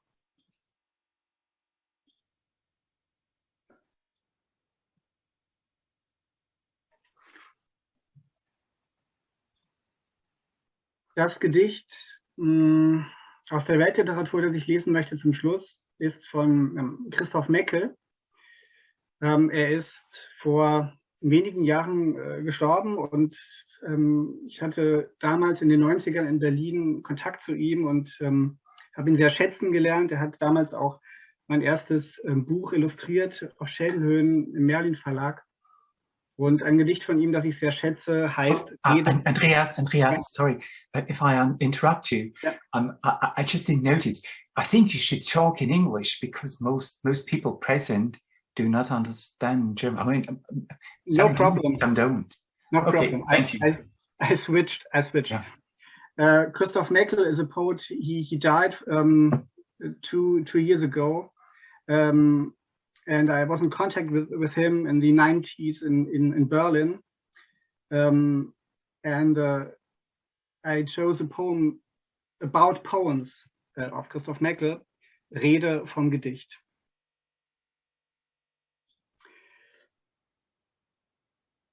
Das Gedicht ist nicht der Ort, wo die Schönheit gepflegt wird. Hier ist die Rede vom Salz, das brennt in den Wunden. Hier ist die Rede vom Tod, von vergifteten Sprachen, von Vaterländern, die eisernen Schuhen gleichen. Das Gedicht ist nicht der Ort, wo die Wahrheit verziert wird. Hier ist die Rede vom Blut, das fließt aus den Wunden, vom Elend des Traums, von Verwüstung und Auswurf, von klapprigen Utopien. Das Gedicht ist nicht der Ort, wo der Schmerz verheilt wird. Hier ist die Rede von Zorn und Täuschung und Hunger. Die Stadien der Sättigung werden hier nicht besungen. Hier ist die Rede von Fressen, gefressen werden, von Mühsal und Zweifel. Hier ist die Chronik der Leiden. Das Gedicht ist nicht der Ort, wo das Sterben begütigt, wo der Hunger gestillt, wo die Hoffnung verklärt wird. Das Gedicht ist der Ort der zur Tode verwundeten Wahrheit. Flügel, der Engel stürzt, die Federn fliegen einzeln und blutig im Sturm der Geschichte.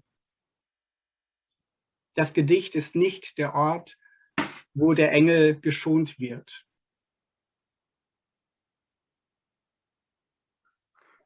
Okay, well, thank you very much. Thank you for listening. I have 2 questions. One is a rather broad question, and you don't really have to answer it. What inspires your work as a poet? This is the first question. My second question would be, you have written poems about your hometown on the banks of the River Rhine. Very sober, almost resigned, yet impartial. Quite different from the verse of Stefan George, who could also could be identified with the same town, or Heinrich Heine. What does Heimat mean to you as a poet? Oh, well, that's a great question. Maybe I start with the last question. Heimat. I'm not interested in Heimat. I'm interested in Heimatlosigkeit, having no Heimat, having no home, because I think that having no home is necessary to write, necessary to think, necessary to feel. So I'm always fighting with my hometown, the place where I'm coming from. I think you know, but indeed it's something inside which I'm something which forces me, something which inspires me, but I gave it up. I gave it up having a home. So it's like a color, the hometown, the landscape where I'm coming from. And so, if I may ask, what is the color of Bingen? The color of Bingen. If you say it's like a color, what is the color of Bingen? Well, it's gray. It's a kind of grayness, but the people are very heartful, and it's a mixture of melancholy because of the castles and the dark Rhine, and a kind of a lightful hardness in the people. So if I knew what the color of my hometown is, then I wouldn't need to write about it. Okay. Your first question, what inspires me? Yeah, what inspires you as a poet, your work? My life, myself, other people. So sometimes I think I've lost the inspiration which which led me in the earlier years when I began to write. It's quite mysterious, and now it's like the having no home, the feeling of being at home somewhere. There is no inspiration. It was interesting that Katharina just talked about Kafka, because I read very no, I don't read Kafka because he is it's popular, his work, but I think that he too was engaged in his the questions referring to his own identity, and that's what I'm interested in too. So I don't need a certain inspiration. Life is enough. Okay, yeah, thank you very much. Okay. And now we could board the train if we are still mentally in Bingen on the banks of the River Rhine. We could board a regional train, and within an hour we'd be in Frankfurt with Daniel Yuriev, who has joined us, thankfully, now. Daniel Yuriev was born in Leningrad, but he grew up in Frankfurt on Main. I might be tempted to say that he couldn't escape becoming a poet, as his family ties into the Leningrad literary underground. The unofficial culture of the Soviet Union have been quite strong, to say the least. But this perspective might prove to be inaccurate, as it seems that Daniel Yuriev does not just draw on his splendid heritage, but also proceeds one step further. At the University of Frankfurt, he has studied information technology and Japanology, and when he translates poetry from Russian into German, he does so with perfect ease, a native bilingual poet. And as a consequence, his exquisite translations, for example, of Zevulod Petrov and Anna Radlova, have been printed at specialist poetry publishers like Friedenauer Presse. And now Daniel Yuriev is here with us. to read his poetry. Thank you. Yes, thank you very much. Do you hear me? Yes. Yeah, thank you very much. I'm very happy to be here. I'm going to read 3 poems. Eine Amorosität bog um die Ecke.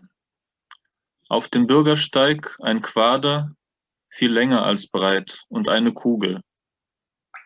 Der Blick färbt sich sanft hellgrau ein Tag wie eine Bäckerei. Eine Animosität bog um die Ecke. Kluge Schnittchen bissen lange die Häuserzeile entlang. Maserung hält Hoftag, aus Klappstühlen Kreide quietschen. Eine Amorosität bog um die Ecke, ging über Kippbretter durch Steinbrei, die Laufmasche der Ansicht geladen. Fahrradklingel läutet die Andacht ein, auf Terrassen gewickelt. Ein Bogen schoss in die Porosität, woraus Käfer krochen. Now, the next one. Plattenweg um Plattenweg schreitet er im Abendtaumel weiter, vorbei an Büschen, grauen Fenstern und blauen Laternenmasten. In seinem Rücken in einige Entfernung ragen Türme auf ins Klare, fangen ein das kalte Glimmen der Strömung. Wieso nur diese Ziegeldächer? Er träumt von einer Stadt, er nennt sie Silbertal.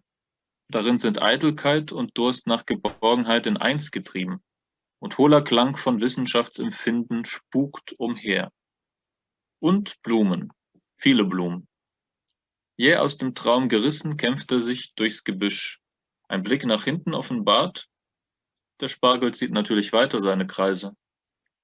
Die Straßenbahn bringt ihn zurück. In Silbertals Mitte steht der Turm aus Kabeln, und um den Turm herum rankt sich Plattenweg um Plattenweg, dem Andenken Gregor Laschens gewidmet. And the final one, Versunion, Russian Reversal. In Sowjetrussland liest dieses Gedicht dich. Es schaut dich aus gierigen, trüben Augen an. Es fragt, warum? Als sei dadurch etwas erklärt. Du repressierst die Staatsmacht, doch das Imperium schlägt zurück, mit fotomontiertem Todesstern. In Sowjetrussland bereitet dich die 5-Minuten-Terrine in 4 Minuten zu, manchmal auch in 3. Der Kopf schüttelt dich. Wadenbeißerisch kreischt es die Soldaten. Wundartbrauchtum aus harten, rettenden Wintern. Die Zielscheiben würden dich ja beschießen, aber die Kugeln sind echte Schlawiner und haben die Offiziere requiriert. In Sowjetrussland hinter dem Polarkreis von Journalismus gemacht werden, wo andere von Urlaub gemacht werden. Schafe zählen dich. Ein Genosse, mäh, ein Genosse. Oh, jetzt ist er wieder in seiner Gemeinschaftswohnung. Das verfälscht das Messergebnis. Zahlen liefern dich. Wenn du zur U-Bahn hinabsinkst, sind die Blicke der Aufsteiger dir schutzlos ausgeliefert. Das Gedicht fragt, ist das der Alkohol, der dich getrunken hat? Oder taumelst du so, weil der Sozialismus dich so instabil gebaut hat? Weder noch Gedicht. Du interpretierst mich, verrenkst dich, gerätst selber ins Taumeln. In Sowjetrussland, wo Pfeifen schweinische Dinge treiben, wo du Schuldgefühle plagst. Thank you. Well, thank you. That's been most interesting. And I'm tempted to ask a rather spontaneous question on your way of reading. I believe, well, there is an echo of the sober and neutral 1970s in West Germany. Reading, newscasting used to be quite detached, not as emotional and normative as it is today. And this is the way you read your poetry. It's very detached. Why do you do that? Well, this probably has much to do with personal temperament. Also, the way how poetry is read in Russian, at least by the traditions I'm rather familiar with, are I think quite emotional, non-detached, and well, so probably for me, just by contrast, any way of reading German poetry would seem rather detached. So it might just be the most natural way of reading German poetry, or well, taking how I have perceived reading German poetry to its logical conclusion, that I read my poetry that way. But the most honest answer might be that it's just a matter of temperament. Mm-hmm. Yeah, thank you very much. And now I have, because it's getting later tonight, and I noticed that I think none of us, except for Andreas Laudert, is based, and even he is living in Lübeck as well, in Berlin. And since you come from Frankfurt, and there is a circle of poets in Frankfurt as well, German literature and poetry, of course. Well, it isn't so much an issue to me personally. I mean, poetry is easy to transport across city borders, especially in the era of the internet, so it might not be that important.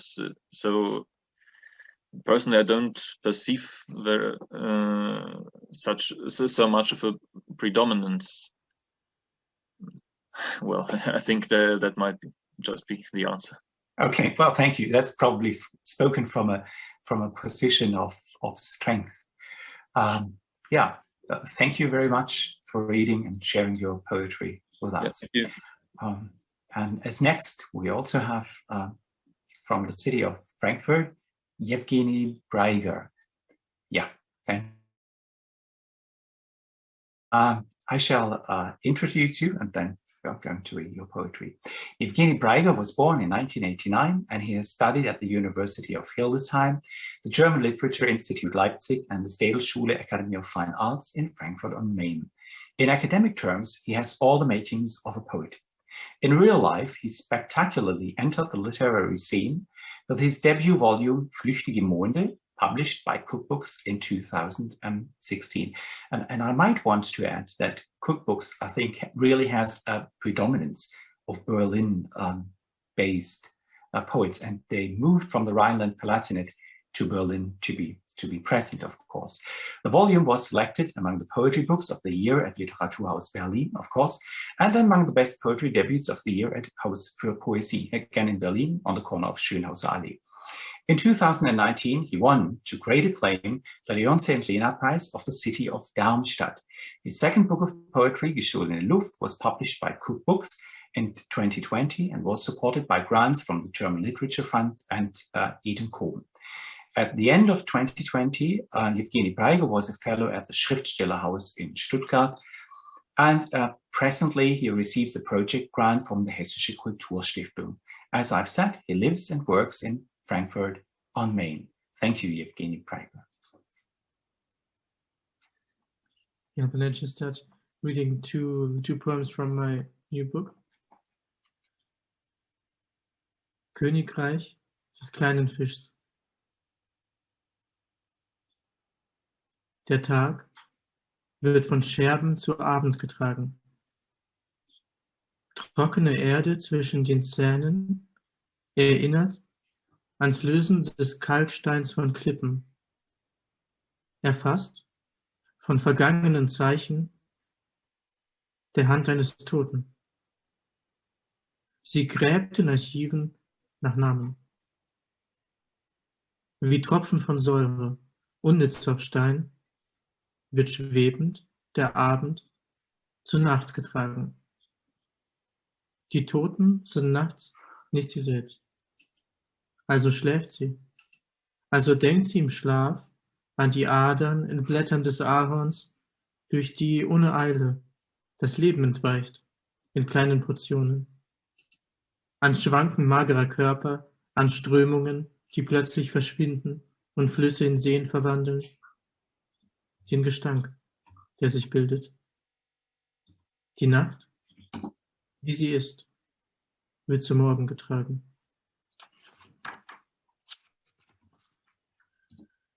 Königreich des weiten Wegs. Du hast sie gekannt. Sie war still, hat Gebirge verschluckt, mit dem Blick. Wie Wasserlilien im Dunkeln die Streifen, sich in Portale verwandeln zu Ängsten, hat sie dich berührt. Wie ein Punkt, ein gesprochenes Wort, gehört sie zu dir. Wissen ist nutzlos, Richtung formlos, Strecke, Dauer bestimmen die Form. Das Alter der Erde ist klein.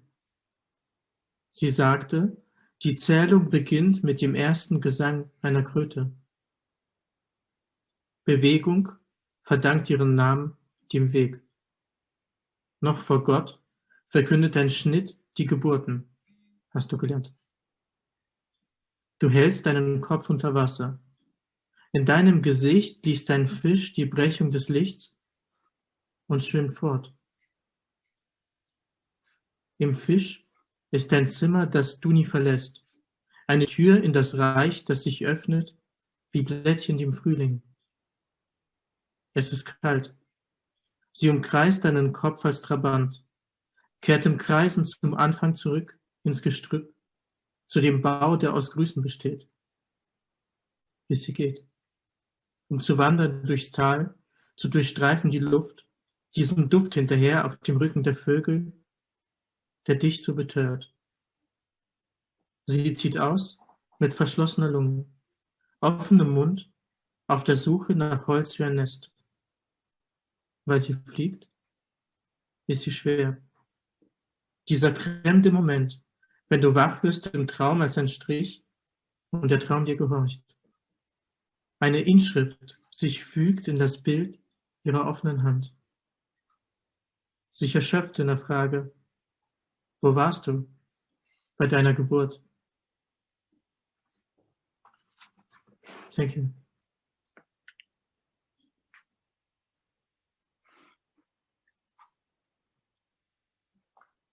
Okay, then I think I just read the third poem of Rilke. It might be a bit boring because like everyone in Germany and outside of Germany and related countries knows especially this one poem of Rilke. But nevertheless, it was one of the poems which I could relate to most during my childhood and adolescence, so I just read it. Archaischer Torso ab Holz. Wir kannten nicht sein unerhörtes Haupt. Darin die Augenäpfel reiften, aber sein Torso glüht noch wie ein Kandelaber, in dem sein Schauen, nur zurückgeschraubt, sich hält und glänzt. Sonst könnte nicht der Bug der Brust dich blenden, und im leisen Drehen der Lenden könnte nicht ein Lächeln gehen, zu jener Mitte, die die Zeugung trug. Sonst stünde dieser Stein entstellt und kurz, unter der Schultern durchsichtigem Sturz, und flimmerte nicht so, wie Raubtierfelle, und breche nicht aus allen seinen Rändern aus, wie ein Stern. Denn da ist keine Stelle, die dich nicht sieht. Du musst dein Leben ändern. Thank you. Yeah. Well, thank you very much. Indeed. And while you read the Rilke, and when you mentioned that Rilke has influenced you, another question which had been shaping before in my mind arose. In which way has your formal education as a writer shaped your poetry? Because from what you've said, I could gather you would have been a poet anyway. Yeah, all in all, it were 6 years where I studied literature and most of the time poetry. And for me, it was a time to meet other people really interested in writing, really interested in poetry, and to because I had the favor to get a scholarship for all the time, I had not to care about anything else than writing and meeting people who also write. So I think they could have told me anything, and in the German Literature Institute, I would have learned anything. So I think the most important thing was the time I got to follow my interests. I think that is a very strong statement for tonight, especially in a time of lockdown. Well, follow your interests, but also I think social exchange among like-minded people. We have enjoyed the Digital Poetry Day, of course, but a festival in Moscow would have been infinitely better, I believe. But the last word in this matter, that's not me who is going to speak it. It's Dimitri Kuzmin, who authoritatively has switched on his screen right now. And Yevgeny Braiger, let me thank you very much for having been so patient, having waited all the time to read your poetry and share it with us. Thank you very much.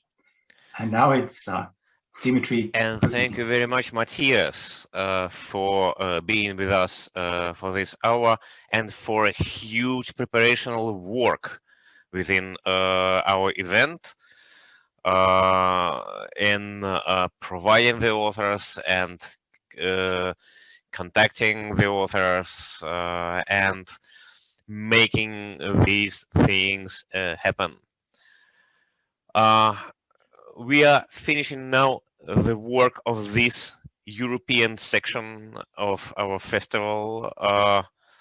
Those who are eager to continue listening to poetry can feel free to switch to American section, which is yet running, and there are many great authors taking part in it.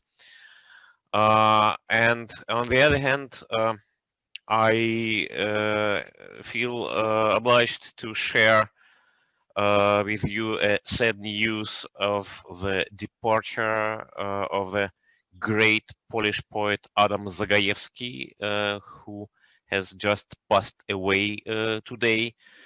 And I feel it would be good to finish our reading with his brilliant poem in English translation of Claire Kavanagh. It's a small but impressive ode. I think it's a good note, a good tune to say goodbye to the brilliant poet and to say goodbye to this festival as well. Try to praise the mutilated world. Remember June's long days and wild strawberries, drops of rosé wine, the nettles that methodically overgrow the abandoned homesteads of exiles. You must praise the mutilated world. You watched the stylish yachts and ships. One of them had a long trip ahead of it, while salty oblivion awaited others. You've seen the refugees going nowhere. You've heard the executioners sing joyfully. You should praise the mutilated world. Remember the moments when we were together in a white room and the curtain fluttered. Return in thought to the concert where music flared. You gathered acorns in the park in autumn, and leaves edged over the earth's scars. Praise the mutilated world, and the grey feather a thrush lost, and the gentle light that strays and vanishes and returns. Thank you, everybody, for your attention. Thank you, dear poets, for your participation. See you again online, and hopefully not only online and on pages of different editions. And I hope our work will continue and we shall do it together. Thanks a lot.